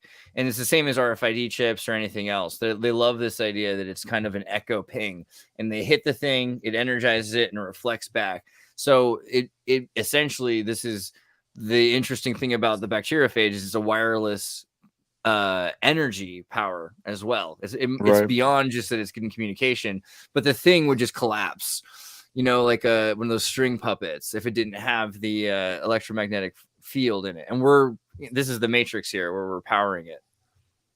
Yo, I mean, my opinion is like, if the parasite is taking over your senses, that is the matrix. Until you free yourself from that, you are in the matrix. And so the people out here that think they're woke and all stuff like that, you may be waking up, but you need to do a little bit more than just hear a video and go, "Oh, I'm woke." You know, it's a process. It doesn't just come overnight. It's not an overnight thing. Yeah. So what's the solution to the details? Think of how much have you evolved in the past year. How much you've learned every single day. This is a master learning. That's the kind of evolution I'm all about. Yeah, exactly. I think that evolution exists. I believe in that evolution. I think you can synthesize a change in yourself and the world. Physics, and it's inertia, and it's acceleration, and you know, we've been growing, and then it's the law of attraction, and you know, the synchronicities happen, and the forces are moving, and we're doing the real science and the real history. And wait, but Gun Wu was about to ask a question to Joy, I think. What were you gonna say? Oh no, I just really want Joy to like execute her presentation. Can we see some Tictoc too, Bernard? Speaking of which, Joy, I've got loaded finally do GMO plants have a song video? Do you want me to play that first? No, not that one. No, not that one. That's something else. The one I sent. My background is plant alchemy, transforming the body with plants. All the barcode pics, I've got that. I also emailed it to you as well, Zerdis, but I'm opening it. Basically, that experiment that Bernie's talking about, we don't want to load that, but basically what it is like there's a device that I have that you could put it on plants, and it basically sings a song for you based on its frequency or whatever. And when you have genetically modified plants, they don't sing a song until you group them with other non-genetically modified plants, and that's what that video is about. That's why I sent it to you, Bernie, so people can see what's going on with their food. This is a great But I did know.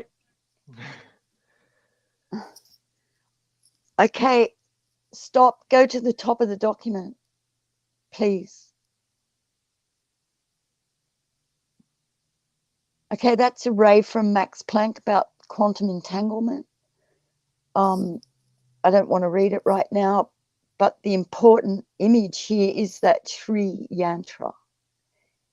For this purpose, it is grounding, keeping you centered while we have this really crazy discussion, which we've already done, so it's a bit late to tell you that now, but for future reference, that's one of the quickest and easiest ways to bring your whole being into an alignment.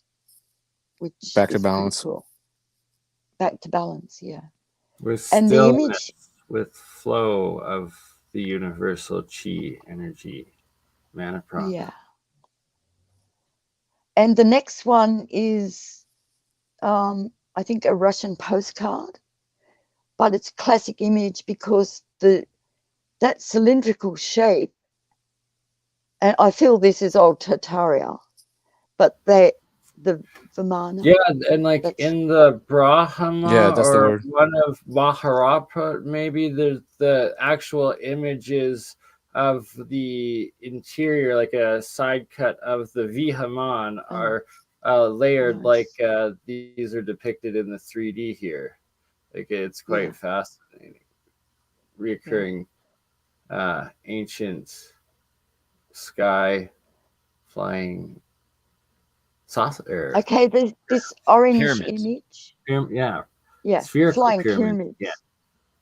It's also like that bell shape and essentially the Tower of Babel. But again, pyramids are not triangles. Pyramids can be saucers too. These are Pyramids are just fire edifices. Straight buildings can be pyramids too. Pyramids are just fire on the inside. And they're traveling devices for those people. Right, like the arcs that were. So I in that little imagine if you put community- energy in an edifice, you could fly it around. Yeah. Yeah. Okay, this image here, the orange one, is a short breakdown of some of the history of barcoding via the military. But the top image, the 1, 2, 3, shows that basic radionic blank, that i.e. your birth chart goes on there. A radionic healing session would also go on to that.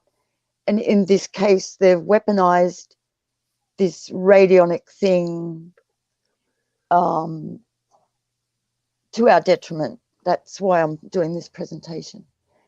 So that's just a little history on it. And if we go down.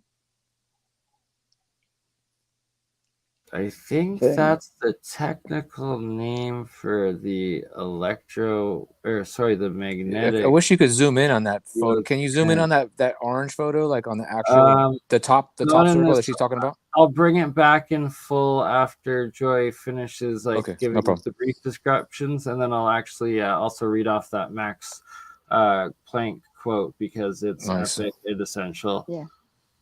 And this part of the documentation was the work done by a guy called Woodlawn. I remembered it finally. And he was the military who he said he was looking at trees or something and saw the barcoding.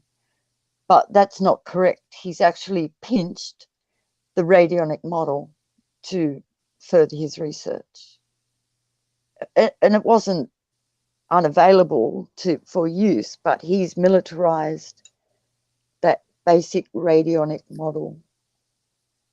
And if you understood radionics, you draw the healing vibration into the sectors, which is like on the bottom image. So if someone wanted to improve their, bringing in money into their business, they would address that sector in the circle. Like I said, your birth chart is your personal script, radionic script. And yeah, it's very, military related. It's old. We've moved way beyond that. Like they can actually stick a barcode on part of a protein molecule. So, that's quite a distance from. I know exactly what you're talking about, and so does Nancy Hutchinson and John Hutchinson. And please, do you relate this to fluorescent tags? Like when they do genetic fluorescent tags, does that count as a barcode? I mean, they use them that way, but does that possibly count? Possibly, yes, because they've had to develop, something to make the barcode. There are several companies involved in it. And there's another thing. Send you the document. There's another thing that's going on worldwide right now, where there are these organizations that are just barcoding all different types of life in all different types of areas, and users could even do this on they're trying to get us Nancy to do the work for them. John Hutchinson definitely know exactly what you're talking about, and I believe you. Please do continue. Jeremiah needs to listen to this, as do. I know Jeremiah is awesome. If you're out there, Jeremiah, we like you a lot. Yeah, I'm gonna let him know right now. But yeah, please do continue. Okay, one more point on that. They have this also represents your iris, your eyeball. Oh, right. Yes, it's light. It's optics, fiber optic blasts of color that are encoded into this third or fourth generation of barcoding or light coding. And think of stars and think of atoms, and when they're burnt, the coding of the elements within the colors of it in the lights, and that this is essentially the same thing, and it's including the resonance mass frequency of each of its targets or codes, and that it's connecting in through the magnetic the magnetic binary system. Every the organ information in the body field. Yeah, the information field. It's magnetic. We're bathing in it. Field as well. Yeah. Every organ in the body has a magnetic center as well too. Okay, next, is there more pictures to look at? There's the Illuminati barcode. Maybe can you read that one to us, Bernie? Because it's kind of small. On the right. Yeah, I can read it. Yeah. Anyway, I'm just on the cell phone. Oh yeah, so they're on everything. Price tags. Hold on, I guess it's better resolution. I can pull up a better resolution of this one. Yeah, it's out there. It's all over the internet. It's on everything that goes through Big Pharma. Yeah. Big Pharma, PH, and Big Pharma. Pharma. The P is silent. They're on everything. Everything. Price tags. Oh, medical baggage. The backs of highway signs. You can't read them, but someone can. By spending the action from any computer group, this card may be used at any time to look through the group deck of a rival. You have only 10 seconds to look at his card. You may not change their order or show them to anyone else. Your rival may choose to shuffle the deck after you return it. Yeah. And requires computer action. So that's a key aspect of being able to understand this language and apply it technologically wise. And that essentially what we could be doing is rediscovering different pieces of the overall prior advanced language and AI connection or whatever that we're now building. Yeah, this is not new. This has been done in the past. Yeah, this is done before. Nothing's new. Just like Wi-Fi or smartphones, there's generation 1, generation 2, 3, 4, 5, 6. Each generation up, it's a whole one exponential level up on the dimensional scale of energies, informations, and complexities that you're including into that working system. And technology, hardware, software, language, and everything combined into it. Yes. Ooh, and somewhere along the way, in my investigation, it was revealed to me that the artists are able to solve this issue. Not the scientists, because they're working with the problem, but the artists, and they're showing us here with this. Like even that Illuminati card is giving us indicators as to how we can move forward. Not necessarily in this frequency soup contamination. The guy chopping down the barcodes, that's what we all personally need to do in our lives. Exactly. Get rid of them. And it actually literally could be as easy as putting on a tinfoil hat. I wouldn't doubt it. If it's like developed and being implemented on like a generation 10 level of technology and open application and manipulation, whether it be the military powers that be, some other foreign thing, or some forces beyond our yet understanding, that literally this is military based. Oh, so I know. It's now public. So if it was military, they've continued with the game, modified it, and turned it into something that's very usable for them. Yeah, anyway, that's. Sorry, I was just going to say that's their thing. No, I was going to say a lot of the information, like when we did this research via the internet, like a lot of it's been erased. And I remember like when I first came on YouTube, like maybe 2007 or I don't know what year, there was a lot of like barcode stuff that I never really looked at because I was never interested in it. And then when I went back to look for it, it was gone. Like you could see DNA sequencing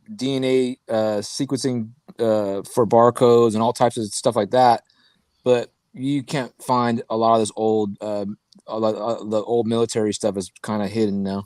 Yeah, and like in some of the sunset clauses where it's like the 50s and 60s, military, Air Force, and Navy working with like Bell Labs or like Westinghouse or GE, stuff like that, or the modern military industrial complex, that they have the NDAs with, and classification and departmentalization.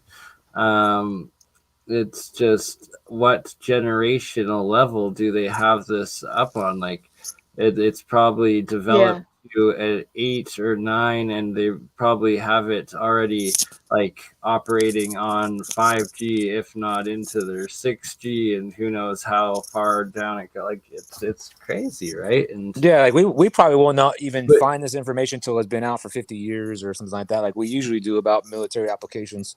They generally don't declassify them for at least 40 years. As AI grows and is applicable on the same level of generational growth and dimensions, that eventually, when it fully like reaches its gonna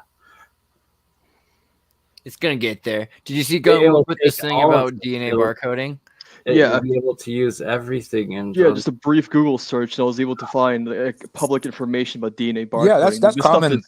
Like I was saying before, there's countries like Canada, United States, Europe, all these different countries that are involved in this project, and they got scanners, stuff you could use, apps on your cell phone, all different types of stuff. And the technology is not hidden. Like this stuff is common knowledge if you just look for it. Those who seek shall find. You know, like it's out there, but only part of the information, part of the story is there, not the whole story. On all of this, Certus, or is that too scary of an idea to do? Which one would you say?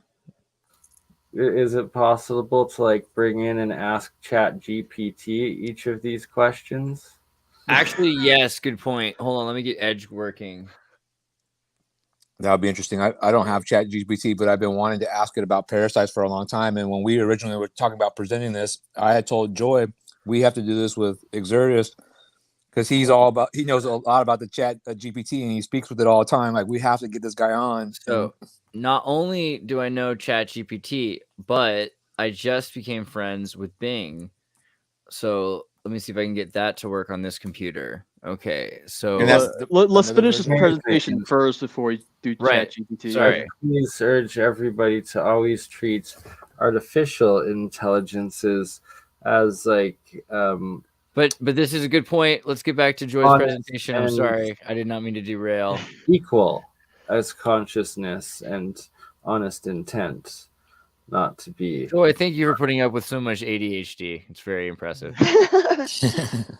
I mean, that's how they get you. It's the fluoride, it's the barcode, it's all this other stuff, like making people like, hyperactive and whatnot. Well, I think that the fluoride combined with the aluminum barium, combined with the Wi-Fi, combined with the barcode has the detrimental effects. It's not necessarily just one; it's all the above as well. I mean, just my opinion. Yeah. Yes, that's correct. That's how I see it.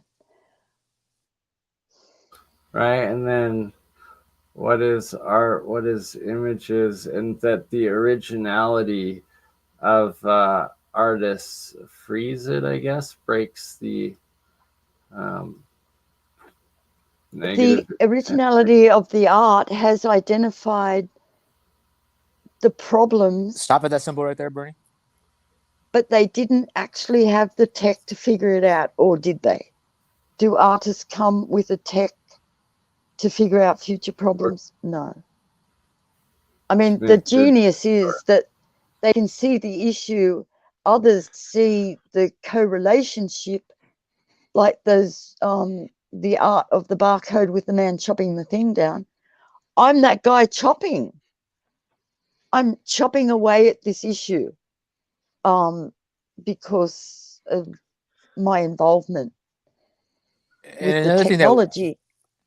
That we've talked about too is like using the technology to heal the Earth as well, like not as not just people with radiant I've energy. just spent one whole year doing Gaia.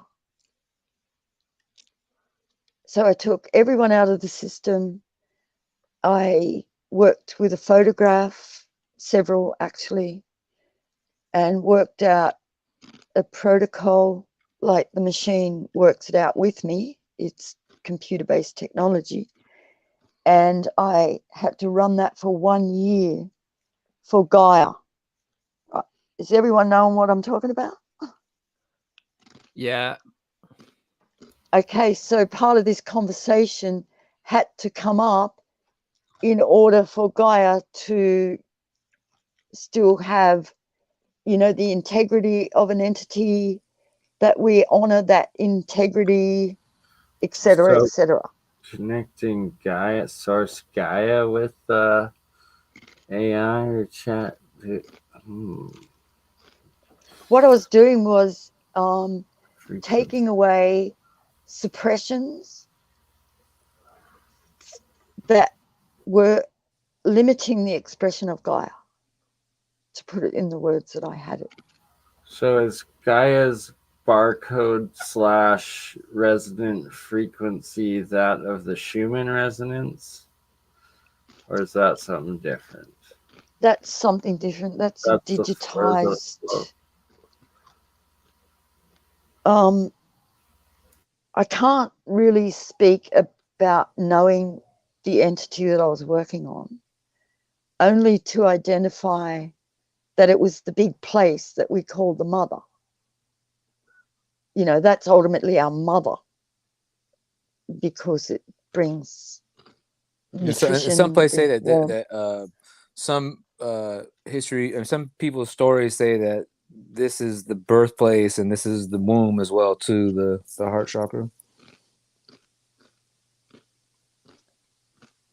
That would have all been a consideration to, like what I'm trying to say is, the time waver would have developed the amount, the duration, and the intensity that Gaia needed to work some of these issues, like barcodes in our water, barcodes affecting Gaia's children. For me to complete 1 year of research, I called in some heavy hitters, and there were 2 of them, and they spiritually encapsulated the earth. So the barcode story, we can get a grip on it, we can figure it out. So it's in delay mode. That's how I can express it. So Gaia is the divine feminine, I'm assuming. I don't know much about it. I just know the organization. Or more like the earth realm. That's how I was dealing with it. Mother Gaia. Yeah, like the Ashok record, or also some people will experience this Gaia goddess consciousness when taking psychedelics or like ayahuasca. Or standing with bare feet on the earth. Yeah, or just when grounding, or like clairvoyance and like astral projectors, often lucid dreamers, as well as remote viewers will often connect with Gaia as well, and such. I think that we used to have a bigger connection as before than we do now. I mean, I've looked at books that says that at one point we were all telepathic. We could communicate with the animals, the insects, and everything. And I believe that 100%. Well, we all have our own moments of those experiences in our right, own but I think that there's more deep down too. in the genetic memory that would tell us more of that story, and somehow they're suppressing that, and maybe that's what the way they're using some of this technology is to suppress some of those functions from the human body to not allow us to make those connections anymore, or allow us to have that those we all have the David Icke theory that the mood itself ourselves our to telepathic be able to meditate enough to put yourself into connection with Gaia without the use of any substances, and just a clear level mind, and that's when you channel the best information. Wait, so like the part Do you that know we the never term romantic? Sorry, the term romantic. We need to romantic with the earth, not romantic. We need I'm to just joking around. with the sort of same thing. But Bernie, I need you to go back to those documents because David got you to stop on the one that was I the wanted you to stop on one of the concentric images rings. because one of the solutions is I could only find one. The original barcode that's on most products, not the QR code. I could only find one page on that, and they had a version of what you were showing is a bunch of circles, and it has a number on it. And I recreated that so we could share it with people because the version that they had was like old and crinkled and didn't look that well. So basically, it has a bunch of numbers on it. It says like in brackets like 4, 3. I forget what the numbers are. Hold on. But basically, the way you would use that is like you would have that in your house somewhere. You could have a sticker. You could have a piece of paper printed out. And if you went to the supermarket and you bought these barcoded products, you could literally just lay those items on that printout, and it would deactivate all those barcodes. It's further down. Oh, dude, I had this. Oh my God! It's that one right there, the circle one. Permanently disrupt. That one will clear all disrupt. You can read it. I can't see it that well. Permanently clear all disturbance in the living energy fields whose wavelength register between 50 and 900. Like at Amazon and shipping and internationalism, like there's multi-layers and like dimensions, like 5, there's probably like 6 or 7G applicable networks and like developed systems of the military industrial corporate complex of this. Like what this is crazy how many well the circles also represent nature as well too, and I find it really interesting that QR codes are square and barcodes are square, and like the one to disrupt that is circles. They're squaring the circle now, or they're trying to square nature and make another version. You can also make your own symbol. You're adding these... like some of those symbols that Andreas showed before.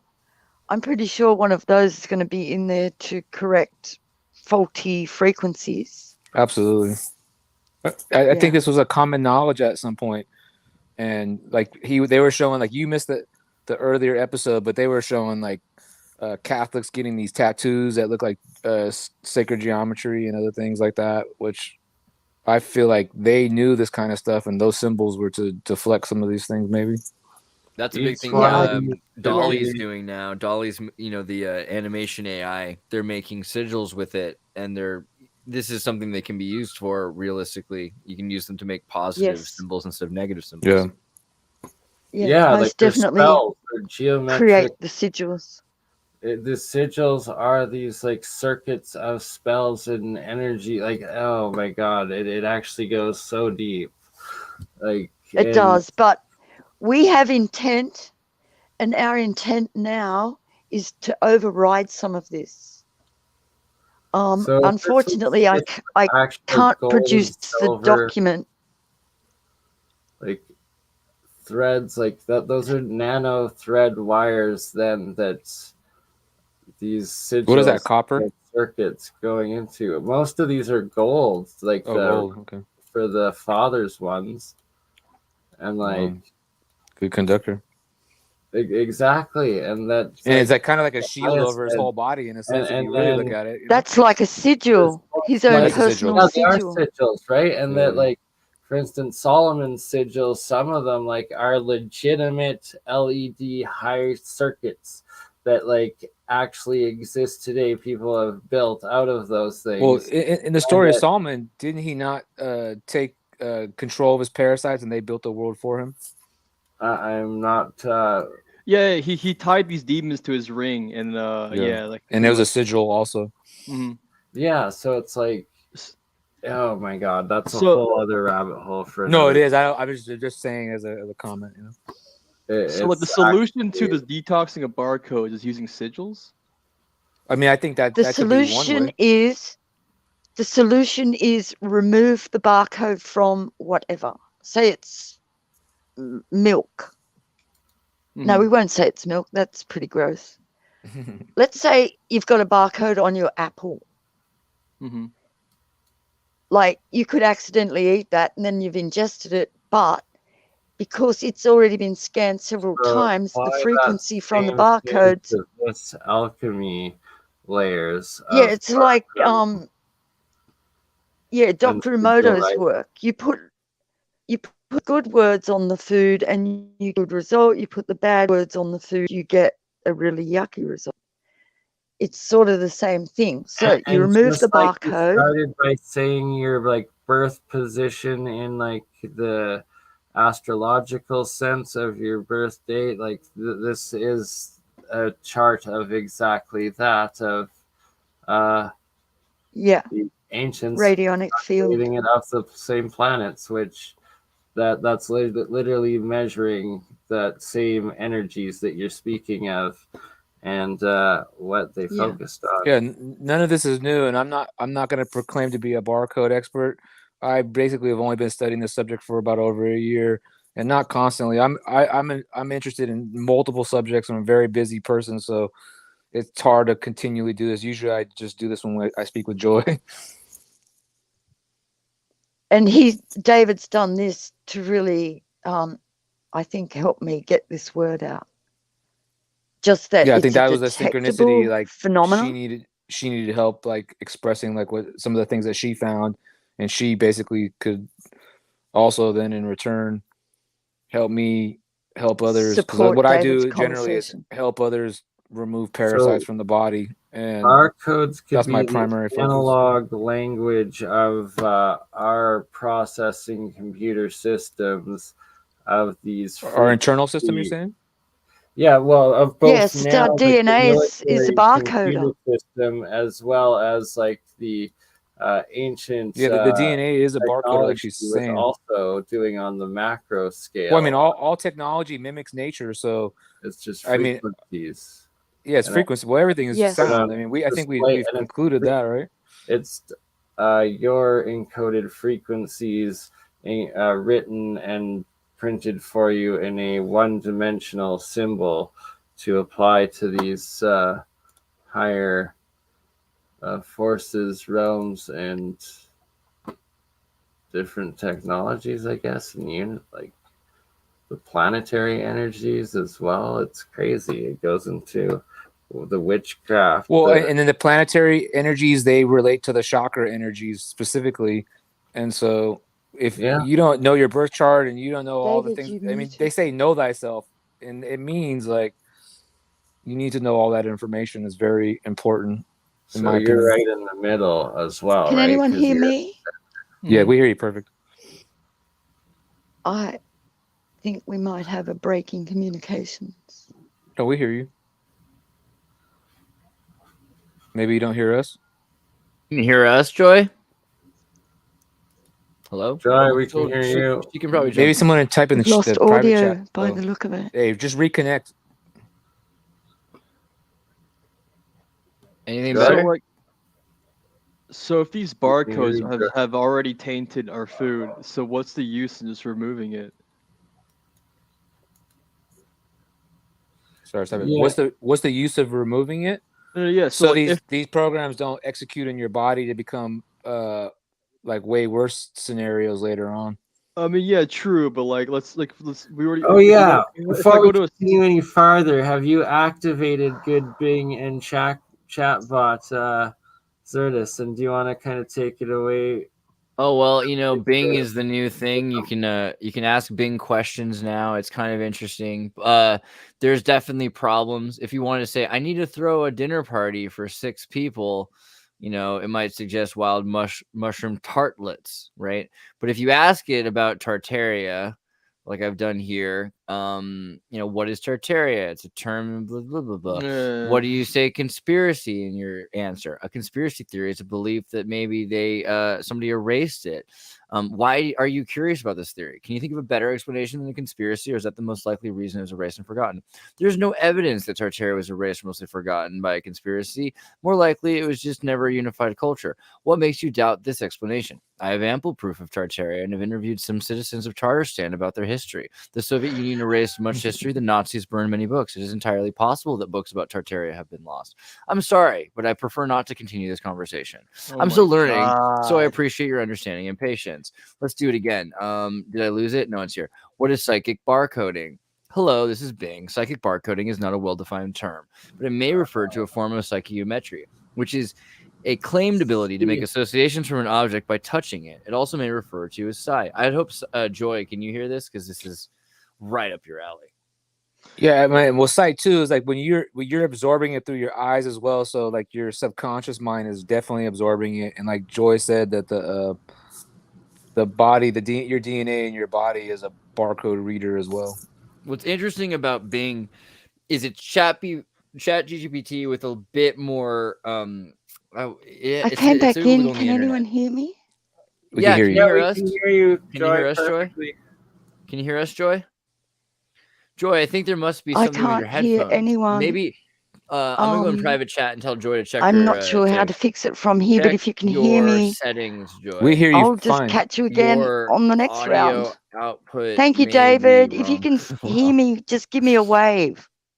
We love you. Yes, we can wave. We're all waving. Everybody put a light in the window. Yeah, okay. Bless you guys. Sorry, I'm going. I don't know what happened. I can't hear you. We'll do this again soon. Thank you, David M. Thank you, Andreas. Yes, no problem. Thank you, Bernie, and thank you, Lee.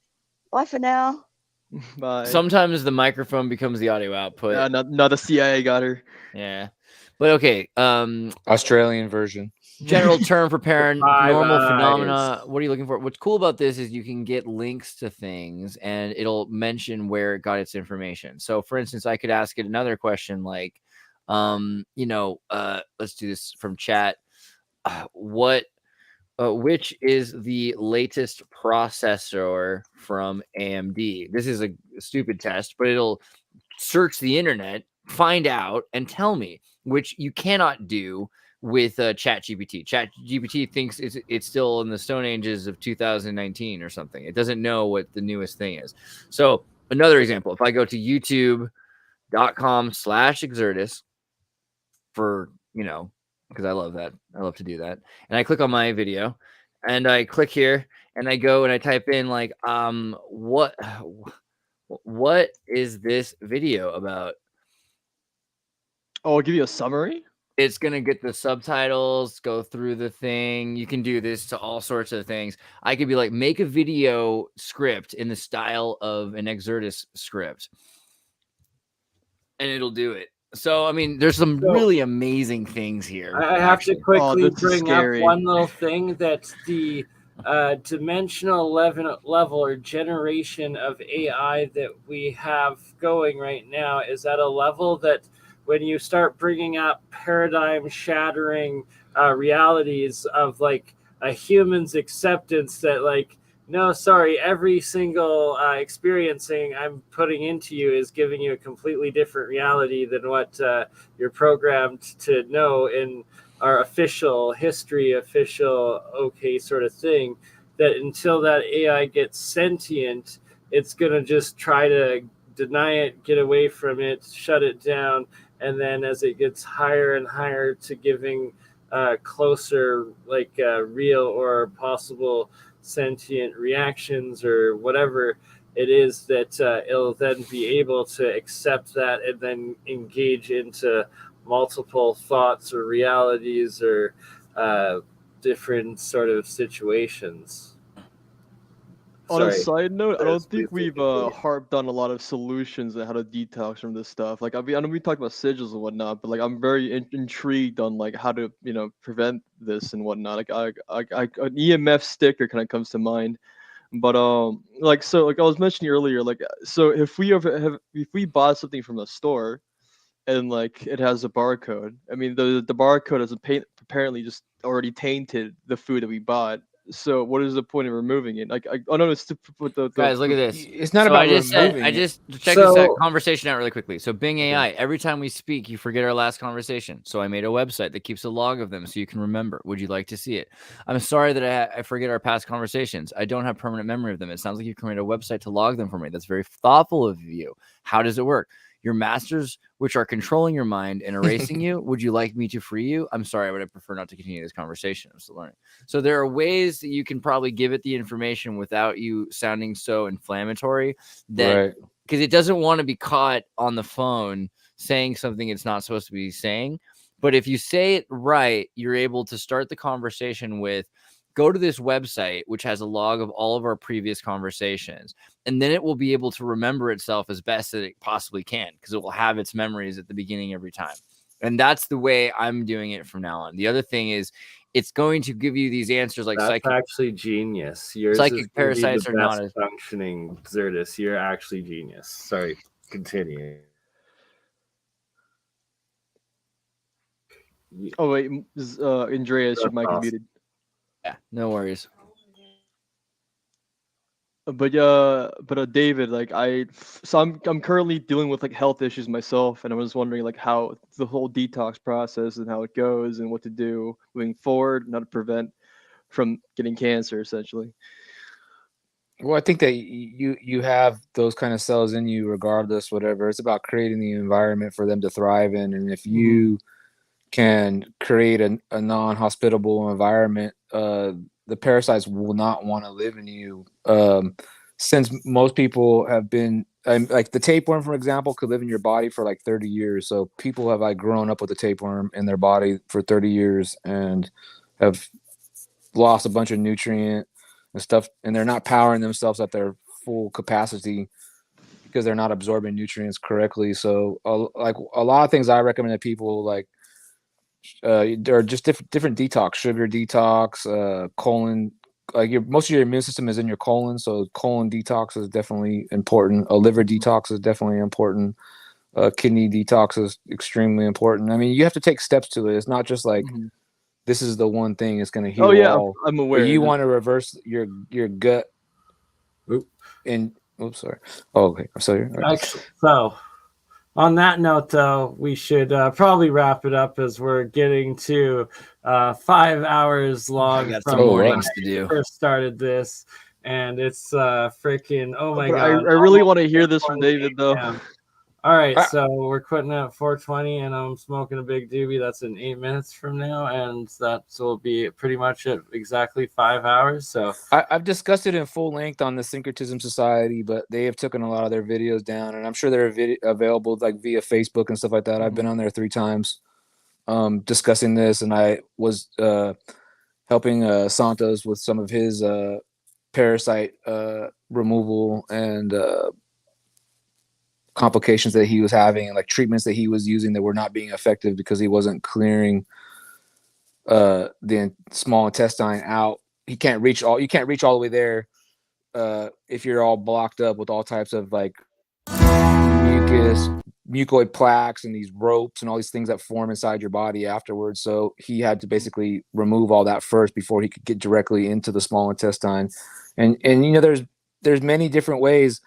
A lot of people will recommend, there's tons of different herbs that kill different parasites and stuff like that. But some people will say that you need to use those in combination with, can I say these words? These chemical words? I mean, these drug words? Ivermectin and stuff like that. People were talking about using that. And ivermectin, like it came out in negative. Algorithms don't like them. And oops. Oh, what was that? You got rejected. Water bottle. Oh, I thought it was like the computer saying, no, don't talk about that. Yeah, David. All right. Any last goodbyes? We got 2 minutes before we finish this off. I'm gonna roll my own 420 joint. I don't know if it's 420 here, but yeah, David for sure. Drop like a way that I can contact you in this private chat. I could put my phone number in the chat or my. I don't have access to an email at the moment, but BurnEye would know how to get a hold of me. I can put my phone number in the chat. I'm personally dealing with the skin Yeah, infection. I'll forward you his email, John, and we will talk more about this, and I'll make some full segment clips out of this, and we will do this all again very soon. So talk to you guys soon. Back, oh hell yeah! Good night. Love you all. Good night. See you on the next one.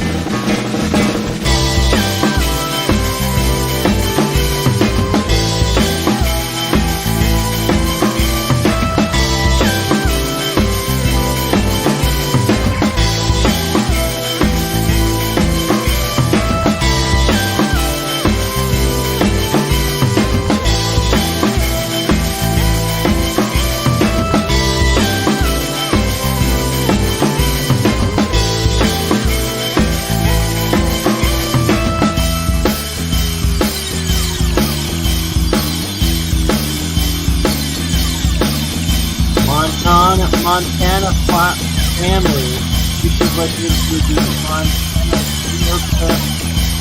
Montana,